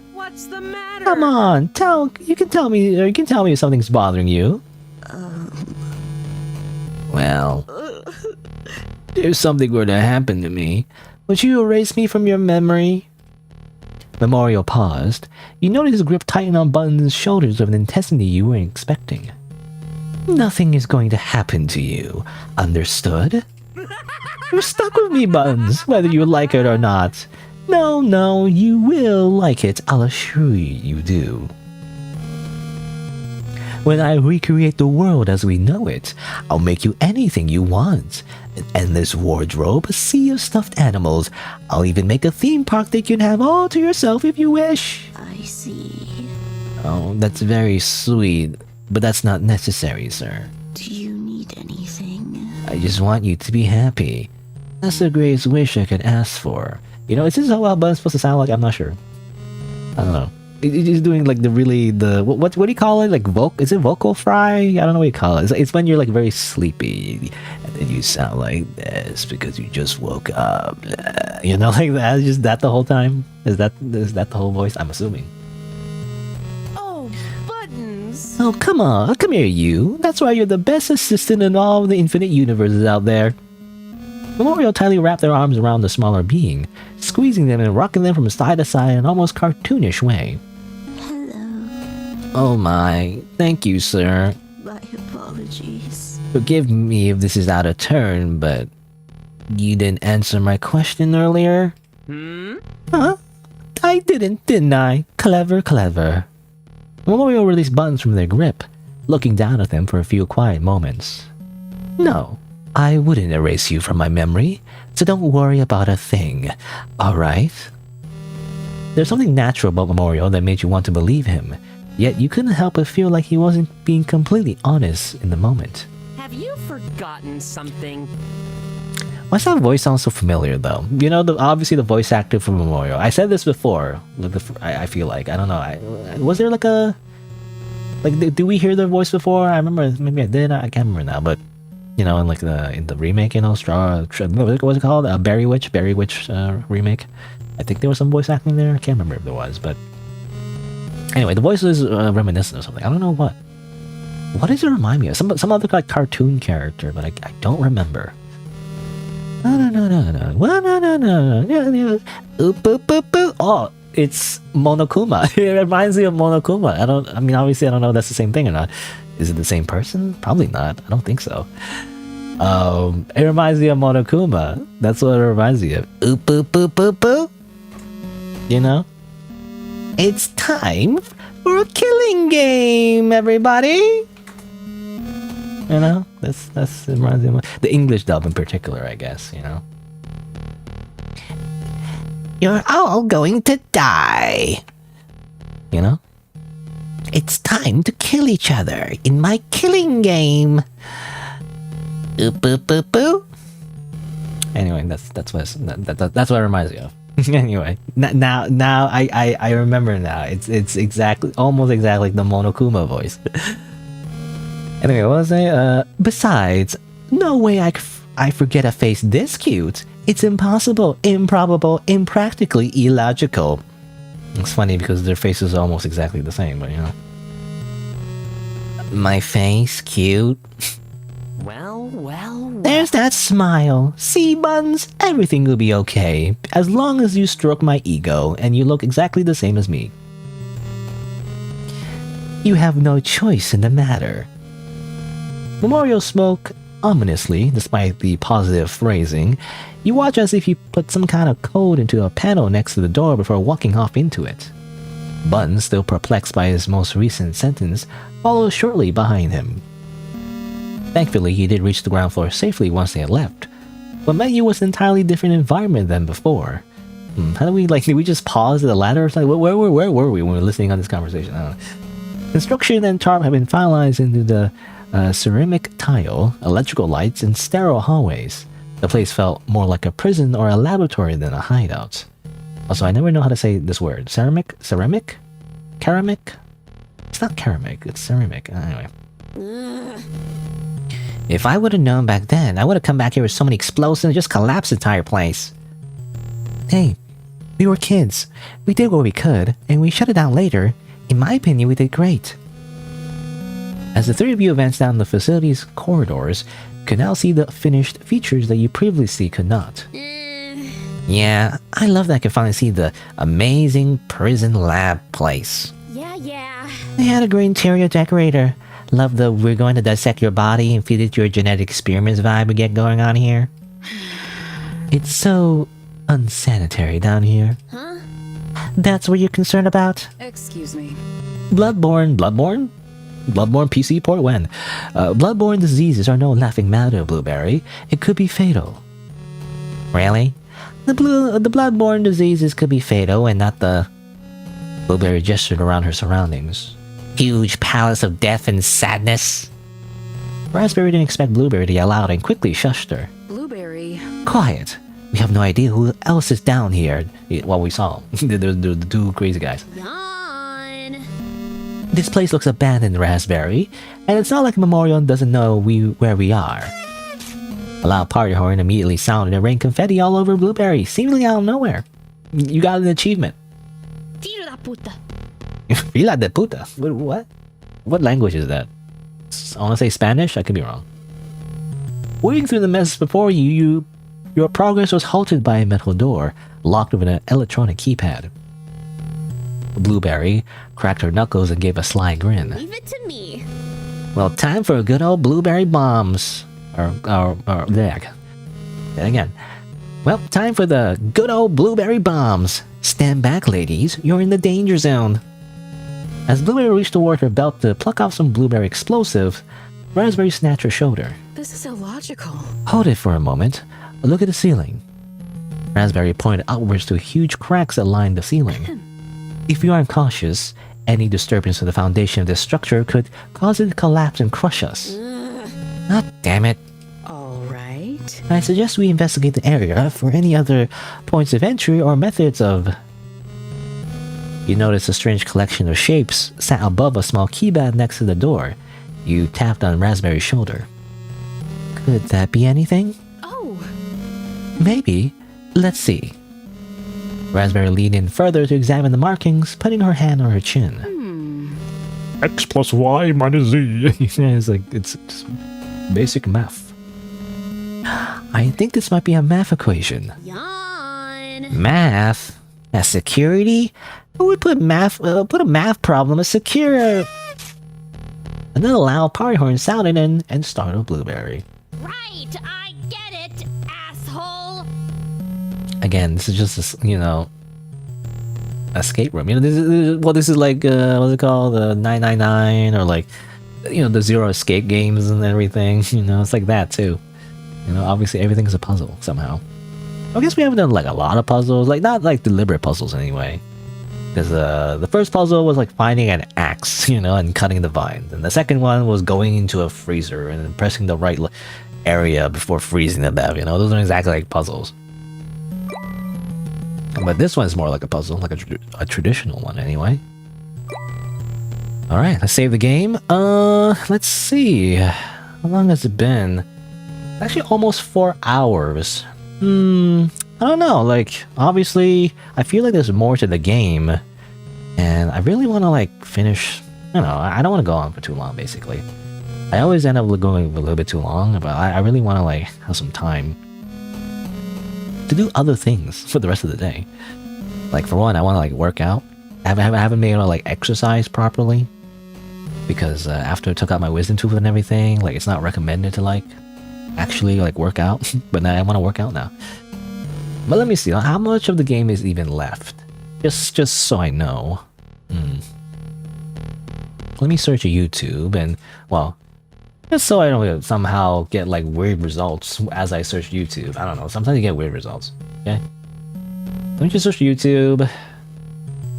And And then let's see, like, I don't know if anyone's done a video yet. It literally just came out midnight, you know, today. Like, what you say? Well, midnight today. Do you say midnight tomorrow, yesterday, or midnight today? I don't know. I don't know. Like, I searched Berrywitched, and all I get is myself. You know, like I get myself and some other person, like who just released part 1. And then it seems like other things, but that's related to the original game. And memes somehow? Why is there a bunch of memes? Man, what is it? Buttwitch? Why does that 1.8 million views? I don't know what that is. Obviously a lot of people played like the original game, or the remake of the original game. Also, why is this AI? Kirch? Oh, isn't that a VTuber? Why is she having like a... What's this AI thumbnail? That looks like AI to me anyway, I don't know. Yeah, I don't know. I don't see it. Berrywitched, The Harvest, sequel thing, game. I don't know. I don't see anything except like Manly's playthrough of it. I guess that's the original Berrywitched, which I also played. I played all of them. I played basically all of the games except that one game. You know, again like this one. I didn't know about this one. I don't know if I'll play this one. I don't know. I'm not sure. Yeah, I don't know. I wanted to look on YouTube to see, like, let me see. What do I filter by? Upload date. You know, just show anything. What the heck? No results. No, now she's showing Manly again. Like today, literally today. No results. Come on. Today. Literally only my stream and this other person. That's it. Well, it's not good enough because I want to see like how long the entire game is. You know, that's what I was trying to find. Anyway, whatever. I should click on this screen and get like infinite loop. Anyway, I was just trying to figure out if I should stop now, and I think I will because I don't know. It feels like there's a little bit more. There might be like one more section. You know, if I had to guess, it's like, oh, you know, the rule of 3, like in video games, there's always like 3 sections and then the ending. There is 6 endings though, so that kind of implies that maybe some more bad endings. I don't know. I guess we'll see. But I think for now though, hold on, did I save? Let's save again, just in case. I think I'll save this for next time, and probably for like next week. You know, it's like I'm gonna finish this playthrough next week, because tomorrow I want to play Boy Stranger. But yeah, I think that'll be it for today. Let me just quit game. The title. Yeah, Berrywitched: The Harvest. I mean, I have to finish the game first, but like my thoughts so far, I don't know. It's okay. Again, like I'm such a contrarian, you know. Like the reason why I like the original games really was more so the psychological horror aspect. And of course the gore, you know, I don't know, I'm very tasteless, I guess. I don't know. But I like that part, and of course, in addition to the cutesy art style, right? So I like that contrast. And so this game is spent more on lore, you know, character building, and like, oh, you know, what's going on, you know, what happened in her past, you know, what a relationship. That's okay, I guess. I was like, I don't know. A little bit too long-winded. Not too. It's not the worst thing in the world, but a little long-winded when it comes to like just things happening, right? Like, oh, she grabbed her shoulder and then she shaked her, you know, and then they did the little dance and then they high-fived. I don't know. Well, that's not exactly what happened, but you know, it's a typical visual novel thing to me anyway, where they describe every little action, every little thought, and it's like. I mean, that's what people maybe want from visual novel, but like, I personally don't love that kind of style, you know? I don't love that kind of style of storytelling in a visual novel where you have to tell literally every single detail to the reader, because I get bored, to be honest, you know? I don't know, I'm getting, I mean, I don't watch TikTok, but like, I feel like, you know, it's kind of like a zoomer where like, my attention span is like, whittling away, you know. I want, again, to me, like a good visual novel to me is more focused on subtext and like dialogue, you know, more so than anything else. Like, you don't need to tell me what the character is thinking. It can be implied. through the dialogue instead, right? Like, don't tell me how she's feeling. Whenever there's a sentence is like, oh no, you feel shocked, you know, or you feel scared or something. It's like, don't tell me how to feel, you know? It's like, I don't know. It could be implied, definitely in the situation, or through their words, or screaming sound effect. I don't know, but like, don't tell me, you know, what the character feels or thinking like all the time, you know. Maybe sometimes, but like, I don't know. I'd rather things be implied, right? And be like obvious in the sense that you don't need to tell me, right? It's obvious enough through their like the way they speak and stuff like that. I don't know. That's how I feel anyway so far. It just feels like one of those visual novels, you know. It's not necessarily a bad thing. It's just not what I like in a story is all. But I do want to see the ending and, you know, endings, I guess, plural, and see what they're like. I mean, I don't mind the Memorial character. I mean, he seems like a fun little antagonist, though hasn't really done much so far. He's kind of, you know, just kind of like, he acts goofy around everybody, you know, and like walks up to like a frozen strawberry that one time, and it's like, it's kind of, you know, I go say he fused her pets, you know. He just pranks everybody, you know, so far anyway. He's just annoying. He's just annoying everybody. Which is funny, but like, I don't know. It's okay. Well, again, like reading his lines are fun though. I do like the character. Again, it's freaking Monokuma. It makes me think of Monokuma. Boop boop boop boop.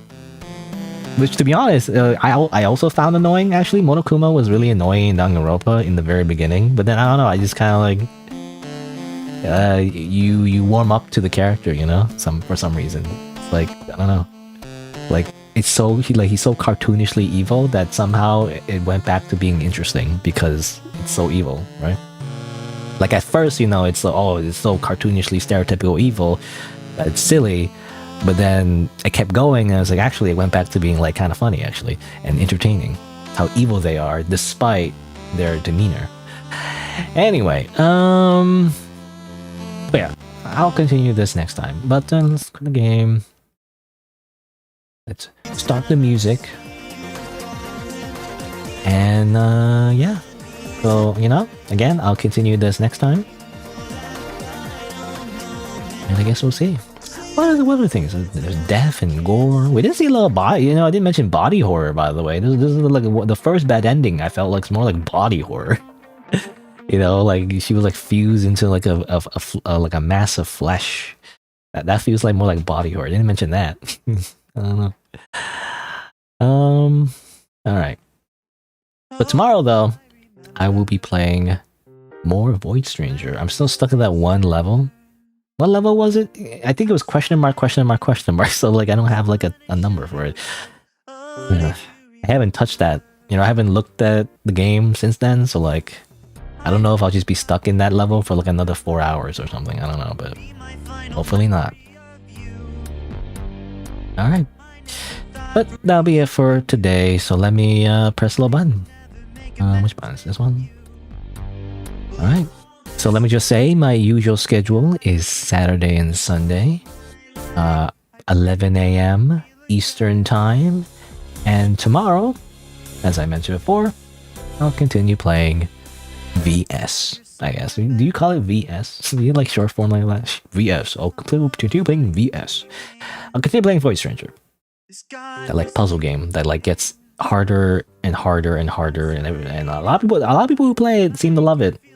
For me, it just gets, I don't know. Like I don't hate it, but like at the same time, like I mean, I don't hate it because the music is good and like I like the aesthetic in general. But like, man, it gets more and more like difficult, you know, and like it really hurts my brain.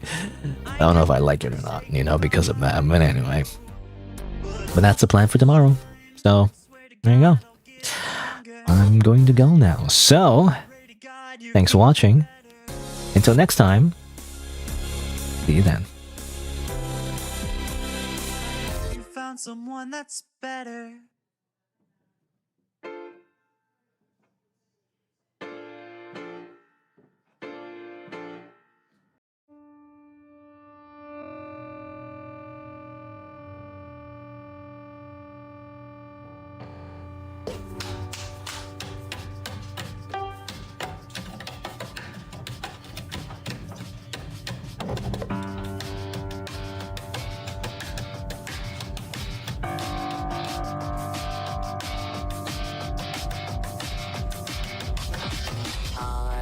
drive out driving and my head is held askew.